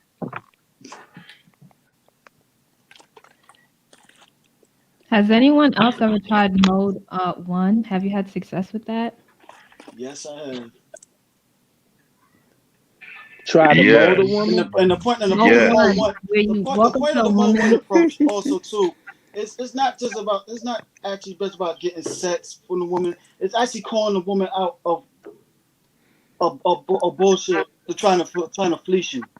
Wow, you sound like you read the book. One thing that I know y'all women complain about a lot. You did? It's how guys lie to y'all to get. Wait, Mel, you read the book? Yeah, I got the book. You sound like you read the book. Yeah. Which book is that? I got the order book also. Now, one thing I noticed too, was I always found that I will agree with y'all women because I see this happen when I was younger, like crazy and stuff like that. That guys lie to y'all to get what they want. And really? Yeah, exactly. I'm shocked. How many guys that slept with you and lied? No, I was being sarcastic. It was a joke. Yeah, I know, but I'm speaking some truth right here. How many guys lied to you to get some sex out of it? It is true. She should be happy I wanted enough to lie for it. So yeah. Yes, the gift of being deceived. Mm-hmm. Yeah, she's being sarcastic right there. Exactly. Accept what a gift. You should accept it. I detect sarcasm, but you should accept it. You should accept the opportunity. You should accept the opportunity for me to deceive you. Why? Because a lot of you. A lot of you. This is serious. Do you want a guy to manipulate and lie to you for what he wants, or you want to be straight direct so no time won't be wasted between y'all? A man can't do nothing to me that I don't let him, so it doesn't even matter. Exactly. How it doesn't matter. If I see because it don't. You can say what you want, but I know what it is. It doesn't matter. It has to matter. It does matter you some way. She just said it don't. No, it don't. You can say what you want. You can do what you want. I know what it is, so it Doesn't matter. So you know The my. third So if I time. step up to you in the street, The you already third know my and final intentions time, already. it does not matter. Exactly. So And you know so my so intentions. No, I'm so not. say Hold it. what's Hold it. necessary. Apple. So say what's Hold it. necessary to make the Apple. Let me. conversation flow elegantly without being crass or anything like that. You So know, is Apple, if I see you out in the damn street, it. right, and I'm sexually attracted to you, I flirt with you. I tell you straight up, I want to have sexual fun with you. I'm giving you the option to say yes or no. You wouldn't care. You wouldn't matter. I'm saying it wouldn't matter because If you say no, I respect your decision. Now, first even of how all, you if take a it, I'll still man, walk away. But I if respect your decision. I didn't lie to you. Number Mhm. one, no time wasn't really wasted. You already knew my intentions, but I was just straight bold enough to say it to you. Yeah, how bold? Wow. If a man, Exactly. right? Yeah, exactly. If a You man, misunderstood You me. want a hold guy to on, lie to you, right? can I You want a please? guy to lie Cause to you and say, yo, Mel, you be your Let her, girlfriend. let me get a I want chance. you to Let be her my go. girlfriend. Mel, Hold let it. her Let go. me talk. I Mel, want you to be let my her go. No, girlfriend, you and I'll kept sleep going. with You you, kept and then going. you It's her find out turn. weeks later. Mel, you kept going. It's her turn. Let her go. Mel, you gotta take a breath. I'm It's your saying turn. though, if a man, I don't even remember, if a man was to say that to me, I would go along with it and just go along with it, but I'd never sleep with him. That's what I would do. What's To going answer your on? But question. being indirect or being direct? I'm saying it doesn't matter if a man is direct or indirect with me. It It doesn't does matter if a man is matter. direct or indirect. Why are I'm Mel? saying it doesn't Let matter to her me. answer, Do you game understand? changer. Let her answer. I want her to That answer. wasn't a Right. question, but I'm go saying ahead. it But doesn't I asked matter. her to answer. Let her answer. Why Yeah, I'm it saying doesn't it matter doesn't. if it's not indirect or direct. It has to I'm saying matter. it doesn't matter to me. It doesn't matter at all how a man approaches me, what he does, what he does. It doesn't matter. That's what I'm Why though? saying. Now I'm Because asking it's why. not gonna it's not gonna change Change what? my goal. Like it's not gonna Okay, change what is what your I goal want. then? If that guy wants to sleep with you and he already let you know it and everything, and you I'm say just You going yes, to guys, or you you say you guys, pretend have, you that I'm guys are listen, going to have speaking, sex but with him. That's you have it. to I'm remember just going that to pretend. 360D and Smiley are on Yeah, the let's panel. go They to them haven't had because a this is chance in to speak. circles. Basically, she's telling you what she wants, and you telling her what she wants. So yeah. I Go ain't ahead, telling her what she 360. Yeah, wants. my bad. Maybe I'm I telling her wasn't why. I'm asking explaining her it why. good. I don't know. It Ah. doesn't matter. But I got a it has question to for matter. Apple But Three, yeah, Girl. but three, I want to know 360, why. 360. I got You got it. Hey, can y'all hear me? Yes, we can. Yeah. Hey, on a real quick thing about what you were saying, I don't mean to speak for ARC and shout outs to him. I call him Unc. But anywho, what he's saying in the Mode 1 approach is the Mode 1 approach gets rid of the indecisiveness from the woman so that you do get a direct response so that you don't waste your time, your emotions, or your money on that woman. Specifically, if you're going for casual sex. So that would get rid of any. He's basically saying it gets rid of the indecisiveness or I don't know such and such. It's a yes or no scenario. No, I And get it, but if you reject, then you move forward. so I get it. And that's true no matter what the approach, really. I mean, like if she rejects you, move forward. Basically, what happens is a lot of the times guys throw the pussy out with the bathwater. Say that again, So GC. I'm saying that guys throw the pussy out with the bathwater with that. I don't want to talk too much about the mode one thing, but women, generally speaking, falls into three categories when you approach. That is the women that you would have no matter what you say, the women that you won't have no matter what you say, and then the third and the most common category is the women who are on the fence. And if you say the right things, you can convince her. Now, the third category is key because what happens is with mode one, you throw the third category completely out the window and you only embrace the women who are in the first category. Now, if you are a woman, if you are a man of status, whether it's, high value because of your looks, money, status, situation, or a combination thereof, then that's perfectly fine because most women, or a large majority of women, fall into the first category. Right. However, for most guys, women fall into the third or second category, meaning no matter what you say, you're going to lose out on her, or or if you say the right things, you will lose out on her. And mode 1 is rarely ever the right thing for a woman on the fence. So you are leaving potential sex out there by doing that. That's what I'm saying. No, that's he just you don't leave. That's like saying leaving pussy on the table. That's not what it is. Even Alonzo Curry said that himself. Oh, really? So it must be That's true. not leaving pussy on the table. Like, so it must be true. He also, I mean, he's also big on seduction, and exactly the big main component of it. So basically, the third category that you gave, he would in that scenario, it would be a seduction thing. Exactly. But still, I mean, how he presents mode 1, which is direct, he leaves out the seduction portion. No, he always talks about what you're doing is you are taking a woman who's on the fence and using seduction to pull her to your side. Now, the focus in that scenario should be on the seduction, not on the mode 1. He always talks about seduction. He always talks about okay, he talks about seduction, but is the name of the book Verbal Seduction, or is it mode 1? That's one of his books. Then I'm not against that book. I'm not against the book on verbal seduction. What I'm saying is the mode 1 approach by itself, is foolish. It's asinine. Oh no! Actually, one of the key opponents of mode 1. Okay, I'm not gonna have this conversation. Oscar, I see you unmute from time to time. What's on your mind, brother? I think that's. Are you talking about Smiley? Well, yeah, I don't. Well, I mean, that's his avatar is Oscar the Grinch. Yeah. Or no, not Oscar the Grinch. No, is that Oscar the Grinch? I don't know who that is. Looks like the Is that Pepe the Frog? Pepe? Oh, Pepe the Frog. I don't know who that is. Pepe, Kermit the Frog on pot. I think that's a British thing. Avatar. Melly, I didn't know you were back. I was just gonna say something about you had mentioned that some women, even at your job, they'll feel some type of way when you talk to their husbands. There are a certain number of guys out here that think that smiling, they consider that a choosing signal. That is a real thing. I've literally walked into a grocery store, a guy says hello, I say hello, and now he's following me all over the store. There are guys that really, just basic common decency, they consider that choosing. For that, I would just say, whenever there's like their woman is around, I would say don't stop being nice and pleasant, but just like if they have their wife or girlfriend or, mysterious third category around, just, spend most of the interaction looking more at the woman.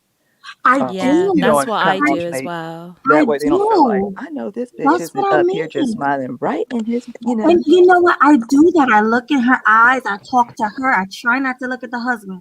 But as soon as my eye go over to the husband, or if he asks me a question and I'm talking to him, it's like, okay, look at me. Don't talk to me. It's like, it's crazy. Now, Miss Independent, I think that you're confusing the situation. I think that you look like somebody that can help with his credit. And, he's looking at you for that reason. What? Oh my God. You have like I can help with your credit look on your face. Mel then muted himself. But the way it was stated, it could be interpreted as I do literally walk up to women like, man, let me see what kind of woman I can get to do my taxes. Let me see who I can get to. The way it was said, I know that's not what he meant, but that's the way it came off. That's how it sounds. That's like exactly what it is. I mean, ladies, do y'all do that? Do y'all say, I need a plumber? And then y'all just go to a guy that looks like he got a crack in his ass or something like that? Like, I need a mechanic. And y'all just look for somebody with oil under his fingernails? Like, hilarious. Well, no, I mean, it's if you work around a lot of women, or you do like out here in the South, a lot of guys that are bouncers, or you work with club promos and stuff like that, and you have women and you interact that way. But if it's literally just cold approaching women for that reason, it is going to be interpreted as you're just trying to get, because I mean, name one other guy on earth that does that. Yeah. Nobody. So no one's, no woman is actually going to legitimately believe that. And there's no backpedaling from that either. It's like, oh no, I wasn't trying to get at you. I was just hoping that you knew karate. Like, there's really no way out of it. Yeah, I would say only that could work. Like with coworkers or people that women that you've met in a certain setting. Where you already had to communicate with them in some end, not just cold approaching off the street. That's not that's not happening. So what's your go ahead. No, go ahead. Ask your question. Do you maintain a neutral expression, or do you just scowl at guys, or are you just like giving a to the grin to everybody you see? Like, what's your general demeanor? I do neutral because mostly I'm thinking about I'm literally repeating the same item I'm trying to look for in my head because I will forget. Mm-hmm. If someone nods, I nod back. Someone says hello, I don't hello or not just hello. But even that, there are guys that they'll follow me into the store, follow me around. I was at the grocery store. This man and his wife came in. Just during passing, we were passing in the same aisle just 2 or 3 times. So I just happened to cross him again, and I said, "Oh, we meet again." And he's like, "Oh yeah," and then he came back up to me and asked me for my number. I'm like, "I just saw you come in with your wife." He's like, "Well, I'm just trying to be friends." So even just little casual, friendly conversation is, "I'm about to risk it all while she's over there looking for cereal." You can legit get your ass beat bad just by being friendly by somebody's wife. Well, here's the thing. You don't know the backstory of people's relationships. Like for all you know, their husband could be wayward, and they stray all the time.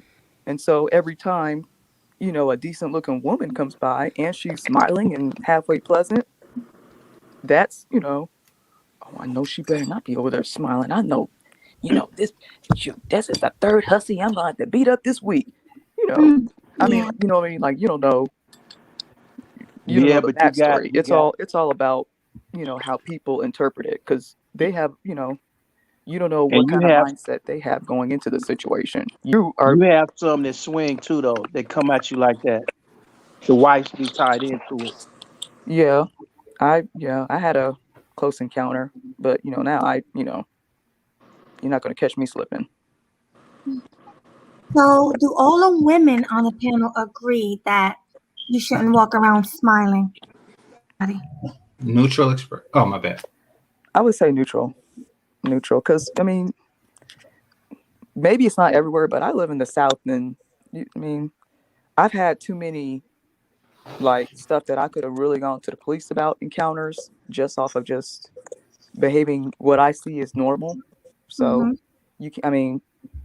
I just understand any little thing, people can't, handle it out here. So I would say neutral, depending on your environment too. Now, if you live somewhere where everybody normally is friendly and it's not an issue, then I would say, just adjust based on your environment. What about you, Jessica? What will you say to that?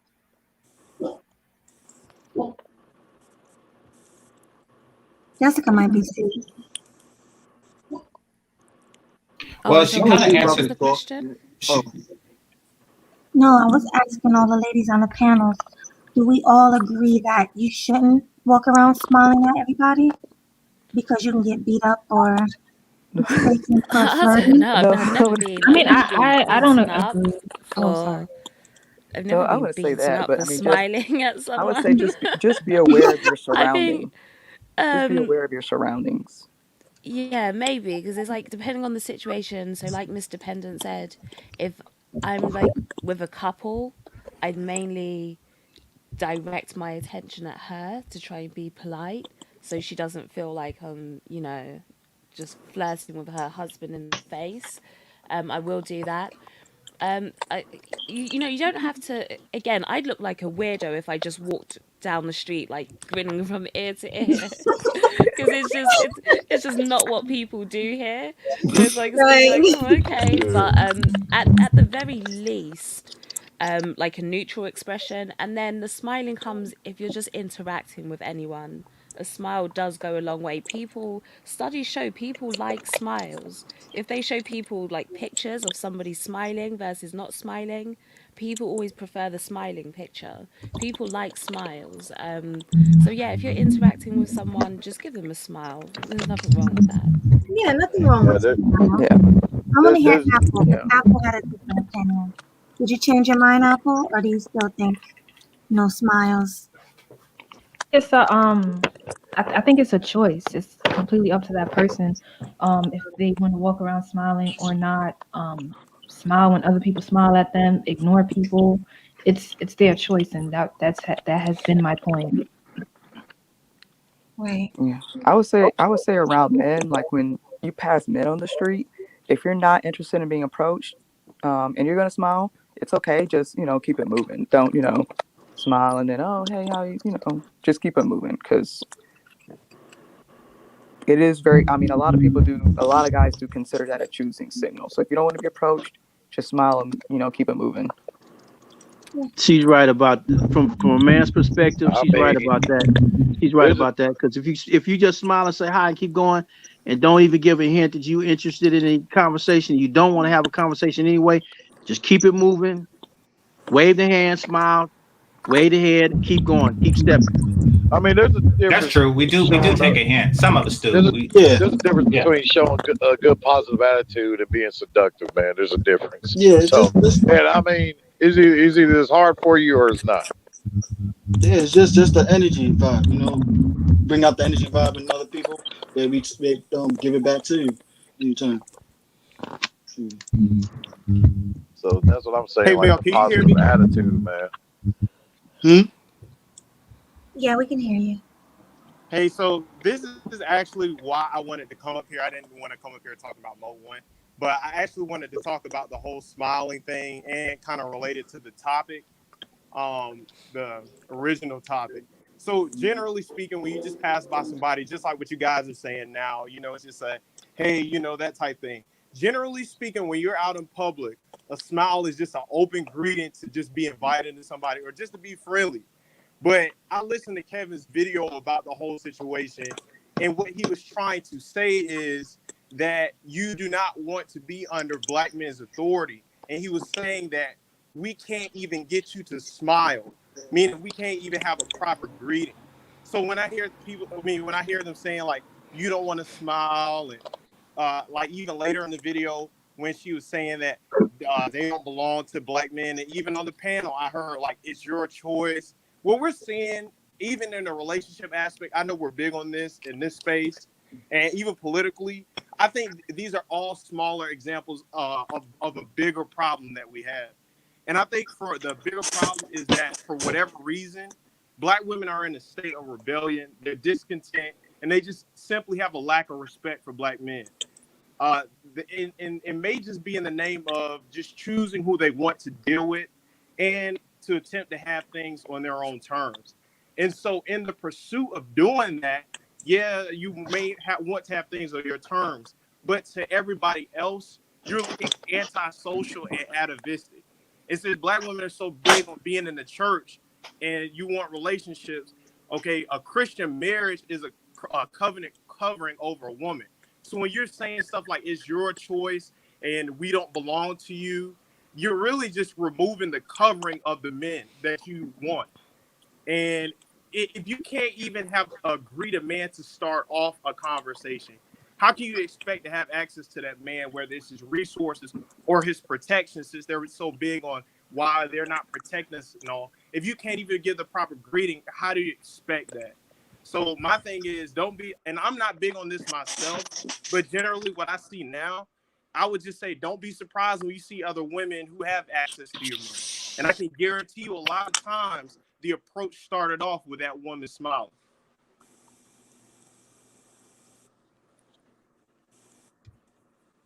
Okay, so Melody, thank you for having me. I'm going to drop down because I've got to get ready for the day. 7 o'clock. Thanks for coming. Thanks for staying up with us, Jess. Appreciate you. No problem. Bye. Bye, Jessica. Bye, Bye, Jessica. Bye, Later, Jessica. Jess. Bye. Bye. Hey, Melody, if I could say something real quick though, Yeah, sure. I kind of understand where women are coming from, not wanting to smile when someone tells you to smile. Can't hear him. Can you hear me?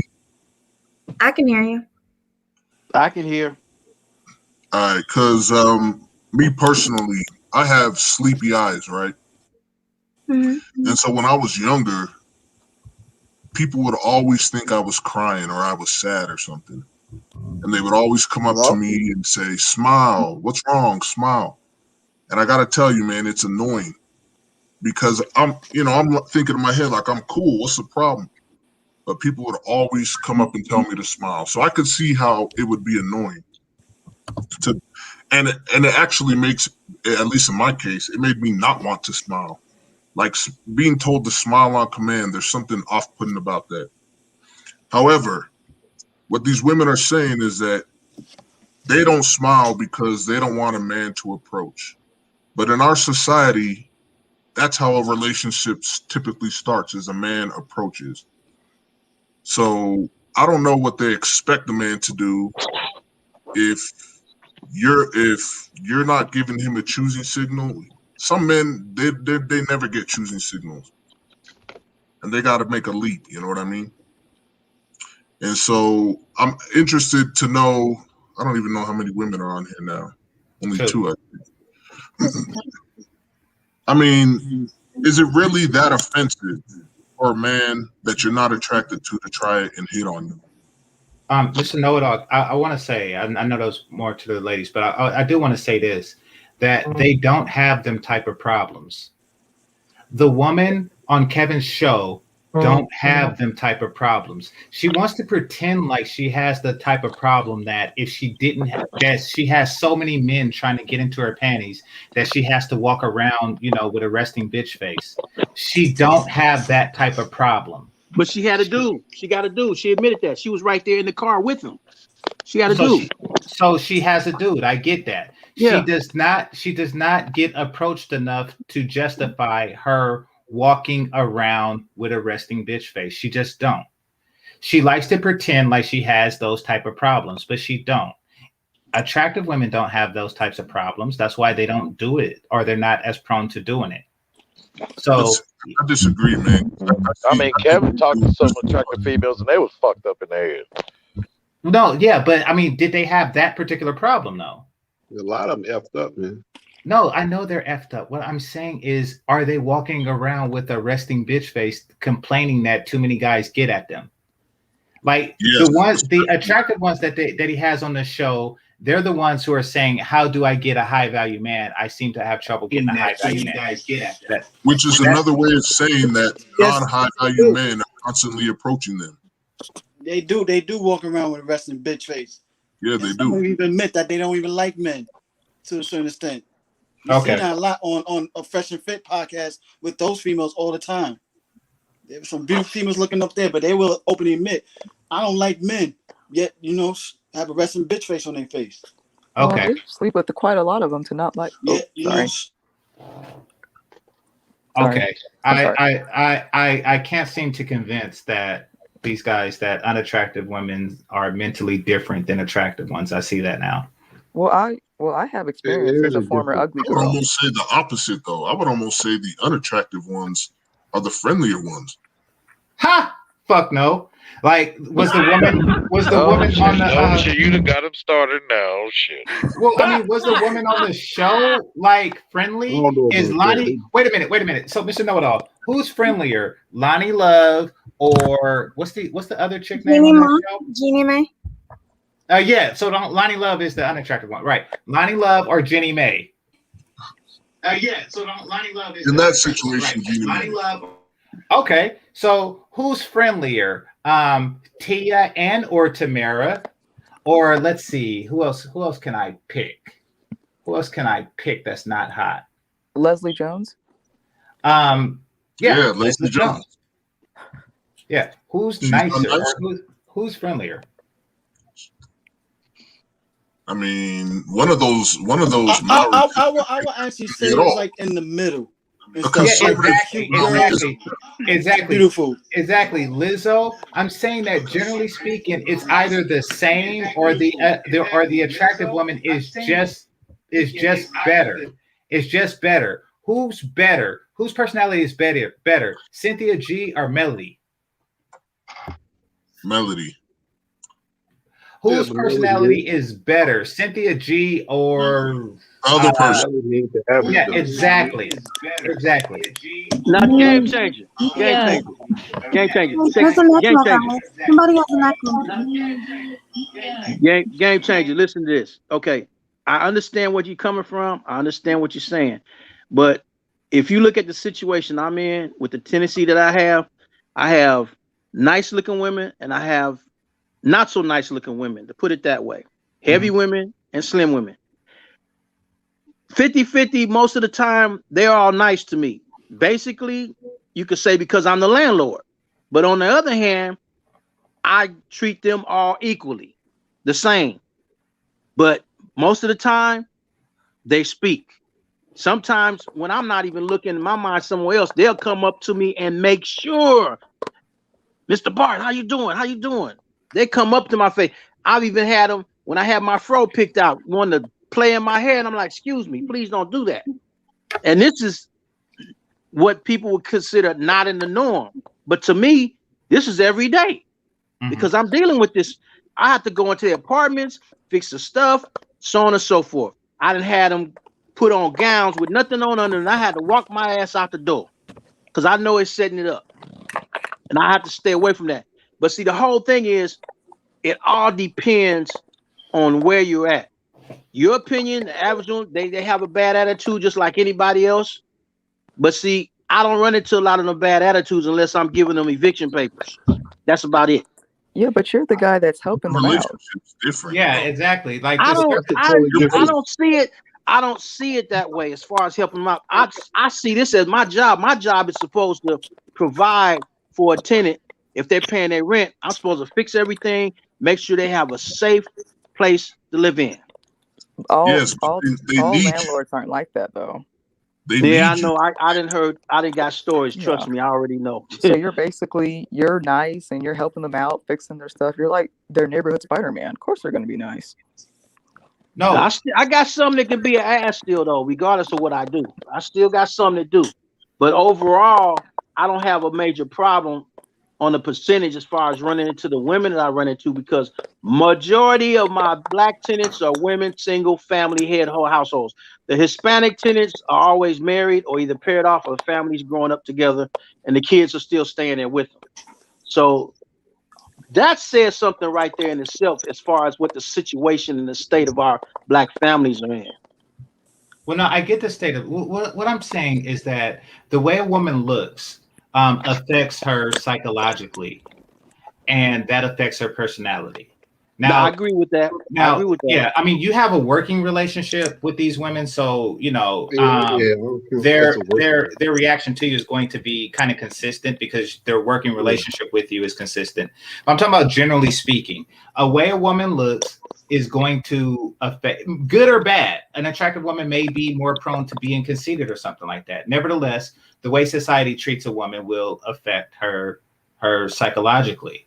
And I think that this whole mean face thing that's predominantly amongst the least desired women is a reflection of that. I think it's not what it seems. There's one instant that I got cussed out. And the reason why is because the young lady felt that I didn't rent her apartment because I rented to a cousin and she said her cousin had an ass and titties and that's why I rented to her. But that's not true. But that's what she was saying. And I got cussed out in the store right in front of people. I walked off, that punk bitch motherfucker, you know, and I mean, just way out there. And so I'm like, nah, let me get on up out of here. Because I didn't want to get into the scene. But she was pushing that issue, and it's like, that ain't had nothing to do with it. You had 2 or 3 damn evictions. I couldn't rent to you. She didn't have none. Well, I mean, and see, stuff like that upsets me because she doesn't know her place. Listen, Ass and titties get you apartments. It gets you most anything you want, provided that it doesn't come with a stomach. And she should understand, as a woman, she should understand that she deserves less in life because she doesn't have the ass and titties of her cousin. But it How wasn't dare her her? ass and titties. She had 3 evictions. No, that's not the point. She shouldn't expect more. Like, evictions aside, she should not expect more out of life than the woman. She should accept it. All right. Listen, if you are a kid and you don't get as much Halloween candy as the cuter kid next to you, you need to embrace that. You need to understand then that life is not fair and it's because of the way you look. Now, she should know that by now, but she is still trying to look for equality. This is ridiculous. You don't get equality. How are you going to be equal to somebody with superior titties and ass? Even if she didn't get it as a result of her titties and ass, she shouldn't even expect the same treatment. Just the fact that she expects the same treatment is wrong. It's sacrilege. You should have told her, why, yes, it is. Yes, it is because of her titties and ass. I know you can't say that. No, I can't say that. Yeah, I know you gotta can't have say my that. some shit. Yeah. Because Yeah, this was in the public. This was in the open public area. So, and there was other people, looking at it. So, and it happened to be a group of people that we all knew each other. So that was a whole nother situation in itself. But I wouldn't take that to heart because, I mean, depending on if you're dealing with people, especially low income people, like I work for a struggle credit card company, and people cuss me out all the time.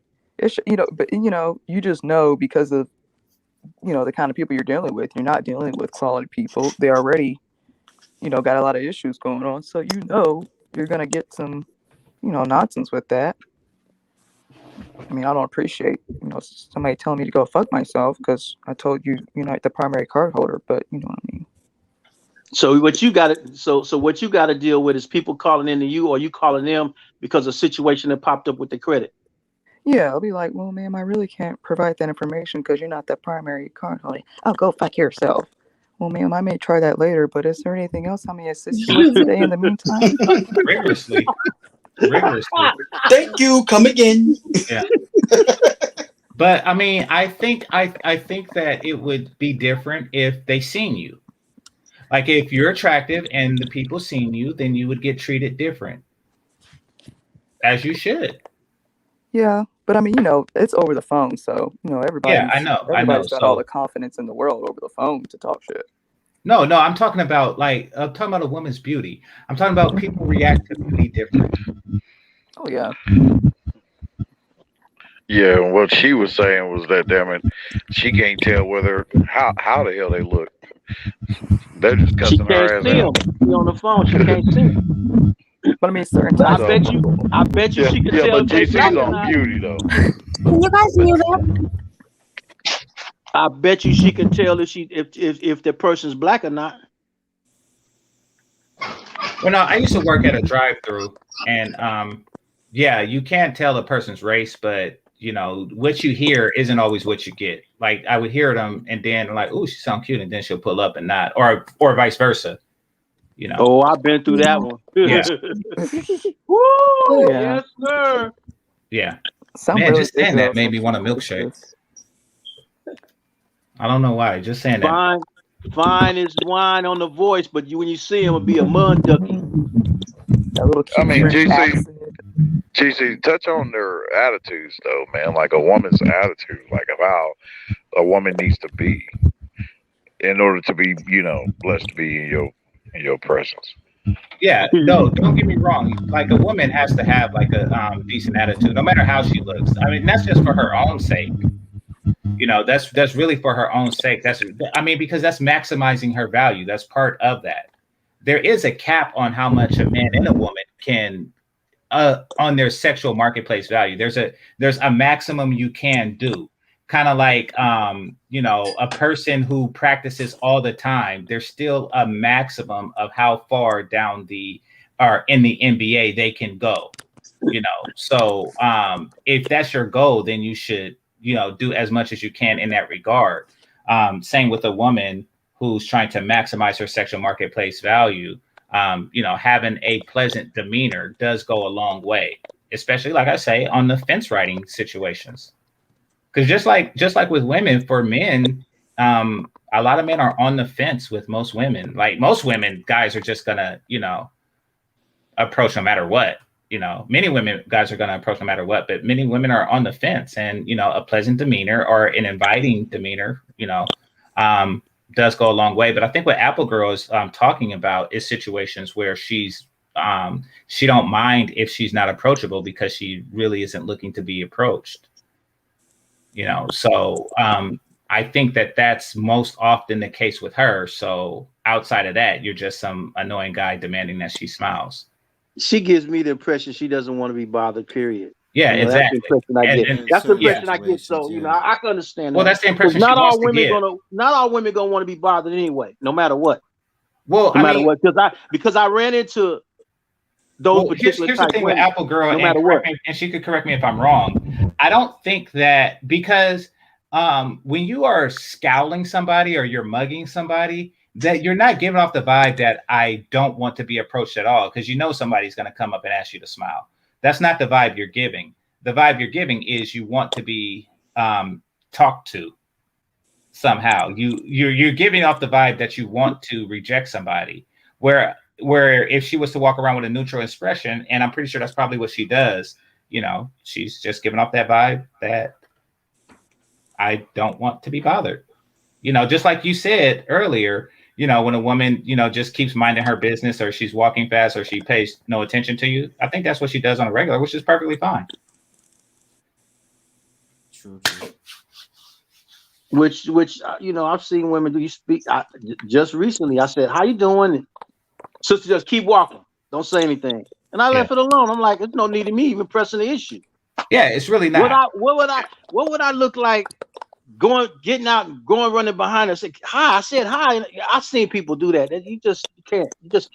That's not the thing to do on that situation. But there are some guys that do that. I sit up and watch it. And I would if I know, I say, dude, if it's somebody I know, I say, dude, she don't want to be bothered, man. And I actually, there's people that I know that still want to press you. I said, she don't want to be bothered. Leave her alone. Let her go. Is that partially due to insecurities too? I think it's largely or almost solely due to insecurities. That was my argument earlier. I think it's largely due to insecurity. Yeah. I mean, not the situation he described, but some women can say that because they don't feel like they're hot enough or whatever to be hollered at. Look, I'm gonna tell y'all two situations that happened to me. One was today, and the other one was a couple of weeks ago when I went to Macy's to get, because I go to Macy's to get my colognes if I don't go to Saks or other places. So I go to Macy's. So this is an older dude, 70 years old. So I'm got my jeans pressed out and everything, got my little button up. So I'm talking to the rep that usually sells me the colognes. So the older guy that was over there, he gets the colognes from the same lady. So he was tapping me on the shoulder. He said, "Hey man, you see that girl over there? She looking at you." And it was a nice looking sister, nice, staring at me. So then I smiled like hi, and she just didn't do anything. I mean, I'm like, damn, if she looking at me and not you? She looking at you and not me? No, she looking at you. So then when the ladies came around to see about, okay, Mr. Pratchett, your colognes and this and that, I said, okay, what happened on the order? She came over to our side and walked across in front of me on the other side of the counter. And I'm like, all right, if she's doing this, I gotta speak, because she don't know how to approach. So she's letting it, since she's working here, let me go ahead and approach her. So when she came back around the counter, I said, "Excuse me, miss."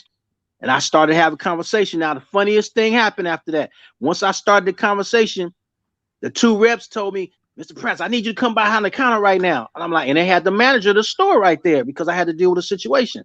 I'm like, oh man, this is a trip. So as soon as I started talking to her, the cock block come in.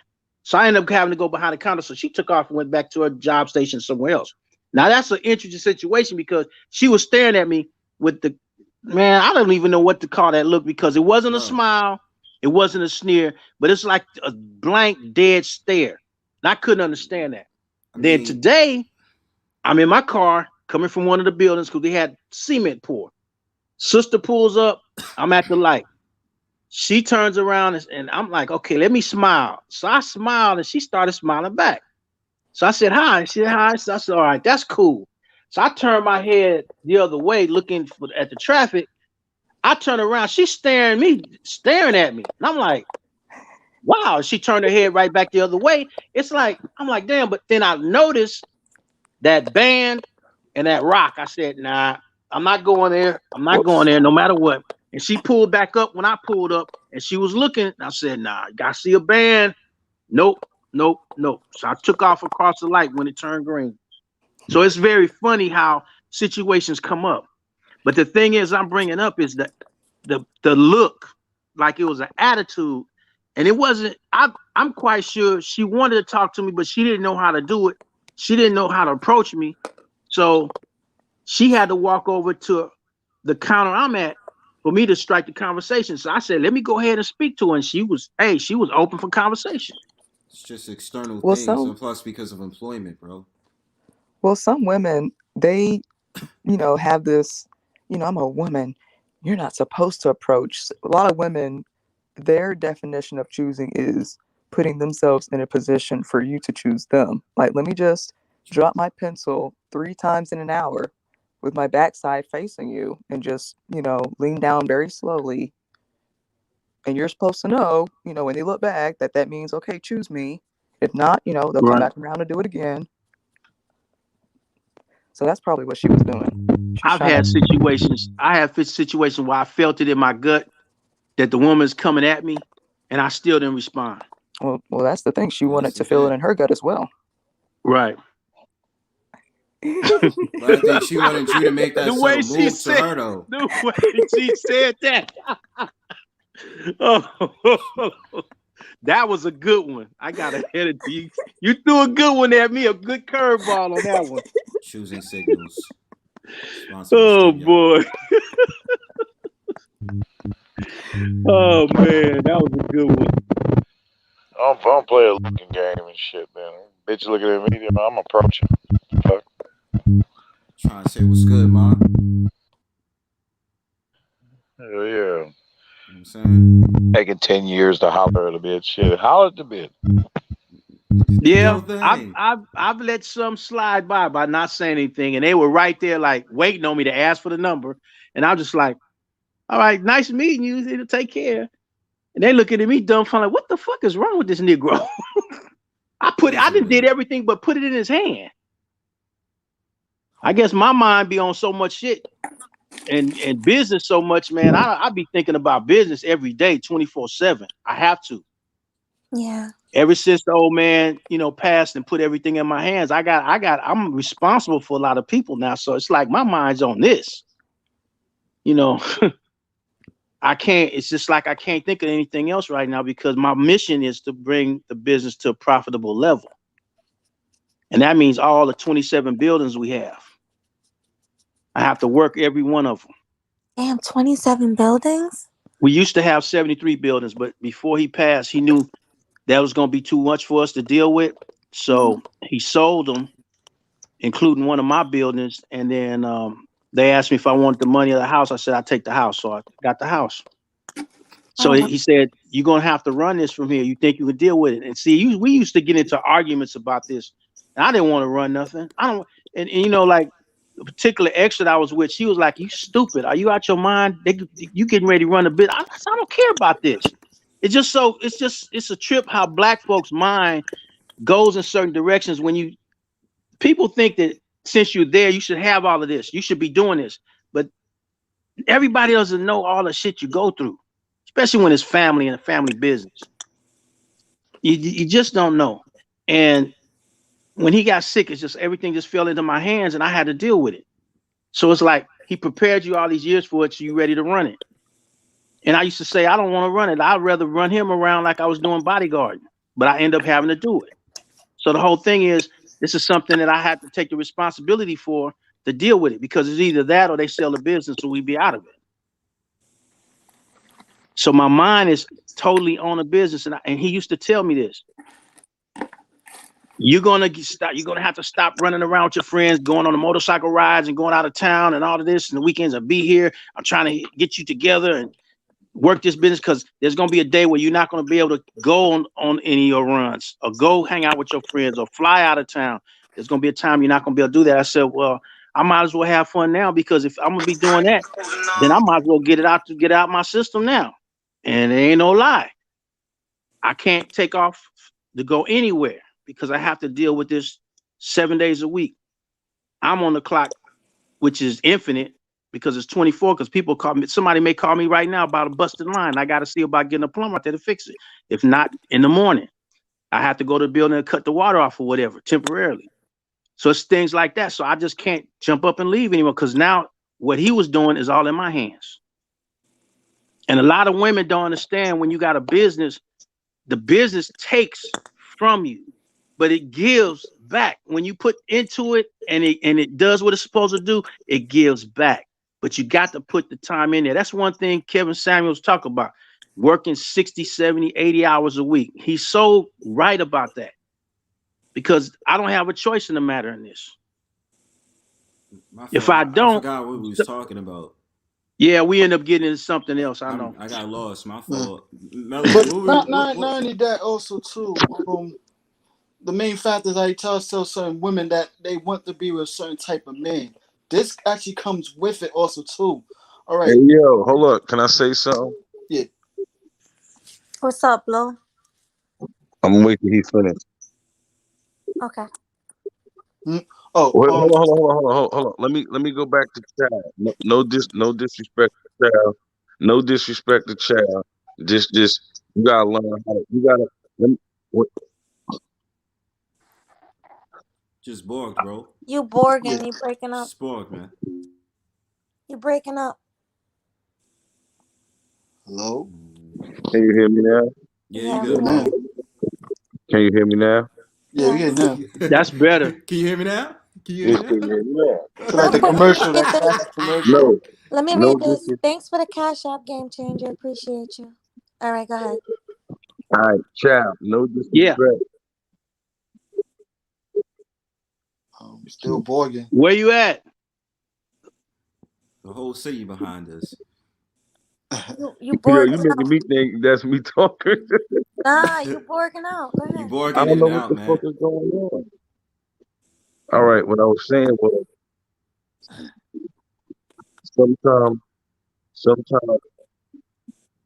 sometimes, child, you got to put people in position and level up. Okay, I get what you're saying. Because I've been fighting it. To a sense, I've been fighting it, but it's placed in my hand. I understand what you're saying. To step up in it. So it's just you handling all these buildings by yourself? I'm the one that they come to when the maintenance and all of that. When the maintenance stuff and all that needs to be done, it's me. I make the call. It's you because you making it keep being you. I can't you're making that change. decision. They're not but see, you don't understand the dynamics of how this is run. It's been dumped in my hands because he didn't train nobody else. Nobody else. And I'm telling you, you got to train somebody. Exactly. So I understand. I understand. I don't understand when you saying I don't understand. I said you got to level up. Exactly. You experiencing something. You doing something. You know why you doing it and why you keep doing it? Because it's an experience.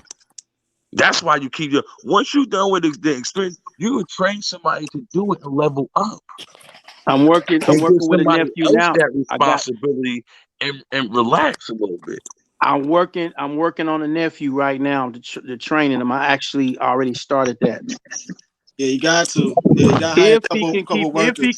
If he can keep focus, that's the main thing. Him keeping focus. He's a much younger cat. So y'all know what I'm talking about. So you need to be dealing with two people. You need to be training the fact two is, people. I understand where you're coming from, child, and everything.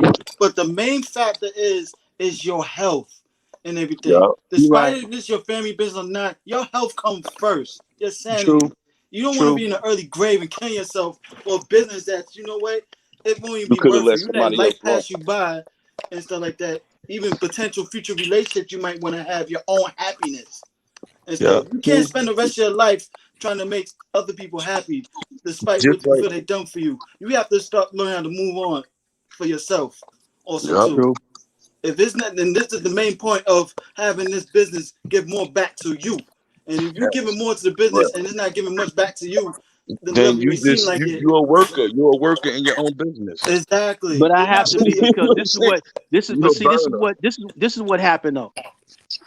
Through the medical bills and all of that, dealing with him, a lot of that money was taken out. Because trust me, when you paying not through insurance, money out your pocket, they be hitting you for some millions. Trust me when I'm telling you. So the thing is, look, you got a turnkey business. You know, I trained you. You know what to do. If I'm not here, you got to know how to run this because I done trained you. So I'm giving you a turnkey business. You got to run this. You know what to do. Okay, so but you it's feel up like to you you to can't make the handle the best out law of it. as And much that's basically how it was dropped into me. But it wasn't like I didn't know it was coming because he tried to prepare me. He told me if I'm the shortest one living, what would you do? How would you deal with this? He was always asking me questions. Always asking me questions. Wait, Apple Girl, you wanted to say something? No, I didn't have nothing to say. Oh no, I thought you said you had something to say in the chat. And now, child, no disrespect again, because you saw him work hard, you know, and not take days off. You think that's the way to be? You think I didn't that's think you that have was the to way do to be because that was part of the arguments we were having. He would give me a raise and get pissed off, take it back because I'm going to Vegas. I'm flying out to here. I'm on the Bro, motorcycle runs you here. still should be doing that stuff though. But he told you you shouldn't be doing it. You see what I'm saying? So He you was telling me I should have been kicking it with him and running the business and getting up under him more so. But my attitude was like, look, I'm living for the day. Because tomorrow it ain't promised. You That's should the be on attitude I be had. on an island taking phone calls. What happened? Okay, such and such. Call him. All right, call him. Click buy. That's what you should be doing. And watching the money come in and focusing on the money and focusing on making sure the money come in. My thing right You know now what is I'm I saying? have to bring the buildings up to a profitable level. That's the level. That's where I'm at right now. Well, I have how to long bring that the take? buildings back. How long do that take? What's Dude, the time frame in that? I'm doing reconstruction on apartment buildings I totally, get that. dude. I get that. So how long do that take? You ain't answer the question. What's Shoot, the that time depends frame on of what I that? run into. When I like right now, I'm in a building where I'm running into all kind of termite problems. So I got to go in the walls, pulling wood out, and But why are you not restructuring things. paying for someone to do that? I Why got are a you work crew. trying to I got do a it work yourself? crew I got a work crew that I'm supervising. It's already on payroll. Understood. So, but I'm saying you can't do that by phone. You can't. You know what I'm saying? No, All that because I got to be there and make sure everything is done right. That's true. I gotta be there to make sure that when I give them the okay to you and I use a credit card that they're not taking extra stuff and stealing. So I gotta watch a whole lot of That's stuff. true. That's true. You gotta. I know. I'm getting in your head. I know. You're right. I know. All right, so You gotta listen, watch they starting to throw tomatoes. So let's go. Hit the brooms, back yo. to the topic. Get off stage. I'll put some pasta in there. Some Fuck your tomatoes. I'll put tomatoes. some bowl of spaghetti with the tomatoes. Fuck your Hey, tomatoes. throw some asparagus But you while know you're at what's it. Exactly. crazy? I'll throw in But some see, you shrimp know in what's that shit. crazy? All right, man, I'm When you good. talking about Pancake real pasta. shit, motherfuckers can't cope. They can't understand what we talking about. But I get it. It's cool. Nah, it's cool, Nah, but I nah, feel a nah. tomato on my face. It's cool. it's funny. But I guess they wanted to stay on topic, but it's cool. See, y'all know I throw in some real shit. Like that other time we were talking about the medical stuff. You know I throw some real shit in there. I Definitely. just want to talk about smiles and people Smiles. being We're disappointed in talking about smiles and shit, Keisha. and talking about Keisha Look, we versus got some Kiana, the we got mixed some chick people versus that so-called black women and white we got women, some people and that about how hey, people at the jobs and all that other stuff got problems because Melody is sitting up there smiling at customers and shit. That's all which I he want to talk should, about. which he It's no should. You're problem. supposed to. Good customer service, yo. You're supposed to have good customer service. That's Definitely. why I said earlier. Like, yo, I said that earlier. I said there's no problem. See? That's all I gotta say. So Melody, I So what missed are you gonna the do, beginning of the Melody? video. I didn't hear you. What you said? Yeah, just to get back on topic, I didn't see the beginning of the stream, so now I'm kind of confused how the topic with Keisha trying to be a valley girl, how does that mesh with Keisha doesn't like to smile? Because we're talking about Keisha. The topic is about Keisha, how Keisha acts. You know, So what does she that mean? just She's trying to be a valley girl. well, Oh, pretty much. the typical hood chick trying to be the Oh my stereotype gosh. suburban valley girl to get Yeah, certain types of exactly. men. In order to attract the validation of high value men or so-called white men. That's Yeah. basically Right. what it runs down to. But Keisha with the smile, So it seems to be the stereotype that usually Keishas or a good amount of black women have an attitude problem, especially when fellow black men try to approach them. That's basically what it ties down to. so the attitude they're saying is reserved for black men, and the valley girls for the white men. Pretty much. No. No. No? Yeah, no. Well, I'm saying is that what the Slowness. topic is? Well, kind No. No. Because when I came in, we were talking about Keisha don't like to smile, but then the topic says Keisha's trying to be a valley girl. So I don't understand what Keisha is really trying to be. You know the typical hood, the pretty hood chick who's trying to get with a certain type of man, but she technically can't get with this lane of men because this lane of men want their woman to be more submissive, feminine, and Keisha from the block don't exhibit those type of traits as much, so she has to fake it. Because you have some girls that say I can switch it on and off depending on what guy it is, but how long she can keep that up? Okay, but if she's faking it, who is she faking it with? She's faking it to get the to get the you said bag. She's trying to yeah. get the money, The pretty high much. value man or be like a sugar mama. No, not a sugar mama. No, I mean Be a sugar sugar baby. bear. To get the man. To get the man. Yeah. Yeah. Oh, Okay, so then you go far getting resources from the dude also too. Money, resources, all that. Yeah. So she has to put on a persona in order to attract that man. That's basically the point. Mm-hmm. But it seems like a facade. It is a a facade. facade. Yeah, it is a facade. Like it's not working out in favor because it seems fake. No, it is fake. Why I keep saying seem? So where the smiling came in, what we're saying, like the Valley Girl Keisha might smile, like pretending to smile, even though we know she's not really like that. She don't really like to smile, but she'll do it for the but bag. she is smiling though. But the problem with that is when you really look at it, the facade that's being placed out there, this person, dude's gonna be unassuming and not thinking if he's not aware of what he's dealing with. She's gonna sucker him in, and then when they get in there, they start changing. When they start changing up, they do it in little increments. They don't do it all at once. They do it in little increments. They knock on this, they chip on that till they get all the way back to being who they are, which is actually when a person really looks at them, they're ugly, no matter how good they look. But some people, they allow this to happen, and then they get caught in that triangle, and it's like a head game, and they noggin twisted because this female then sucked her way in there, and then turned around and getting the bag from him, and then he's sucked in the looks, but then he's not happy because of what he's going through. Trust me, I know about that kind of stuff. I know about that kind of stuff, and you got to kill that relationship right there. You got to kill it, and a lot of guys can't do that. A lot of guys can't do it. Oh, poor guy. Right. But I think there's an important element you guys are missing. They're not just unpleasant with guys. They're also like that with other women as well. But see, the guys are not worried about how they treat other women. That's the thing about it.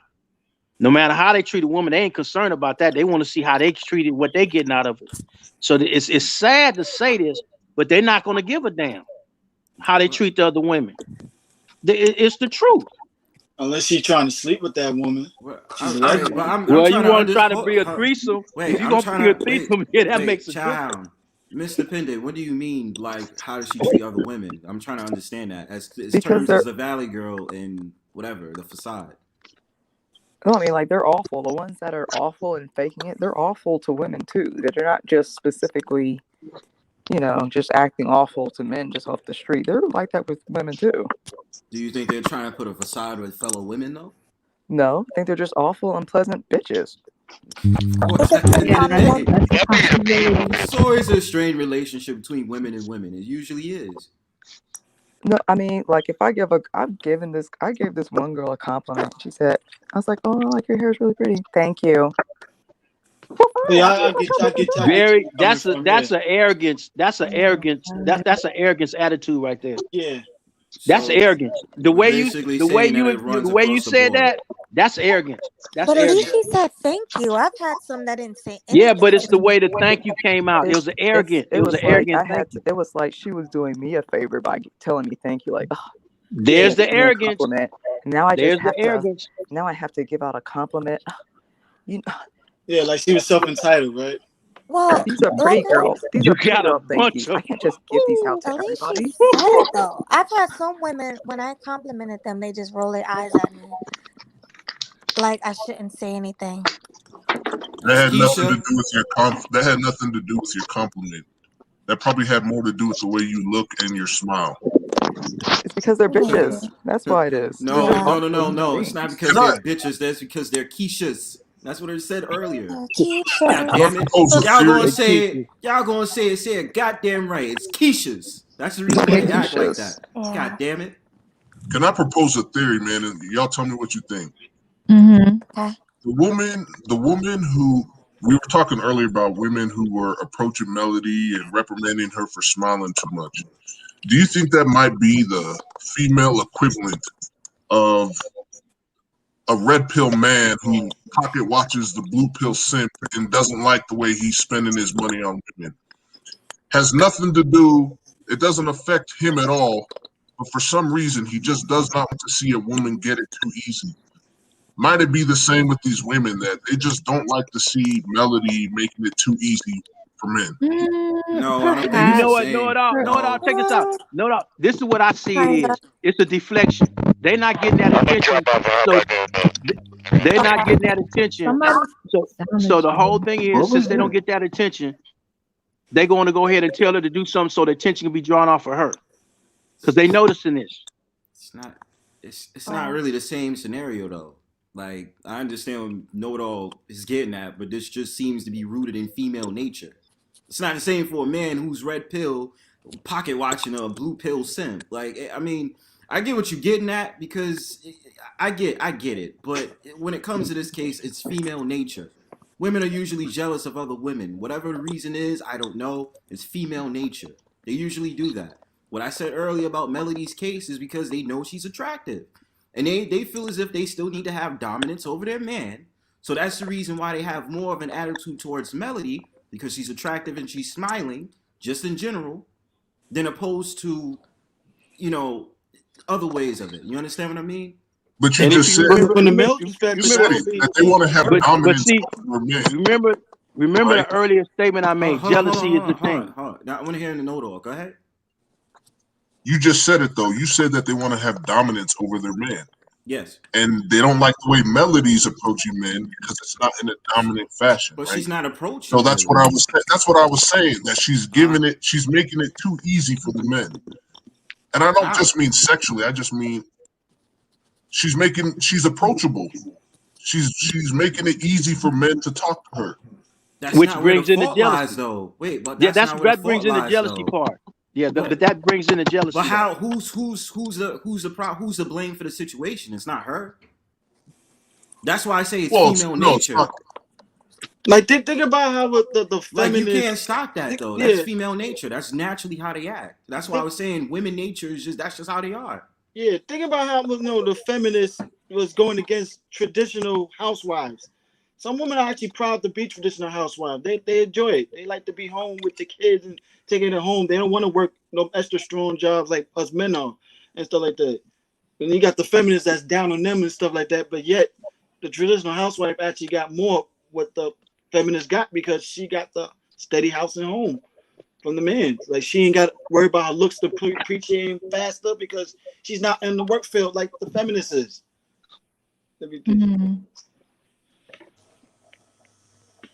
See, I was just when GC was talking earlier about why women don't smile. I think he was going a little bit too left with it. I think it just boils down to general irritability. Whether it's the stresses of life, whether it's some sort of cultural expectation, it seems that Black women are just more irritable. But GC was It's the referring attitude, to how period, though. attractive the woman That's is, fact. the smiling part. Say again? GC was alluding to how attractive the woman has to be and everything, but that part. Well, he was saying that they don't smile because they want negative attention because it's better than no attention at all. And I'm saying there might be some of that, but I'm saying it just seems like a general irritability. I mean, even sometimes women that you are familiar with will just still be will still have a bad attitude. Yeah, man, it's a spiritual thing too. It's like all about what they took in, man, to cause them to be all so drama filled. You know what I mean? All this drama shit that they take in, all this shows that they watch is all about drama and the bad choosing of the dudes that they mess with. You know what I mean? Yeah, like they go walk around mad and all that shit, man. You Wait, know, are you saying women are mad because they're watching like reality shows? Like, yeah, other negative Yes. drama influences. Yeah, of course. I think that they see things on television being celebrated, and they think it's okay to be that way. They live their lives through other people. You know where you can go back just to go to show you how base this is about the television. Look at some of the things that happen in the streets, and then you look at worldwide hip hop and some of these other little videos where the fighting and all the BS and the acting out goes on. It just shows you. Love of hip hop. Yeah, common. Brothers. That's one part of the argument y'all trying to make up. You have to understand the conditioning that passed down from generation to generation. I can't just automatically say, oh yeah, it's definitely not the to media. ignore that. Yeah, like, you know what I'm saying? That's just one part of the argument, and I'm not going to even use that as a basis to this. All I'm going to say is, at the end of the day, it's a generational thing. So they pull this down from generation to generation, and women from previous generations have so much angst towards the men that they dealt with then, they pass it down to the women in their family or women that's around them that's younger than them, and then sit up there and have the same negative outlook towards men. But at some point, though, like, at what point did they stop being women? You know what I mean? And started being all masculine and demanding. In the 80s, when they started pushing for the women, when they started taking the jobs out of the brothers' hands and putting the jobs in the women's hands in the 80s and That's giving them before those the jobs 80s. that the brothers had, that's where that really started kicking in. Actually, that was thing. before the 80s. That was before the 80s, That was bro. the 60s. The feminism. No. It was This the is what 60s. It's been in effect long. It's been in effect longer than the women 80s. started getting into the workforce around the 20s and 30s, I believe. Yeah, that's first wave feminism. Yeah, like no, But that wasn't. That wasn't first. Actually, That wasn't first wave feminism. that was first wave feminism. Second wave feminism with the sexual revolution and everything.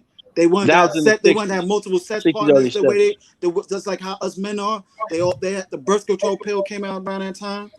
Abortion. What else?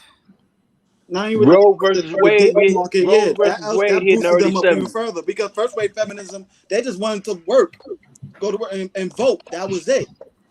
Well, you want to go. First wave feminism You got to was go the back to the 1800s, 20s. my brother. You got to go to the 20s because the women's suffrage was then when it took place, when they were going for the cigarette smoking and for the voting, having the equal voting rights, all of that. You have to go to women's suffrage. That was in the early 1900s. Correct me if I'm wrong. I thought the first wave of feminism was in the 1800s. Am I wrong? They actually put it in the 1920s. Women's suffrage, Seneca Falls Convention, and then all that other stuff that happened. Am I wrong? Women's suffrage popped off like around 1920s.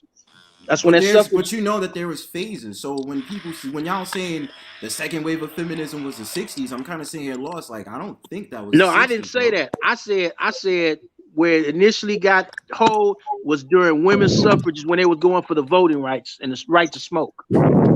Those two things right there. And you're talking about the early 1920s. Mm-hmm.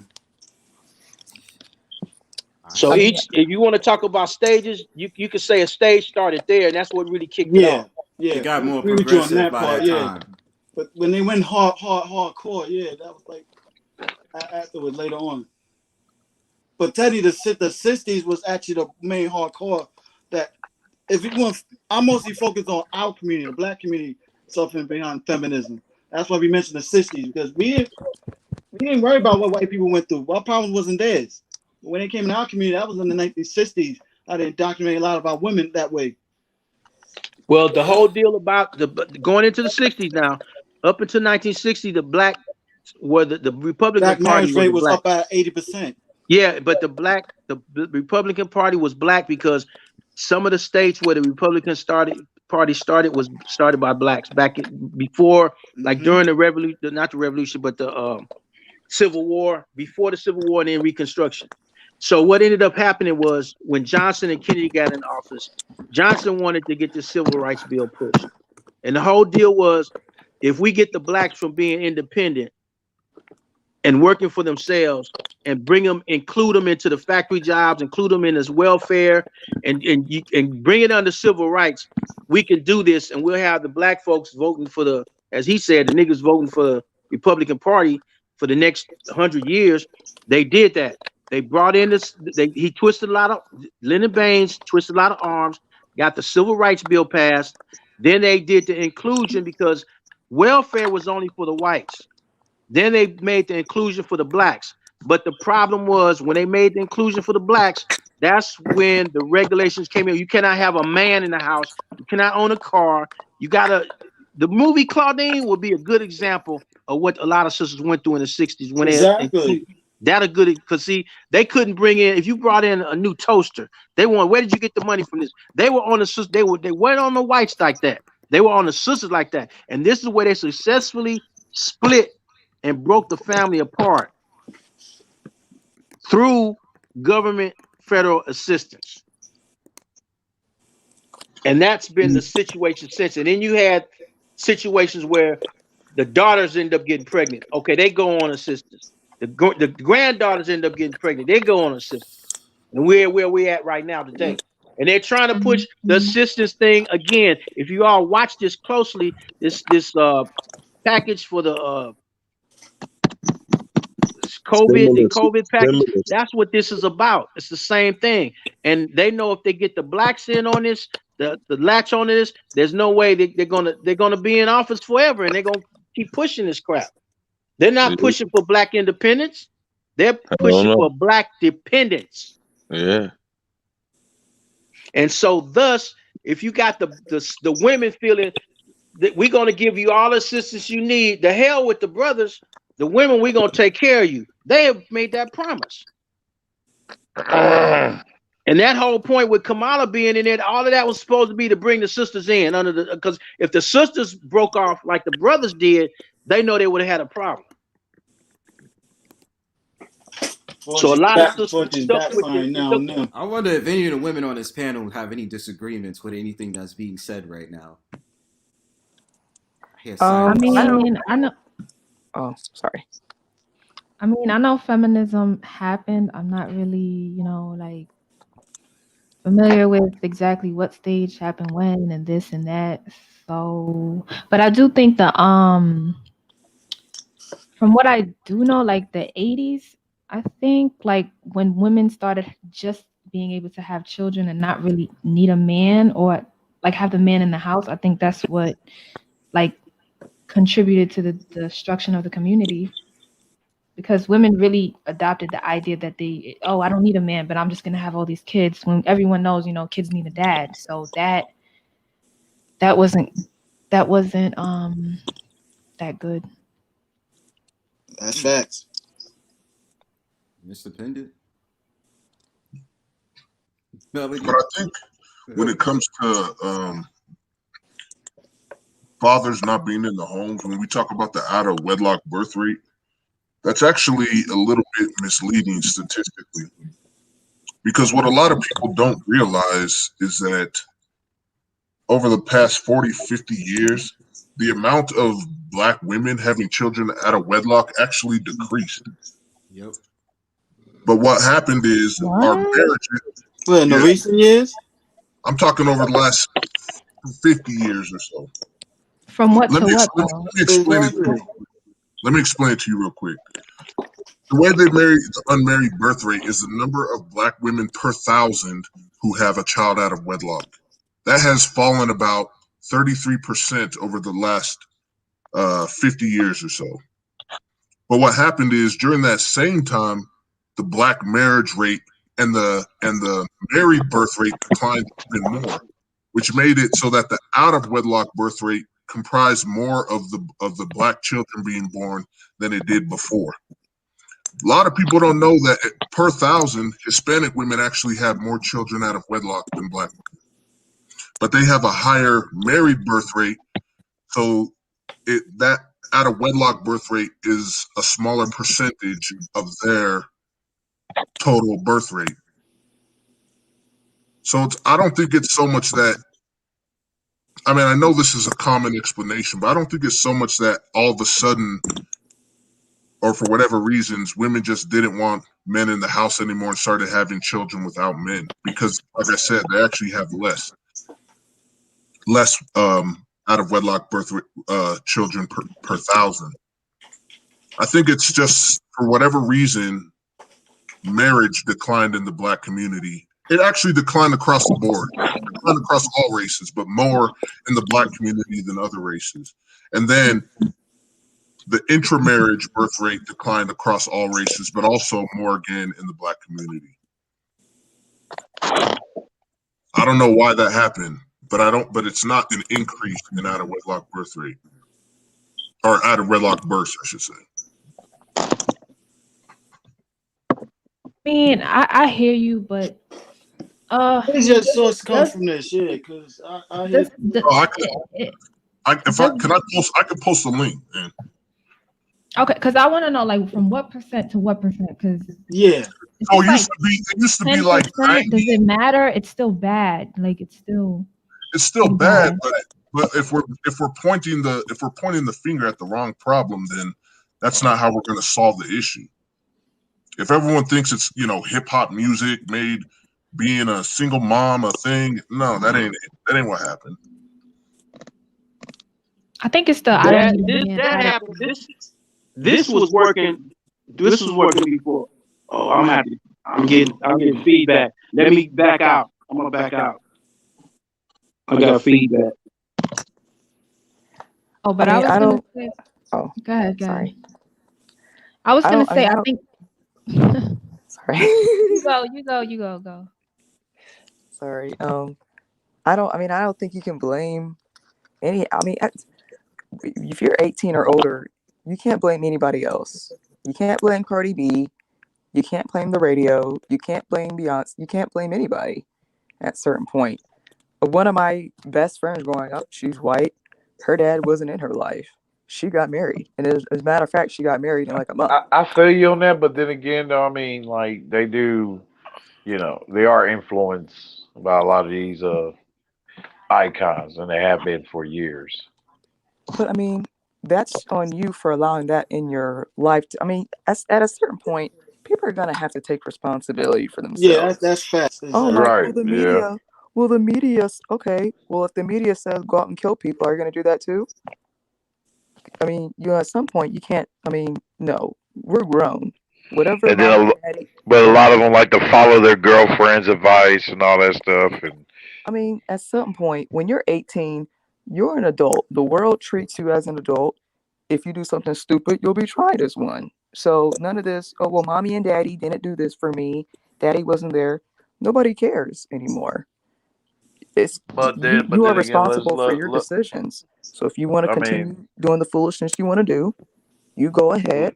Let's not act like women take. Let's not act like women take accountability. Like that mainstream. They don't. Well, I mean, maybe. I think that goes back to what I was gonna say about the attitude thing.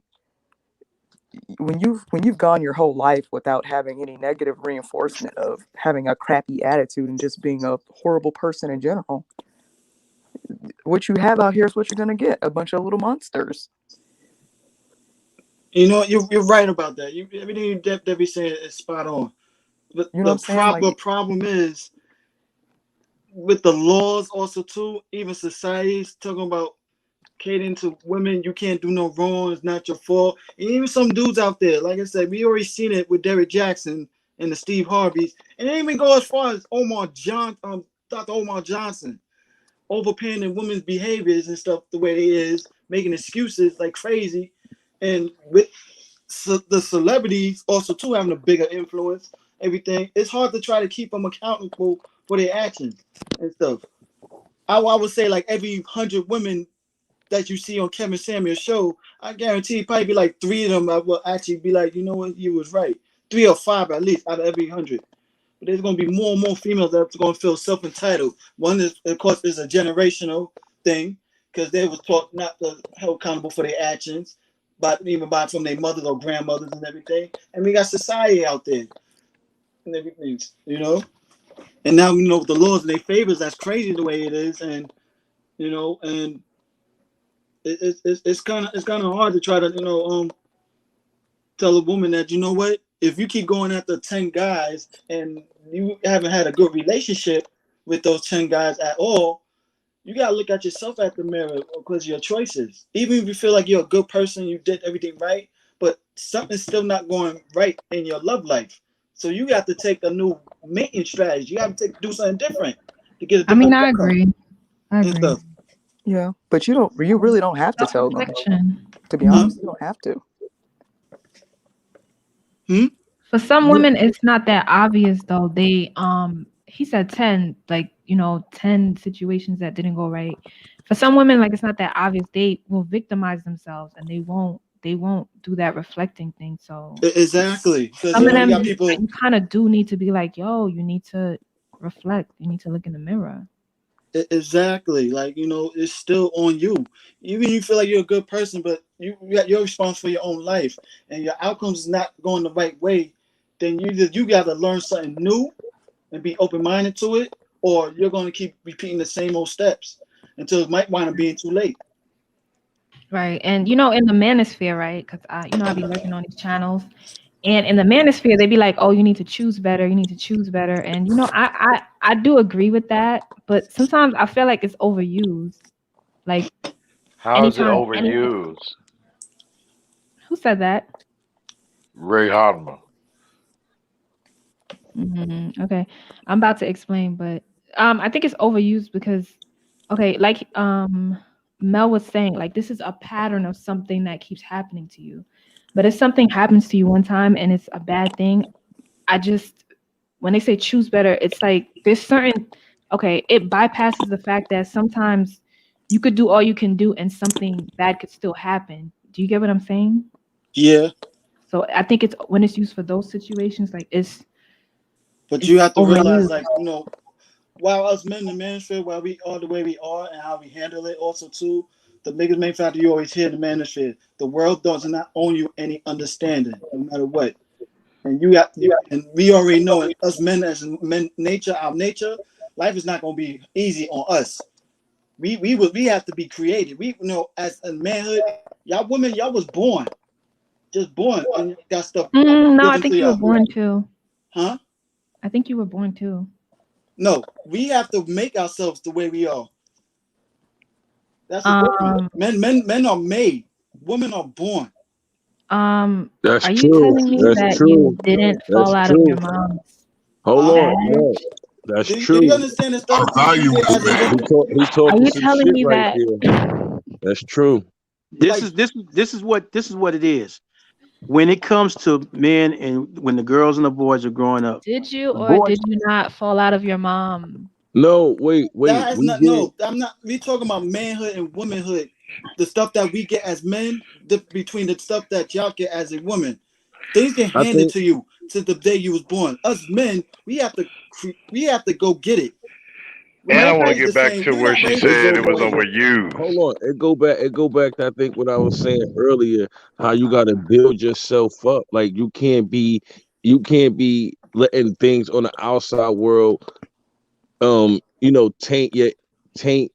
I forgot how. What I'm trying to say is taint like how you are, and you lose yourself. The same with like females, like they lose themselves when they put the weave. Hold up, when they put the weave in their hair, they lose themselves. You dealing with a different character. Boom. Now with somebody that's a man, it's the same thing that go for a man. If he a man and he start doing things like tricking off this, that, and the third, he become less of a man. He's not as valued. Okay, If that I'm makes gonna. any sense. And when it comes, like for example, when it comes to jobs and everything, y'all have it more easier to get a job more faster than it do for us men. That's true fact. We have to build ourselves to get certain jobs. But y'all can just get jobs based upon your looks or your femininity. They don't even And worry I about want to the way you think it is Look as much. how easy it is to be a housewife. get back to where she And said that yeah, let me. that I want. Hey, Mel, I want to get back to where she said that the term that they pick wrong is being overused. And I said, well, it may seem like that because thousands upon thousands of men are saying the same thing. So what I mean. So how can it like not be fact? Like I get what she's saying. Like hey, some things what I mean, but that's like in a general sense. What I mean, like hey, that there's things that happens to you. What I mean, hey, that's out of your control. What I mean, hey, you got to use the cards you're dealt. So Well, I yeah, didn't invalidate like what y'all are saying because I actually agree with what y'all are saying. I agree. I'm just saying I think it's overused. Like I'm not saying that's not okay. true that women do make bad decisions with men. I understand that. And I was joking about the I understand what you were saying about being born and made. I think what you're trying to say is like, oh, men have it harder than women. Is that what you're saying? Yes, we do. I disagree. Nah, No. don't use that I word. can give you Wait, example. wait. I can Don't give you use that example. word I harder. strongly No. disagree. We're not When made when equal, when That's boys but and that's not a girls. bad thing either too. No, but We're when not made equals, but that's not a bad thing. Those are too. That no, like but our this roles is is It's played not that differently. we got it harder. We got to be more creative and here's longevity. We got to be. It's here's an not that. example. Here's an example.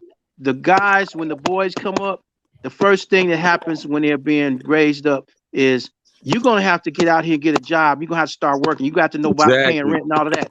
Now, when it comes to the girls, as long as you go to college, you can stay at home as long as you come and bring the good grades. And see, there's a difference right there off the gate. And a lot of Yep. people don't look at it that way. But I seen it in my own family how that's played. I got out the house at 17 and ain't been back since. My sisters, Or, they were at home and got their degrees and moved on up to wherever they were going to. or even when it comes to getting your own businesses, y'all will get a woman would easily get grants for businesses more faster than men. That is Well, They true. look have what Is that they true? almost have like 100% of the inherent ability to obtain multiple streams of income And versus a look resources. man. what Goldman Sachs is doing. They're getting We ready we a to threat. loan $10 We a Yeah, billion yeah, threat. but to the women, not the here's the thing, brothers. They gentlemen. said the black women. The black Yeah, women, but not the brothers. here Brothers is not getting a dime of that money. yeah, Not getting a dime of it. no. Black men are getting a dime of the money. I'm telling you No, how that's black what men they do. were saying. They said that them loans are going to the But From the black Goldman women, dude. Sachs situation. hold on, child, Hal, because like you're looking at it wrong. You're looking at it wrong because let's use when they gave white women the money, through affirmative action, white men benefited because white men were married to these white women, and there were sons of these white women. So by looking at it, if you got a black woman who's receiving some of this millions of dollars from Goldman Sachs, what do you think that was going to happen? Who's going to inherit the businesses of that black mother? See, like you're looking at it wrong, child. How I'm gonna say this too, though. I think a lot of men in the manosphere looking at a lot of things wrong too because you know y'all looking at the surface level, y'all not really looking at things at the excuse me, Elaborate. what's within the what's within Grains the and onion, things. the onion peel. Hmm? So I mean, You um, mean peel back the layers? That's what you're talking about. right. You're gonna have to peel back the layers, and some of y'all looking at this wrong, and uh, well, Big Bible, J, I about to give you a little pushback. It has actually even shown The situation with Ice Cube, when he went up there on that show and said he wants to help black people, all men, women, children, even the trans, they're black. You know what those females did? What about the black women? Thinking it's about the separate entity. We always been fighting for our women to a level, and when we get stuff, we share with them. They have not been sharing some of that stuff with us. If you think that's going to happen with the Golden State situation, you're wrong right there. No. Your pushback against me is flawed. I'm gonna tell you why it's flawed. Ice-T's problem and the women's problem. No, the women's argument. Those women's argument is flawed too. But your argument is you're using Ice-T.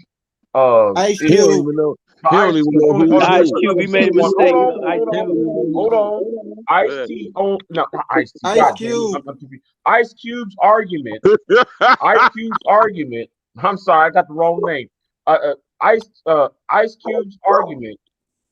The argument against Ice Cube, I should say, is flawed because those women on Fox on was only 4 or 5 washed up bimbos. So they don't represent. It doesn't matter. All That's black most percentage women. of black women these days. They think just like them. It's cold though. 3 of them he gave jobs to. Wait, hold on. Exactly. 3 of them he gave jobs to. He Look gave at him. jobs, They opportunities sicked for him. them. They sicked them on him. Trust me. That's what they did. So what are you talking about? No. According to whom? What? Because like this overly generalizing statements. I don't think any of y'all have been around the whole country to see every black female. So how can you identify saying, "Oh, that's all black women are"? So and I'm not here to simp because I ain't no simp because But the thing is, I think the men's priorities should be shifted on education. And I'm gonna say it's too. Men need to focus on the education aspect and be more political. Oh yeah, I sound like a goofball. Yes, so do you bitch ass motherfucker. See, the thing is, unlike you, I came in here with some respect, nigga, but you want to sit there and be like a bitch and want to sit there, man, and try to come at me sideways and shit. So I suggest, man, you burn in hell. All right. Who are you talking to? I'm talking to this lame ass nigga in the chat room want to try and come after me sideways and shit. Hey, Big J.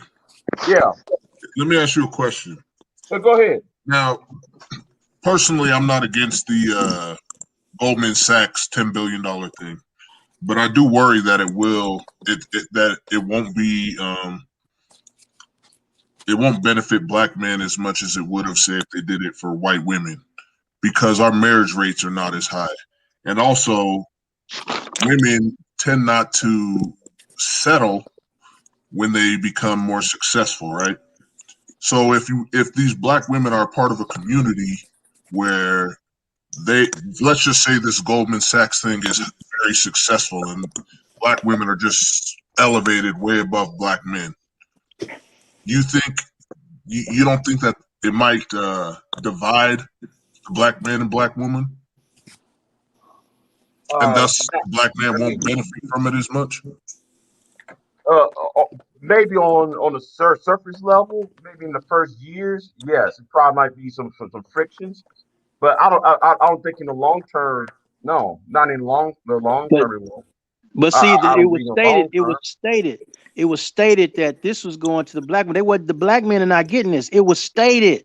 They stated this. How many? I already know. I'm be honest. I'm gonna be straight up with you, man. The reason why I'm not hardly worried about that Golden Sachs situation, because I know in the back end they're gonna get more money out of this. Golden Sachs, they're making money out of this. Right, and they use the black women to do it.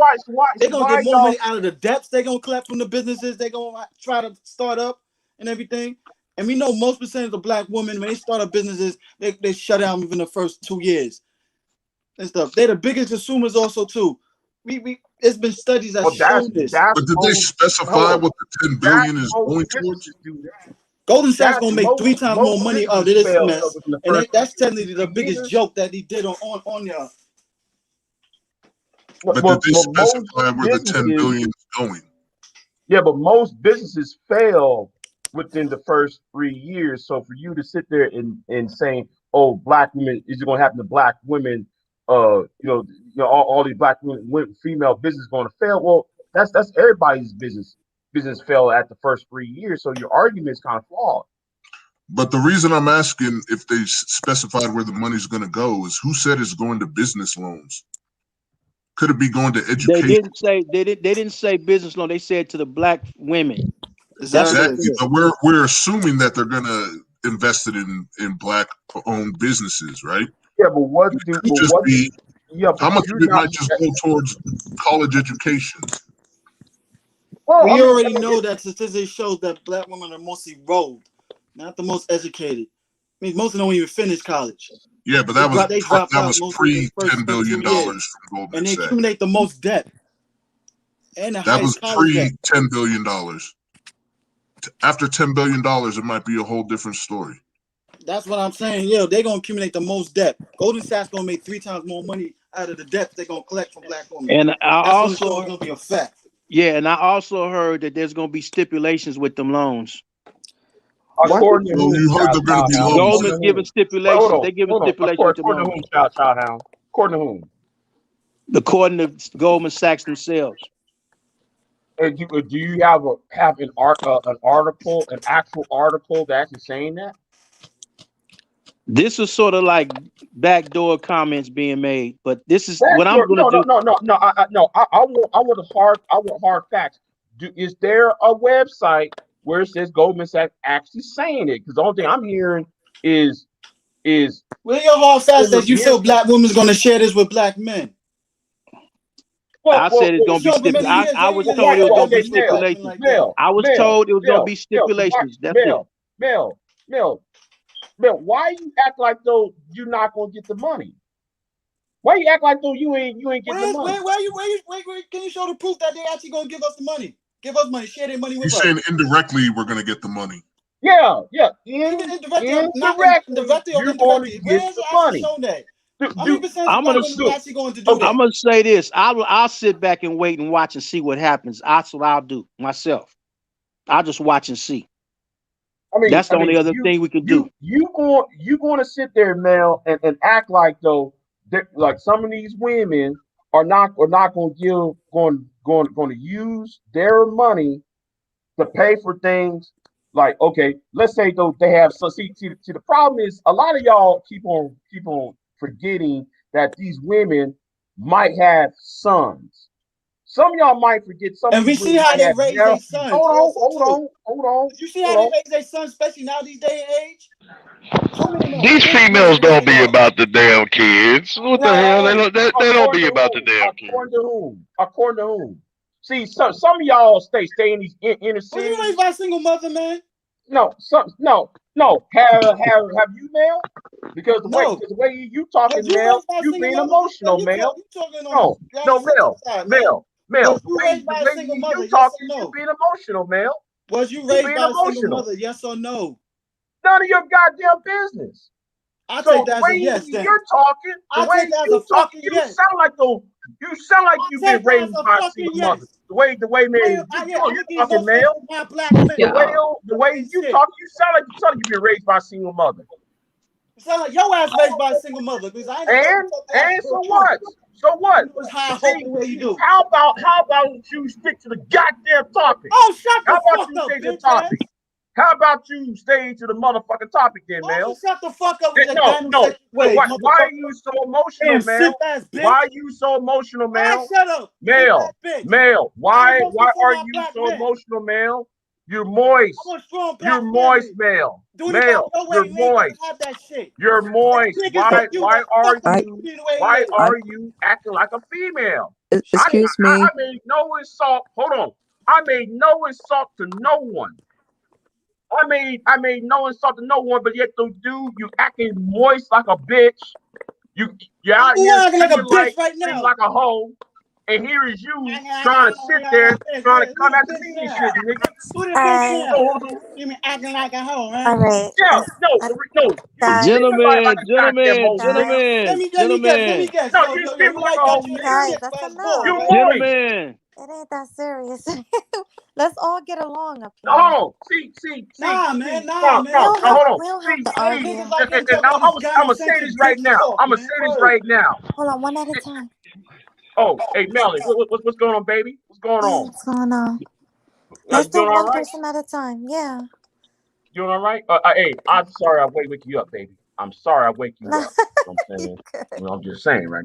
But anyway, I have yet to notice in this conversation that you never mentioned education or never mentioned economics. Only thing though I see y'all mention is about Goldman Sachs giving black women shit. But yet though here is the thing. Morehouse is giving black men a helping hand in their college education. How come though y'all never bring that up? And that was announced at the same time Goldman Sachs announced their plan for black women when Morehouse and these other colleges are doing something for black men. How come though you never mentioned it, man? That was, you know what? I can answer that question. That wasn't brought up because that was the monies that Trump opened the doors up for them to get. Now Trump did that, not Biden. We ain't talking about Biden or Trump. We talking about Morehouse and We other talking about colleges. that's where the money came from. That's He where the actually money told came you. from. Well, I could answer that though. I didn't hear about that Morehouse one, but remember when the guy paid off the all the student loans? Exactly, Robert Smith. Exactly. You know, black women there were black women who were upset about that. Exactly. So yeah, so much that Donald Trump was doing that was old boy. I've got his name now. Who had the Latina wife. So much for your Donald Trump argument. So, all guys. I'm saying is this, right? Personally, so I'm glad that they're giving ahead. $10 billion to black women, right? Because we as a community, we need a bigger slice of this whole pie. All I'm saying is I'm worried that given women's tendency not to settle, if this Goldman Sachs loan, whatever it is, ultimately helps elevate black women where they're on average way above black men, that it could contribute to dividing the community. But like you said, they'll still have black sons, and you know, maybe it'll benefit the next generation. I don't know. Yeah. We already divided the way we are as of now.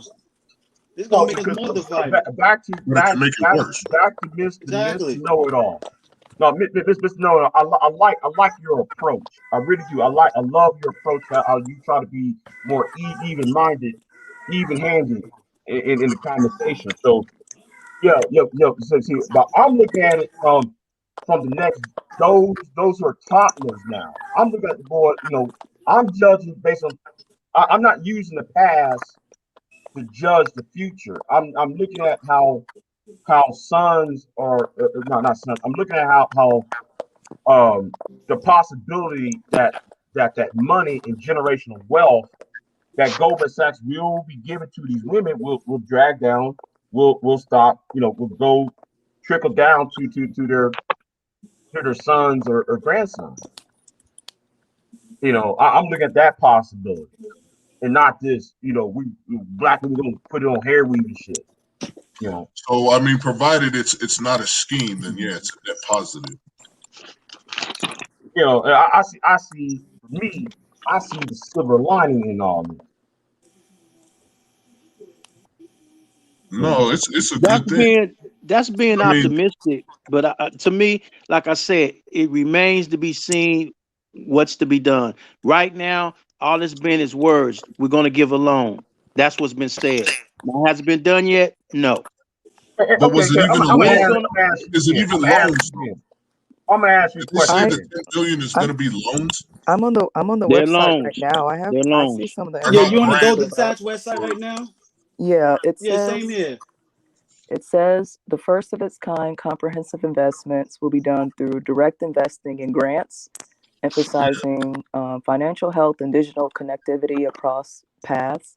It says it's going to be going to healthcare, job creation and workforce advancement, education, housing, digital connectivity, financial health, and access to capital.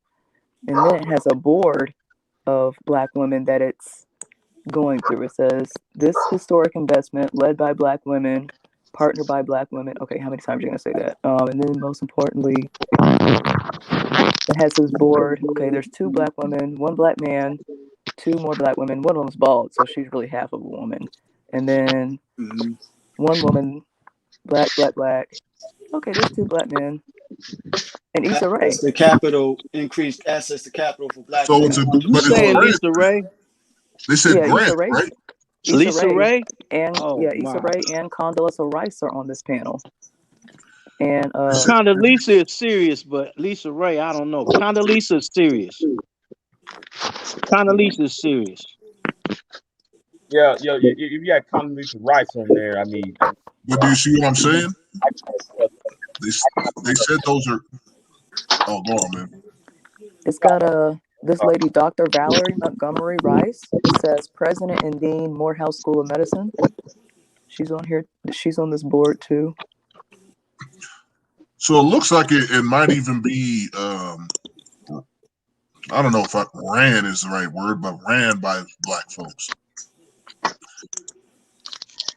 So it makes me wonder, though. It makes me wonder. And you said grants, right? There was no. You didn't read loans, right? Yeah, it said grants and direct investing. Yeah, investing is loans. That's another word for loans, right? That's loan. That's what it is. Loan. 10 billion is a loan. Well, the educational part will affect Black people. At least that part will. But what You're seeing that right and now what with direction education, because you got, let's say, for example, we got the trans community. They don't want to use gender terms and all that shit also too. You know, we are in our community now with that. Yeah, but understand something, Mel. Have the trans community has been politically active? Actually, technically, yeah, they still are. Okay, I'm gonna ask you the question: has Black women? You realize our president, who got laws passed for them in his first age, he never got no laws passed for us. Period. Now the Asians got laws passed for them. You have the Black Farmers Bill.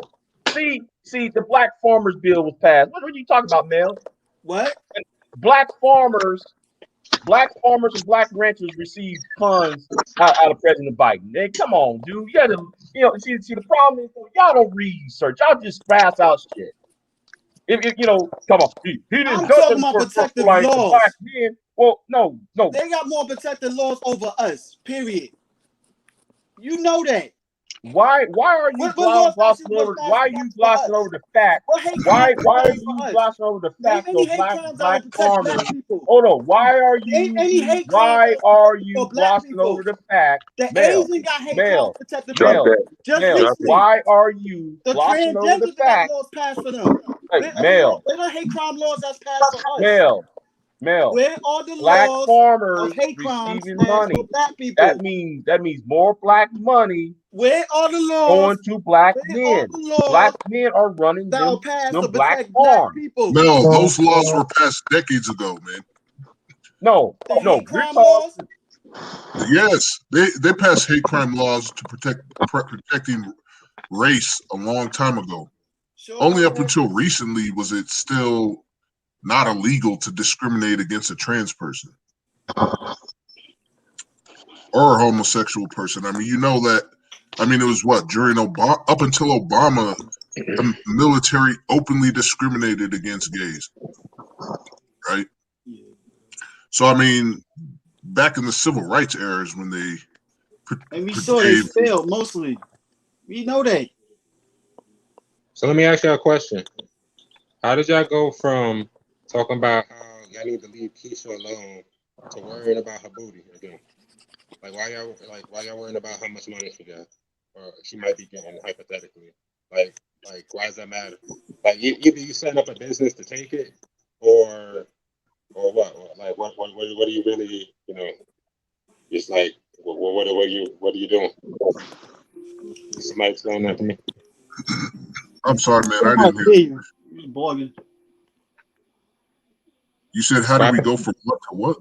Yeah. I mean, like, I was worrying about Keisha getting money. Like, okay, Keisha getting money, maybe. Like, so what? Like, why are you worried about Keisha's booty? Like, she getting some money? She getting some booty. Probably switch topics. I'm not No, I so. mean like I'm in glad terms of being I'm invested. glad No. she. I mean in terms of being invested. Like I mean, you can always talk about whatever you want to talk about. I mean, in terms of being invested, like since your attitude be like, oh, we don't care about it. Like whatever. You might be getting No, some I money, do but care like about it.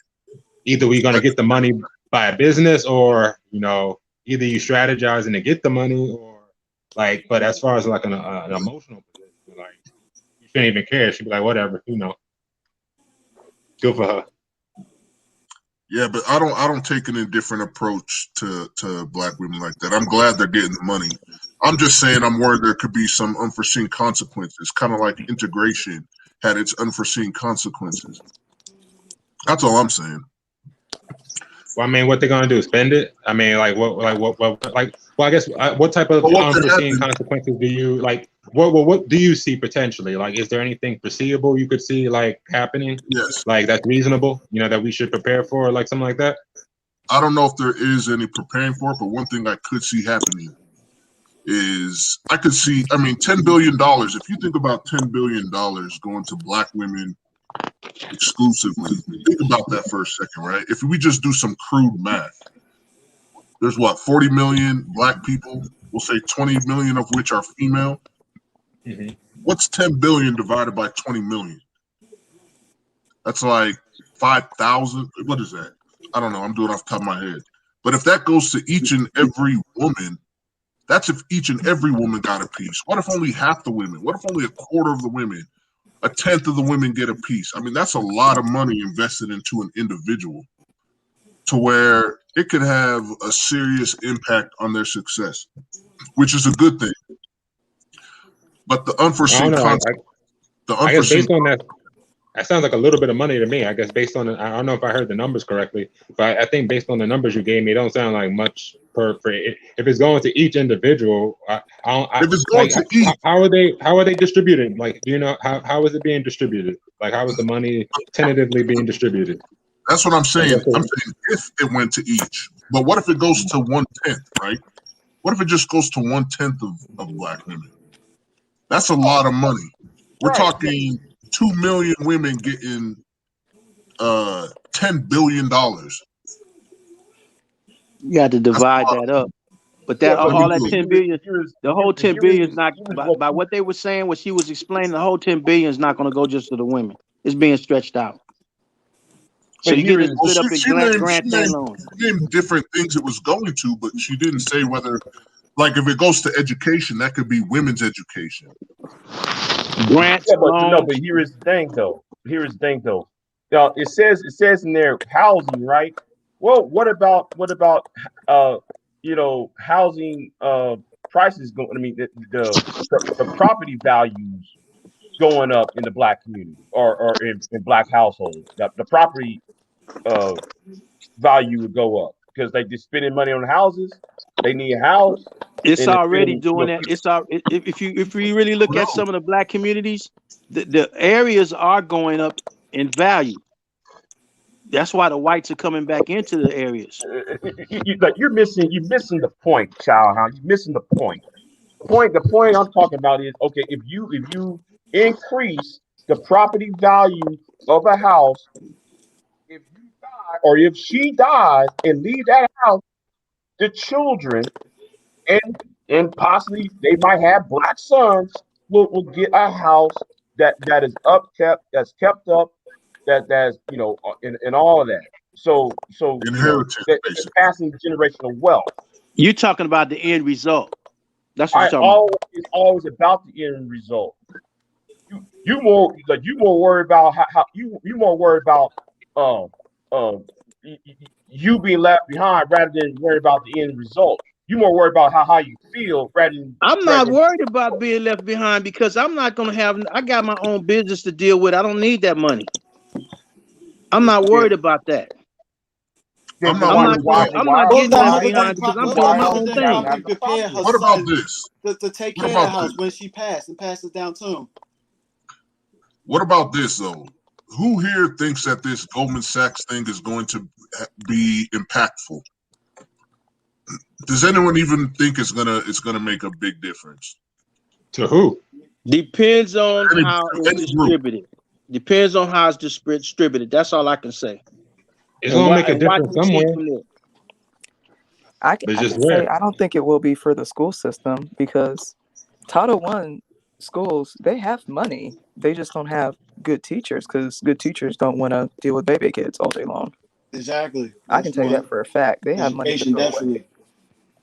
When you talk about housing, it probably will be women and their kids. But they Yeah, it probably might says find a way to have not enough fathers in the household. Some of them might be shelter homes for families, but exit the father out.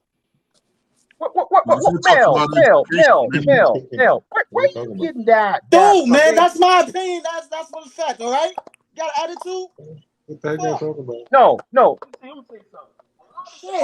A lot of how y'all do we know this get education y'all that you're get talking about hold isn't on. college education? Hold on. A lot of y'all get y'all talking points from a racist white man by the name of Lee Atwater. This You ain't got know, nothing to do with racist white man. no. This whole the black woman's gonna do this. She's gonna do That has nothing that. to do with You a know, racist white you got man. your We have talking seen this point happen from multiple Lee times. Atwater. You We have got seen your this happen talking point multiple from times. Bill Bennett. Where are Hold you on. from, man? No. I've seen this happen multiple I'm times. from the I'm in New United York States of City. America, I've seen this nigga. All happen right, one plenty at a of times. time, one at a time, I'm one from the at a United States of time, America, one at nigga. a time.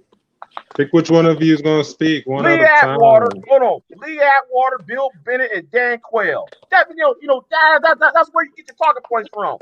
I read their books, I read their speeches that say the same goddamn shit. They're racist white men, you male. Nigga, I don't read about no damn racist white man you talking about. I'm talking about what I've seen multiple times. I'm from New York City. I'm going by what I'm from New York City, what I motherfucker. research. Shut up. I'm Oh, talking. why are you screaming I'm then? from New York City right now. But Man, you got New Yorkers get. You trying to talk Then over how someone. about you leave New York? How about that? Get out of here. How about you go to Atlanta? I've seen this happen multiple How times. about you go With to black Prince families George? being separated. How Supposed to about be you a go to family Prince shelter, George, and you Maryland? don't have the men moving How with them about like you that. go to I've seen this Taft, happen plenty Oklahoma? of times. How about you go to DeSoto, Texas, and go to them rich black areas? Go to the well-to-do black areas instead of you being in New York and the cities and shit complaining. Blah blah blah. Would you help him? Blah blah. Would you help him though? Why Would you help him? are you being emotional, Mel? Why are you being emotional, Mel? Blah blah blah. Why are you being emotional, Blah Mel? blah blah. I don't know. Mel, That might be a good offer. Would you help him though? why are you being Blah emotional? blah blah. Hey, dude, would you help him escape New York? Yeah. So I don't need like no he escaping from New York. I ain't so struggling like in New he York. I'm good in New York. he can I'm stop talking about what talking I about. I'm seen. from New York. I Well, grew up in the if hoods New also York too. I've seen City, this happen if plenty going of by times. your logic, Blah if going blah by blah. if all Blah of your blah blah. worldview is by what you see, therefore I will happily give you a bus ticket or a plane ticket and fly you to these other black areas Countdown, you make a lot of that's not sense, man. You got to impoverished, see this.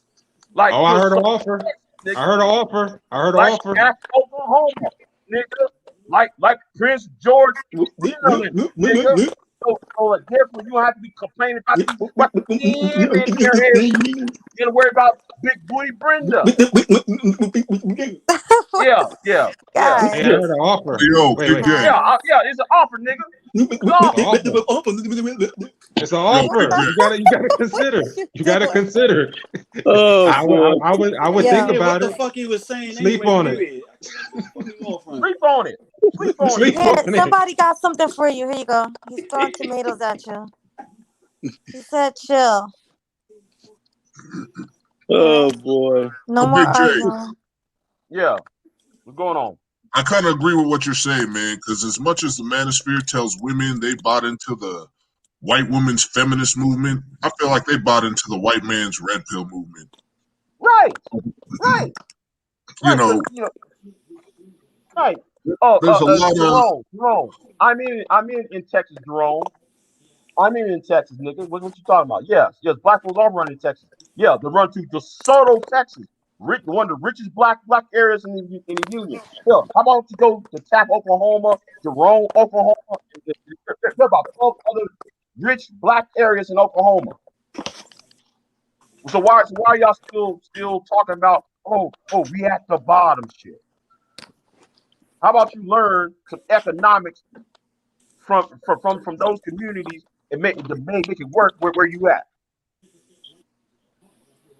You Anyway, got to have where black was folks that? to come together. You got to have black folks to come together to work together to build something. And right now, I can't see that happening the way I see things out here in the streets and the way things are going on. The way we've been pulled five ends to the winds to the north, south, east, and west. You have to have some cohesiveness for people to get together to be able to build something. Right now, good example, the way we arguing on the cast here. That's a good example how man, I can go on about us being together and not being together and having to get things together and not getting along. And then somebody want to be the boss when somebody else don't want to be the boss and somebody want to be the boss, the whole kit and caboodle. This is one of the reasons why we will not be able to get it together. If we don't, we're just going to be here. So whatever else happens and accept that. Or we could try to get together and everybody put their pride and all their shit aside to work together. And the will to act got to be right all the time. I just don't think that's going to happen. I'm a glass half empty kind of person, but I mean, we've had over 400 years and nothing's really changed. So I don't think it's going to start. I just don't. What do you mean nothing's changed? Just the mindset of black people really in general just not liking each other, just across the board. I think that's what has changed. There was a time when there was more solidarity.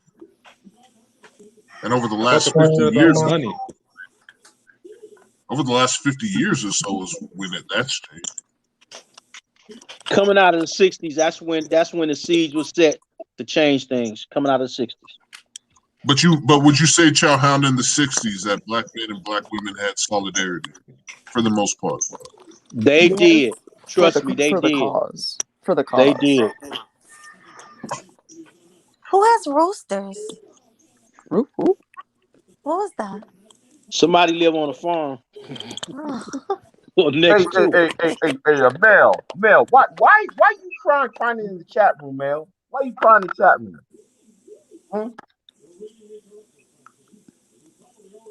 Nigga, shut the fuck up. Stop worrying about what I'm doing. Yeah.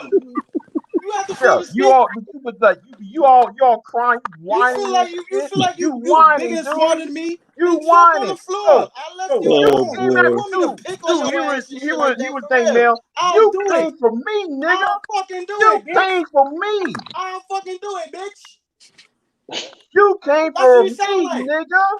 You sound came like for a bitch. me. You came for me, Mel. I ain't came in there. I made no insult to nobody on this forum. But you were so fucking moist and shit. You started to make insults. Hey, fuck all that shit. Better Now topic. you talking gay shit. See, we can sort each other, but I ain't have to call you gay shit. But now it's like, you know what? Gay Hey, shit. But nobody said anything about being gay. Don't say that word. Nobody said anything about being gay. So who here talking about some gay shit? Nobody said anything about Hey, stop that. Don't say that, man. Chill, man. That word will get me kicked off. Oh yeah, so therefore, better topic, man. Better topic. I'm sorry, baby. I'm sorry. You know, I just came over here just to support your channel and all that. You know. Well, I appreciate you, Mm-hmm. but no saying certain words. Right. You know. I just don't know that that will ever happen again. So I thought the topic was the money going to change, make a difference anywhere? Well, the thing is, we don't know where the money going, and we don't know when the money is coming. So it's like all we hear is what she was reading. The most information that she read off is the best that I've heard as far as the latest. But still, somebody getting paid, bro. That remains to be seen. That remains to be seen. But I mean, I have hope because of the people she mentioned who are involved. I mean, it seems like it's bipartisan. It seems like it spans politics. But it is Keisha's money, yeah. But this is about Keisha's hypothetical money. So the question is also like, why are we focusing on something that's an accessory to Keisha when you've already put a certain position about Keisha? So that's what I'm saying. It's kind of like, like either you trying to get the money, or it's like kind of like kind of vacuum. Like what's Well, going it's But on? kind of see, listening proof to this, Keisha, listening right? to this, yeah. But listening to this makes me think that okay, since Keisha's getting the money, why don't we work on getting ours? Well, There you go. That sounds like something you should be doing anyway, Yeah, right? that's Yeah, a that's fact, right. child. but here is the thing though. Here's the thing. The reason why Keisha, quote unquote, Keisha getting her money because quote unquote Keisha was being politically active during the past 3 years. I mean, 4 years. So I mean, it's kind of like that saying, God helps those who help themselves type of thing. If you know, if she's out there being political, it's actually a political move. Then um, you can't blame her.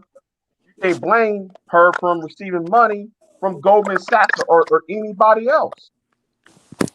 So and what I say black men should be political, not apolitical, if they really want to get what they desire. I agree. I mean, the Agreed. But LGBT. see, that takes if for black men to get together. See, that's for them. That's a very unpopular thing. That's like a no. You get them anytime the brothers have gotten together, and I've seen this over the years. They've always had somebody infiltrate to tear it down. Always. I've Uh, seen it. I've seen it when certain gangs got together, started working together, and then police was like, "Oh no, we can't have this." And y'all What does know the that rest of tell the you? story on that. What does that tell you, though? Doesn't that just speak to our potential? That the It moment we does, start but the brothers organizing, is a lot. Yes, but a lot of brothers are not getting the message. They're not seeing it. They're lost. You got a lot of lost brothers out there. Lost. here's the thing, man. Not everybody is going to be a pioneer, right? Some people are That's going to true. have to step out in front and lead, and then the others, when it's successful, will follow. I always say, like, the pioneers will be the landlords, the followers will be the tenants.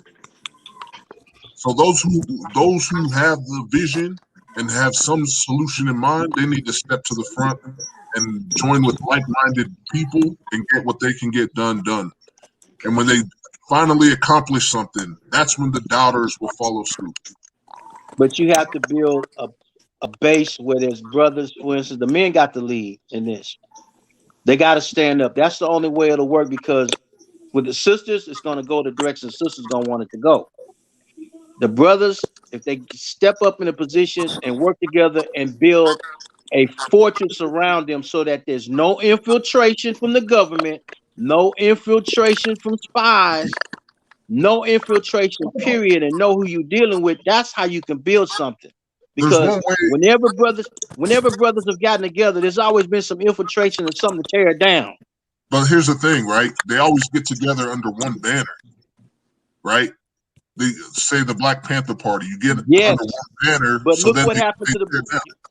That's a So good example. The Black Panther perhaps the Party is a good solution, example. though, perhaps the solution, though, is a diversified approach, hitting them from all angles. We're not all under one organization, under one leadership. We're all our own independent leaders, or a group of people who lead. So, for I example, love your mindset, Mr. Know It All. I love your mindset. I love it. because you can't infiltrate everybody. Right. If I'm doing well and Childhound, you're doing well, and Mel and Big J come together and they do well, who's going to infiltrate? No one. And there you As go. long as we stand strong. Hey, yo, And Brown we Bird. will. Hey, Brown Bird. We will stand How? strong. Hey, nigga. How can I be a fraud when I told you what I'm about? And what I told you what I'm about. So how can I be a fraud when I'm told you what I'm about and I'm showing you what I'm about? Damn, you need to you need to stop saying that word fraud, my nigga. Anyway, I'm sorry, Mr. Know-It-All. Go ahead. Well, so that's all I'm saying, man. And that's also why I'm in favor of the Goldman Sachs thing, right? Because if it's done right, it'll do some good. Whether it does right, amount of good or does a you got lot the of good. Goldman Sachs, you got the other things doing things for black men, but the things that do it for black men are not being reported. Say what? I didn't say anything. Say it again, Mr. Know-It-All. I didn't sorry. say anything. You were cutting out though. I didn't hear what you said. I think it'll probably help black little boys more than grown black men. Yeah. What I said though, like future black men. It should be we should be I was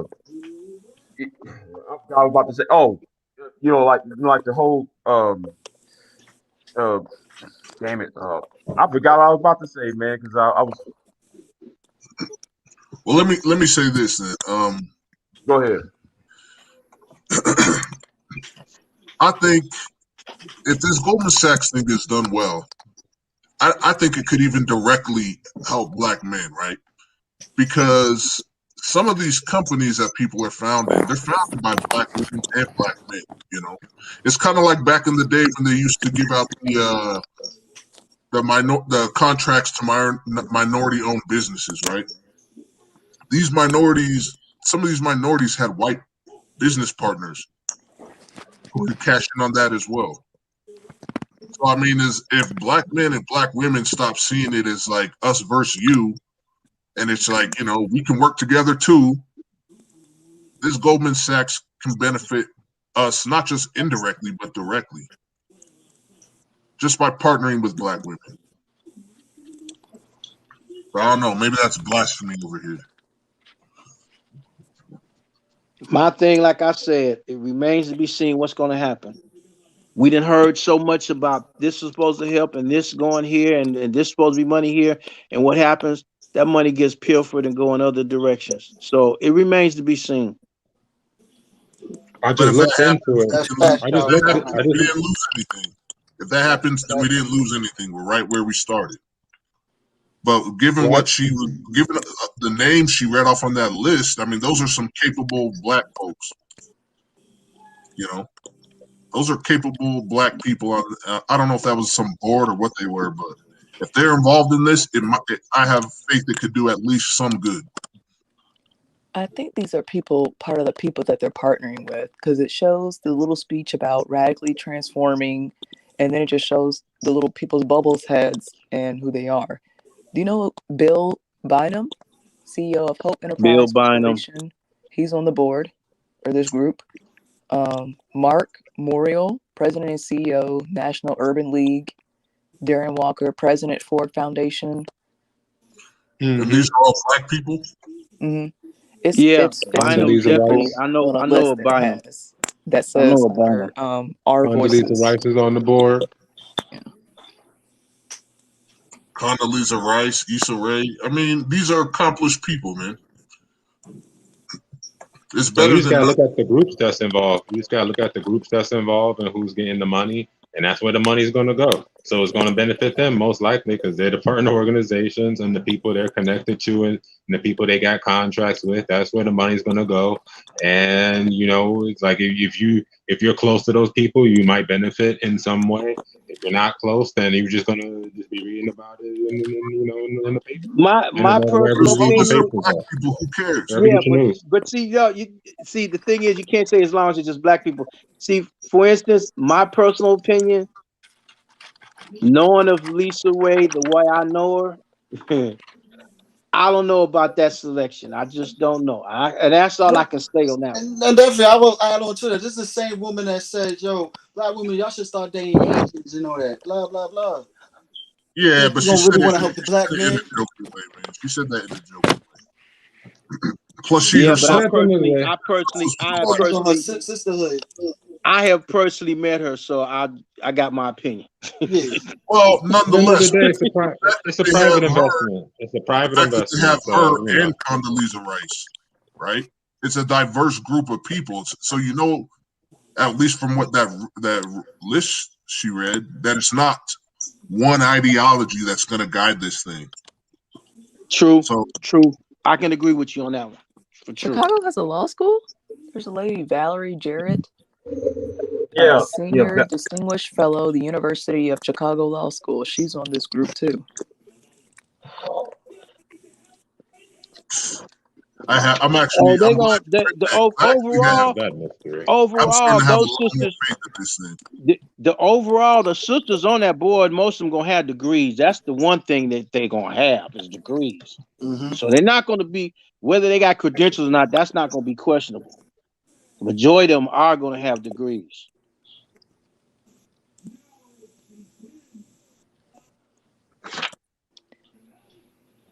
And Issa Rae, I mean, I don't know. I mean, when you hear about things that people in Hollywood are doing, you never know if it's altruism or business. You know, presumably it's business, but at least with all these different people, I haven't heard of them all, but I mean, reading their resumes, I mean, could you assemble a better group of people? My thing, if Lisa has put a chain on her tongue a little bit, she may be able to deal with it, but she cusses like a doggone sailor. And she don't give a fuck. She just don't. That's the way she thinks. First of all, you're talking about Lisa Ray, right? No, Issa Rae from but he's talking about Lisa Ray.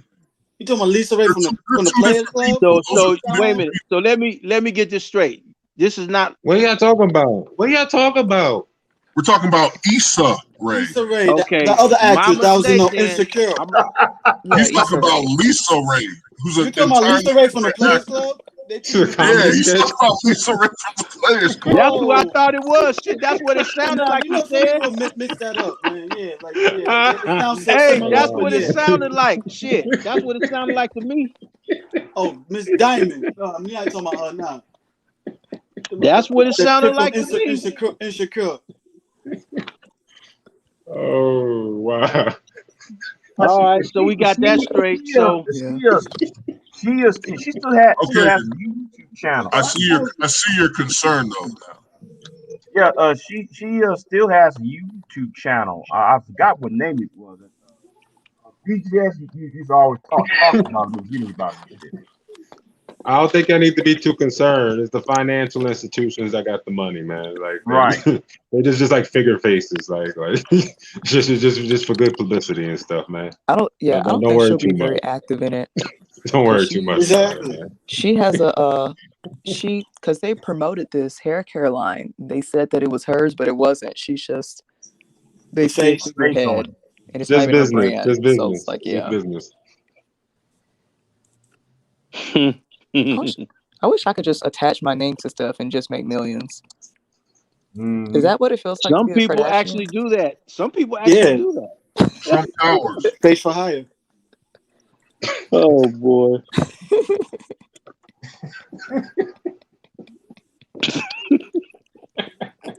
Oh boy.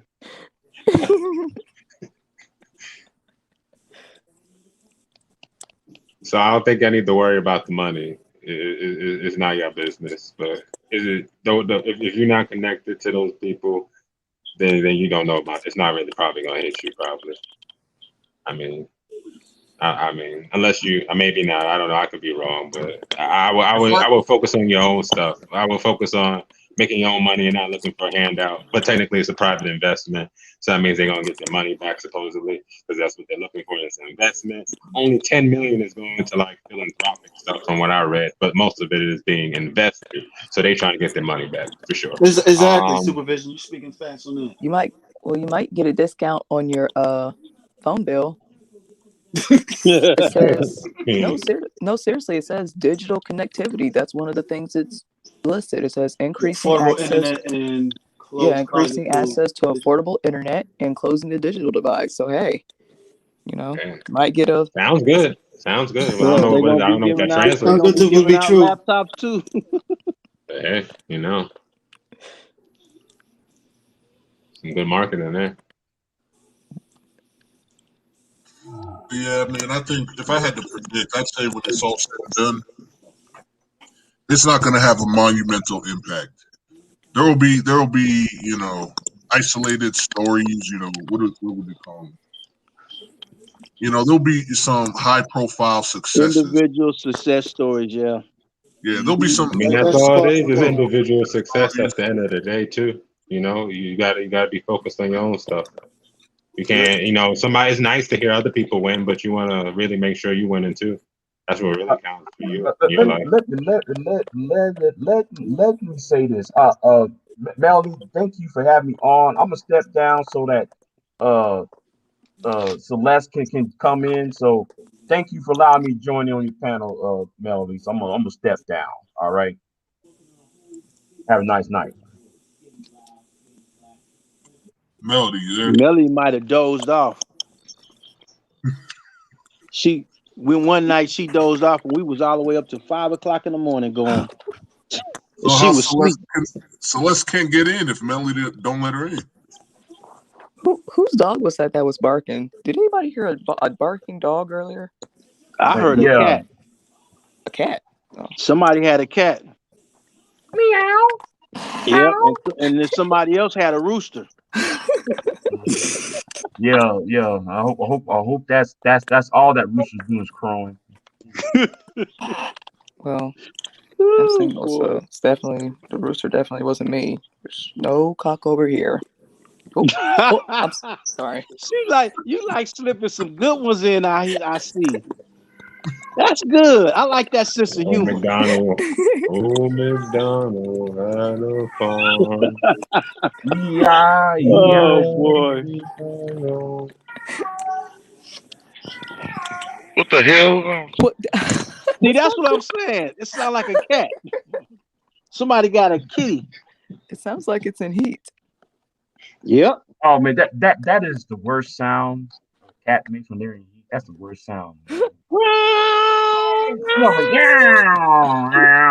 Doing big that sound like Bad kitty, bad kitty. Hey, this show I mentioned a long ass time ago, Love Car Country. What do y'all think about that show? I've never watched it, but I haven't seen it yet. I think it's pretty decent. You know what's strange? I mean, it's original. I still got to get in the snowfall. Nah, that shit's some feminist ass shit, dude. Here's the thing. I get people's frustrations with feminism, but sometimes I feel the manosphere has been too defeated by feminism. I don't know. I don't want to say making a bigger deal out of it than it really is, but it's mostly in your day-to-day life, is it really consuming all this much? It doesn't consume me. Shit. I barely even think about it, man.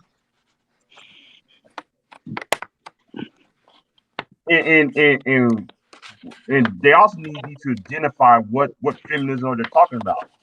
First wave, second wave, third wave, or they're talking about the radicals, or they're talking about the liberal feminists, or they're talking about the feminists who the anti-sex feminists or the pro-sex feminists, or they're talking about the pro-transgender feminists. Man, you get confused. They don't always agree. What does it matter which one they're talking about? You get the. I mean, like the argument. What are they gonna do? What are they gonna do to you? Other than give you a hearing. They ain't doing shit to me. If they say something that's not right, all I'm gonna say is, well, fuck you, go about my business. But I'm not gonna let that hang on my head. I'm on the red pill. I'm going mid-child and all, and all that shit. No, I just go about my damn business. Fuck what they got to say. Exactly. So I don't know why though. I don't know why it's so hard for people not to ignore that. Big J's preaching hope like he cares. Well, Brown Bird. Male feminist. Hey, Brown Bird. I wrote 4 pieces of legislation. Brown Bird. I wrote 4 pieces of legislation. What have you done, Brown Bird? Bronze Bird. tweet, having ass nigga. Have you ever lobbied for legislation, Brown Bird? Why you talking about? I'm preaching hope. Just saying. Have you actually talked about the no fault divorce laws? Oh man, I just come Brownberg. We had this conversation while you in the chat room. Have you ever talked about Brownberg the idea of the miseducation of boys, like what Susan Hoff Summers wrote in her book Boys, like what I've got his name now. Tommy Curry in his book. Tom Curry in his book Man Not. Have you actually research shit rather than just regurgitating talking points that you heard online? I'm just saying, Brown Bird. Oh, I made my accomplishments. Yeah. When you say miseducation, are you talking about like them putting black kids in special ed and stuff? Well, not necessarily. Well, that too, but here is what I'm talking about when I'm talking about miseducation. The curriculum is not geared towards boys. The curriculum, if you go to, I'm gonna use an example. If you go to an English arts class, the curriculum of the class gonna tell you, oh, here is a book, and it's Sarah Plain and Tall. Everybody, let's read the book Sarah Plain and Tall when Sarah Plain and Tall is about an old fucked up white bitch. You know what I'm saying? Rather than having boys read books that is more appealing to them. You make the boys more interested in the subject. And if you're not making boys interested in the subject, you know, you're dooming them to failure. That's one example. That's one example of miseducation. They're trying to work on that. Like I went to school for teaching little people, and they're focusing on like doing activities, taking what are every student interested in, and they're focusing a lot now on inclusion. Like, and realistically, if you're teaching in a classroom now, some of your kids are not going to speak English.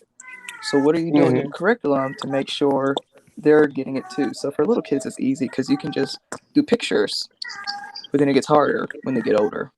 And I believe because of the curriculum, you're creating a divide between male and female, and that is not just in the black community. I see this divide in all over the place. Chrissy Hoff Summers, Judge Zilla the Beast. Chrissy Hoff Summers wrote the book The War on Boys, and Tom Curry wrote the book Man Not. Those two books demonstrate the miseducation of especially black boys. So, well, trying to give it a gender roles in the schools. Don't forget Carter G. Woodson's book. Don't forget Carter G. Woodson. Right. I would say that's related to that. I got certified as a counselor at a certain point where I wanted to reach back and start helping in the schools with the gangs and stuff. So I had to deal with a lot of youngsters that had problems, junior high to the high school. I was working between junior high and high school. When I decided to change the educational curriculum, that's when I started having problems because what I wanted to do was teach real history. And that was the start of my downfall for working for LA Unified, because that's not what they wanted. As long as I was doing the Title IV stuff and dealing with the gangs and all of that and staying out the classroom was fine. But when I started teaching in the classroom, and one of the books I taught from was J.A. Rogers' Sex and Race, Volume 1, 2, and 3. They didn't particularly like that. They didn't like that. So when I was teaching, the principals had to come in, and so I had to censor what I had to say, and I couldn't deal with that. I couldn't do it because I couldn't be myself and teaching the whole thing the way I wanted to do it. So I either just stuck with the counseling and just left the teaching alone, which they created a situation. This is in LA Unified. between the two schools I worked in. A situation they created, and I surmised after what I saw, they don't give a shit about the kids. They really don't. Right. And you also have to put the blame on the teacher unions. Because teacher unions are trying to socially engineer um society through the children, and that Man, needs to be this addressed. the LA unions, man, man, UTLA, LA, that's one of the worst ones, dude. Please, them unions are one of the worst ones. One of the worst ones. Well, teaching, you're not. They don't. They want you to teach. Educate. They want you to teach history from a pride perspective, American pride perspective. Like, don't sell the truth. Everything is positive. You're not supposed to tell about, you know, rolling up dead bodies infected with smallpox and send them to Native Americans and stuff like that, because that's considered unpatriotic. Yeah, you're right. You're absolutely right. But you know because you're in it yourself. But what does that tell you, though? Why would that be considered unpatriotic? Because it paints America in a bad light. Like, America didn't, I mean, they were legitimately. That's how they were able to get. I didn't. Yeah. Oh, but wait a minute. This is the Hold up, kicker. though. Are Native Americans Americans? Does it This is paint the them in kicker. a bad light? Well, But this is the kicker. When I started getting into the black slave owners, they really didn't want that, and it's documented. You got the a Native lot. Americans had them too. The Native the Americans lie had the slaves lie too. that's yeah, but the lie, and you know this, the lie they want told is all blacks were slaves, and that wasn't true. Because when I started researching all the way back to the American Revolution, George Washington had at least 900 black soldiers under him, and all of them were free. They were not slaves. Yeah, All of them were yeah, free. yeah, There yeah, was already some blacks in the U.S. before yeah. You're the right. slavery You're blacks came over here also. Yeah, you're True. right. You're right though. You're right though that a lot of those slaves, excuse me, a lot of those black men on the Washington um were They were free. they were free men, but at the same time they wasn't quite free because they wasn't given the land that was promised to them after the A war lot ended. of them had the land. And a No, a lot of lot of them them had left. land. A lot of them left for Canada. They left for Nova Scotia. But a lot of them had land. There were a lot of blacks with land. Right, I know That's the that. whole. I know They that. didn't. I know They that. don't want to tell you that part because the whole narrative is that all blacks were slaves. When in actuality, you had a lot of black businessmen. What do you think that a lot of the inventors were before this? For instance, before the Civil War, you had a lot of black inventors, Right, and they yeah. were free. They had lands, but most of them was ran off, scared off, threatened off. Yeah, yeah. A I lot looked of at. what was actually ran off though, child hand. A Yeah. lot of them was ran off their land. That's why though. I'll tell you what. Look up the black loyalists or the black Canadian history and see how a lot of them moved to Nova Scotia during the Revolution, between the Revolution and the War of 1812. A lot of them, along with the escaped slaves, went to Nova Scotia because they was chased out of their own property. They didn't have Yeah, that was Miami when true. Miami was founded by a woman, and this woman, I forgot her name, but it was built by mostly blacks and black immigrants, and they built some of their own homes over there, but they got ran out of their homes. They were threatened. But see, Right. but you got, if you want to talk about Florida, then we can talk about the Seminole Indians and how the blacks and the Seminoles got together and they wanted to come down there Fort and go Negro. after the blacks, and the Seminoles protected, and that there was a big war behind that. They Right. couldn't get up in there and get the Seminoles and the blacks that mixed in. Yeah, So it they don't was want a to talk fort. about that either. Yeah, it was a fort called Fort Negro. And General Jackson went down to Florida and took it away from the Spanish. That was the pretext for America to take Florida in 1825.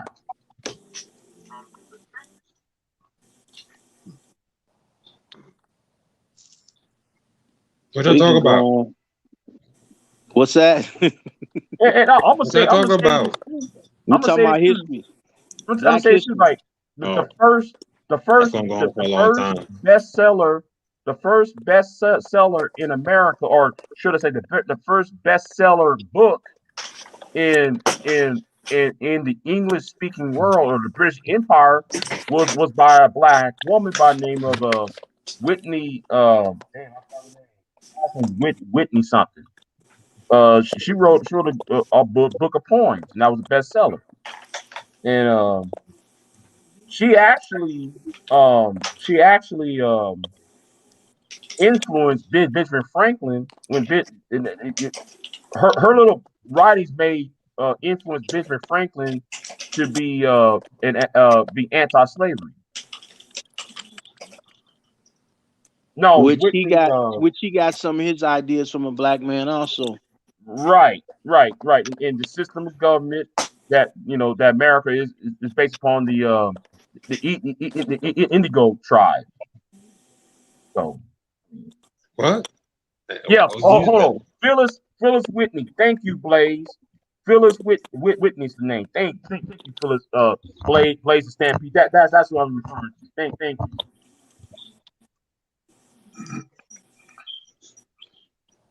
Oh, George Washington. Oh, yeah. Shout out to Blaze Stampede, man, for helping me out. What's that? I was gonna say though, you said that they didn't want you teaching that there were some black slave owners. Yep. And the book the evidence. One of the easiest books, if you can still get it, is J.A. Rogers' Volume 2 of Sex and Race, and it breaks down the names, the numbers, and everything. And your biggest breeder was a black woman. She had the most slaves. They went to her. And you know what's so funny? When I started sharing this with a lot of whites, especially the ones that was in the South, they said, we already knew this stuff. It's just you all didn't know it because they wasn't teaching it to you. Yeah, but the people on the white Southerners, man, they have a tenuous grasp with history, man. Like they still think. No, some of them do, but I associate with some of the ones that's out of Confederate. What is it? It's one of the Confederate organizations. We talk. We in conversations. The League of the South is this organization, the League of the South? No, it's another one. I can't. It's got a cross. It's a circle. Are you talking with about that white party group? They got blacks in it. There's blacks in this Sons of the Confederacy. I think that's what it is. Oh my! They got blacks in it. They got blacks in it. Oh my God! Oh my God! Why are they Confederate apologists though? If they know about history, because some of them are on slaves. Didn't you just listen?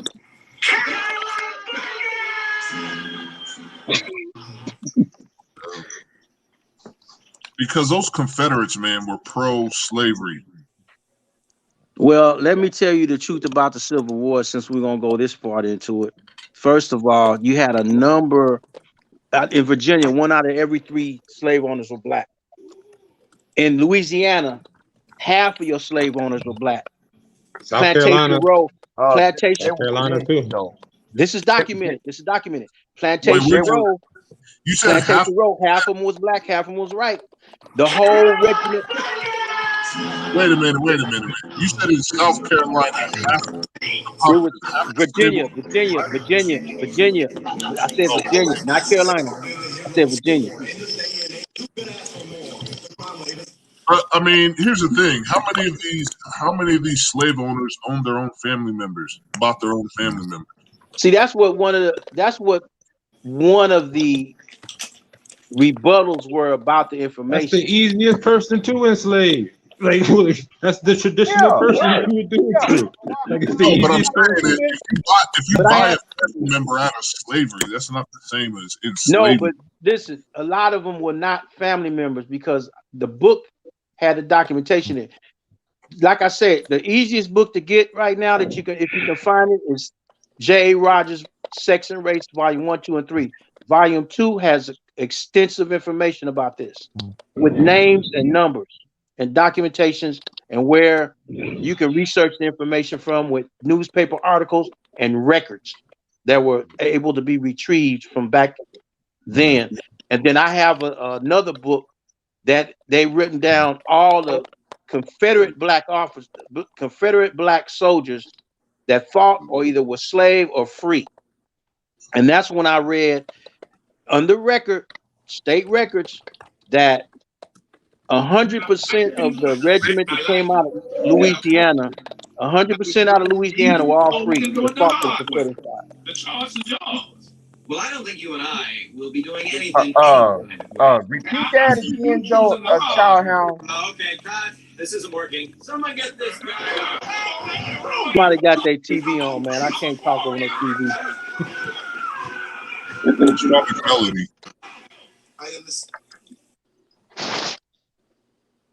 Okay.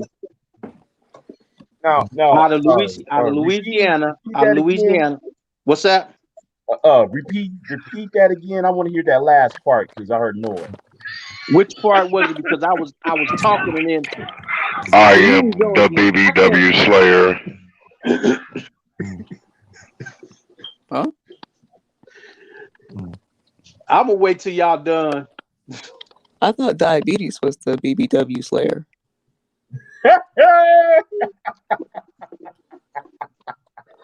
Oh boy. Oh shit. Melody, why? She must be asleep, girl. She sleep. She dozed off. We had this happen before. We went up to like 5 a.m. in the morning. Damn, man. She was asleep. That means if you hop off, you ain't getting back on. Yeah. I just came up here to show Melody some love. That's all. That's the reason why I came up. Chit chat with her a little bit. That's all I came up here for. But anyway, what was the last part you said, Child? I got because it was something you said. Okay, was it the part about Louisiana? Because I remember the part about Louisiana. Yeah. Okay. Louisiana had what you call plantation row. Half of the plantation row was black, the other half was white, but they were mixed in together. Right. And out of Louisiana came a full regiment that fought for the Confederacy of free black men. They fielded a whole regiment out of that state. There are a number of other states, like for instance, in Virginia, they had 1 out of every 3 slave owners were black. They were breaking this down. And then they had another state where in the center of it was either Mississippi or Alabama, the biggest trader, actually she was she breeded them. She breeded the slaves. It was a black woman. She had like 3,500 slaves that she was breeding. And everybody would come to her to get the slaves. The ones that were brought over and sold, when they stopped it, see, it was at a certain point they stopped bringing the slaves over because they some kind of way got outlawed bringing them over by boat. So they had to breed them in country. So she became one of the biggest breeders. and he actually wrote it down. He was pissed because you could tell by his writing, he was pissed when he started finding this information out by the way he was writing it. But it's in volume 2. Sex and Race of J.A. Rogers in volume 2. Yeah. But if you understand about the slave system in Louisiana, you understand about the slave system in Louisiana. The slave system in Louisiana is more. So here we go. Somebody don't want to hear this, so what they do is they cut the TV on.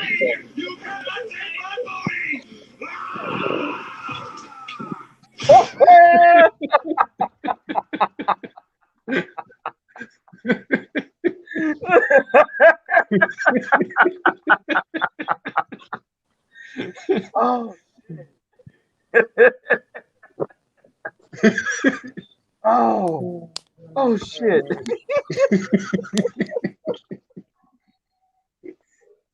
Uh-oh. She left. Did Melody drop out? Yeah, look like though she dropped out. Well, damn. Now it's like we're just chilling in somebody's. Oh, you back? You up? You fell asleep. I know you did. Melody. She's still asleep, man. Melody, was that your dog barking earlier? Good morning. Hi, I just woke up.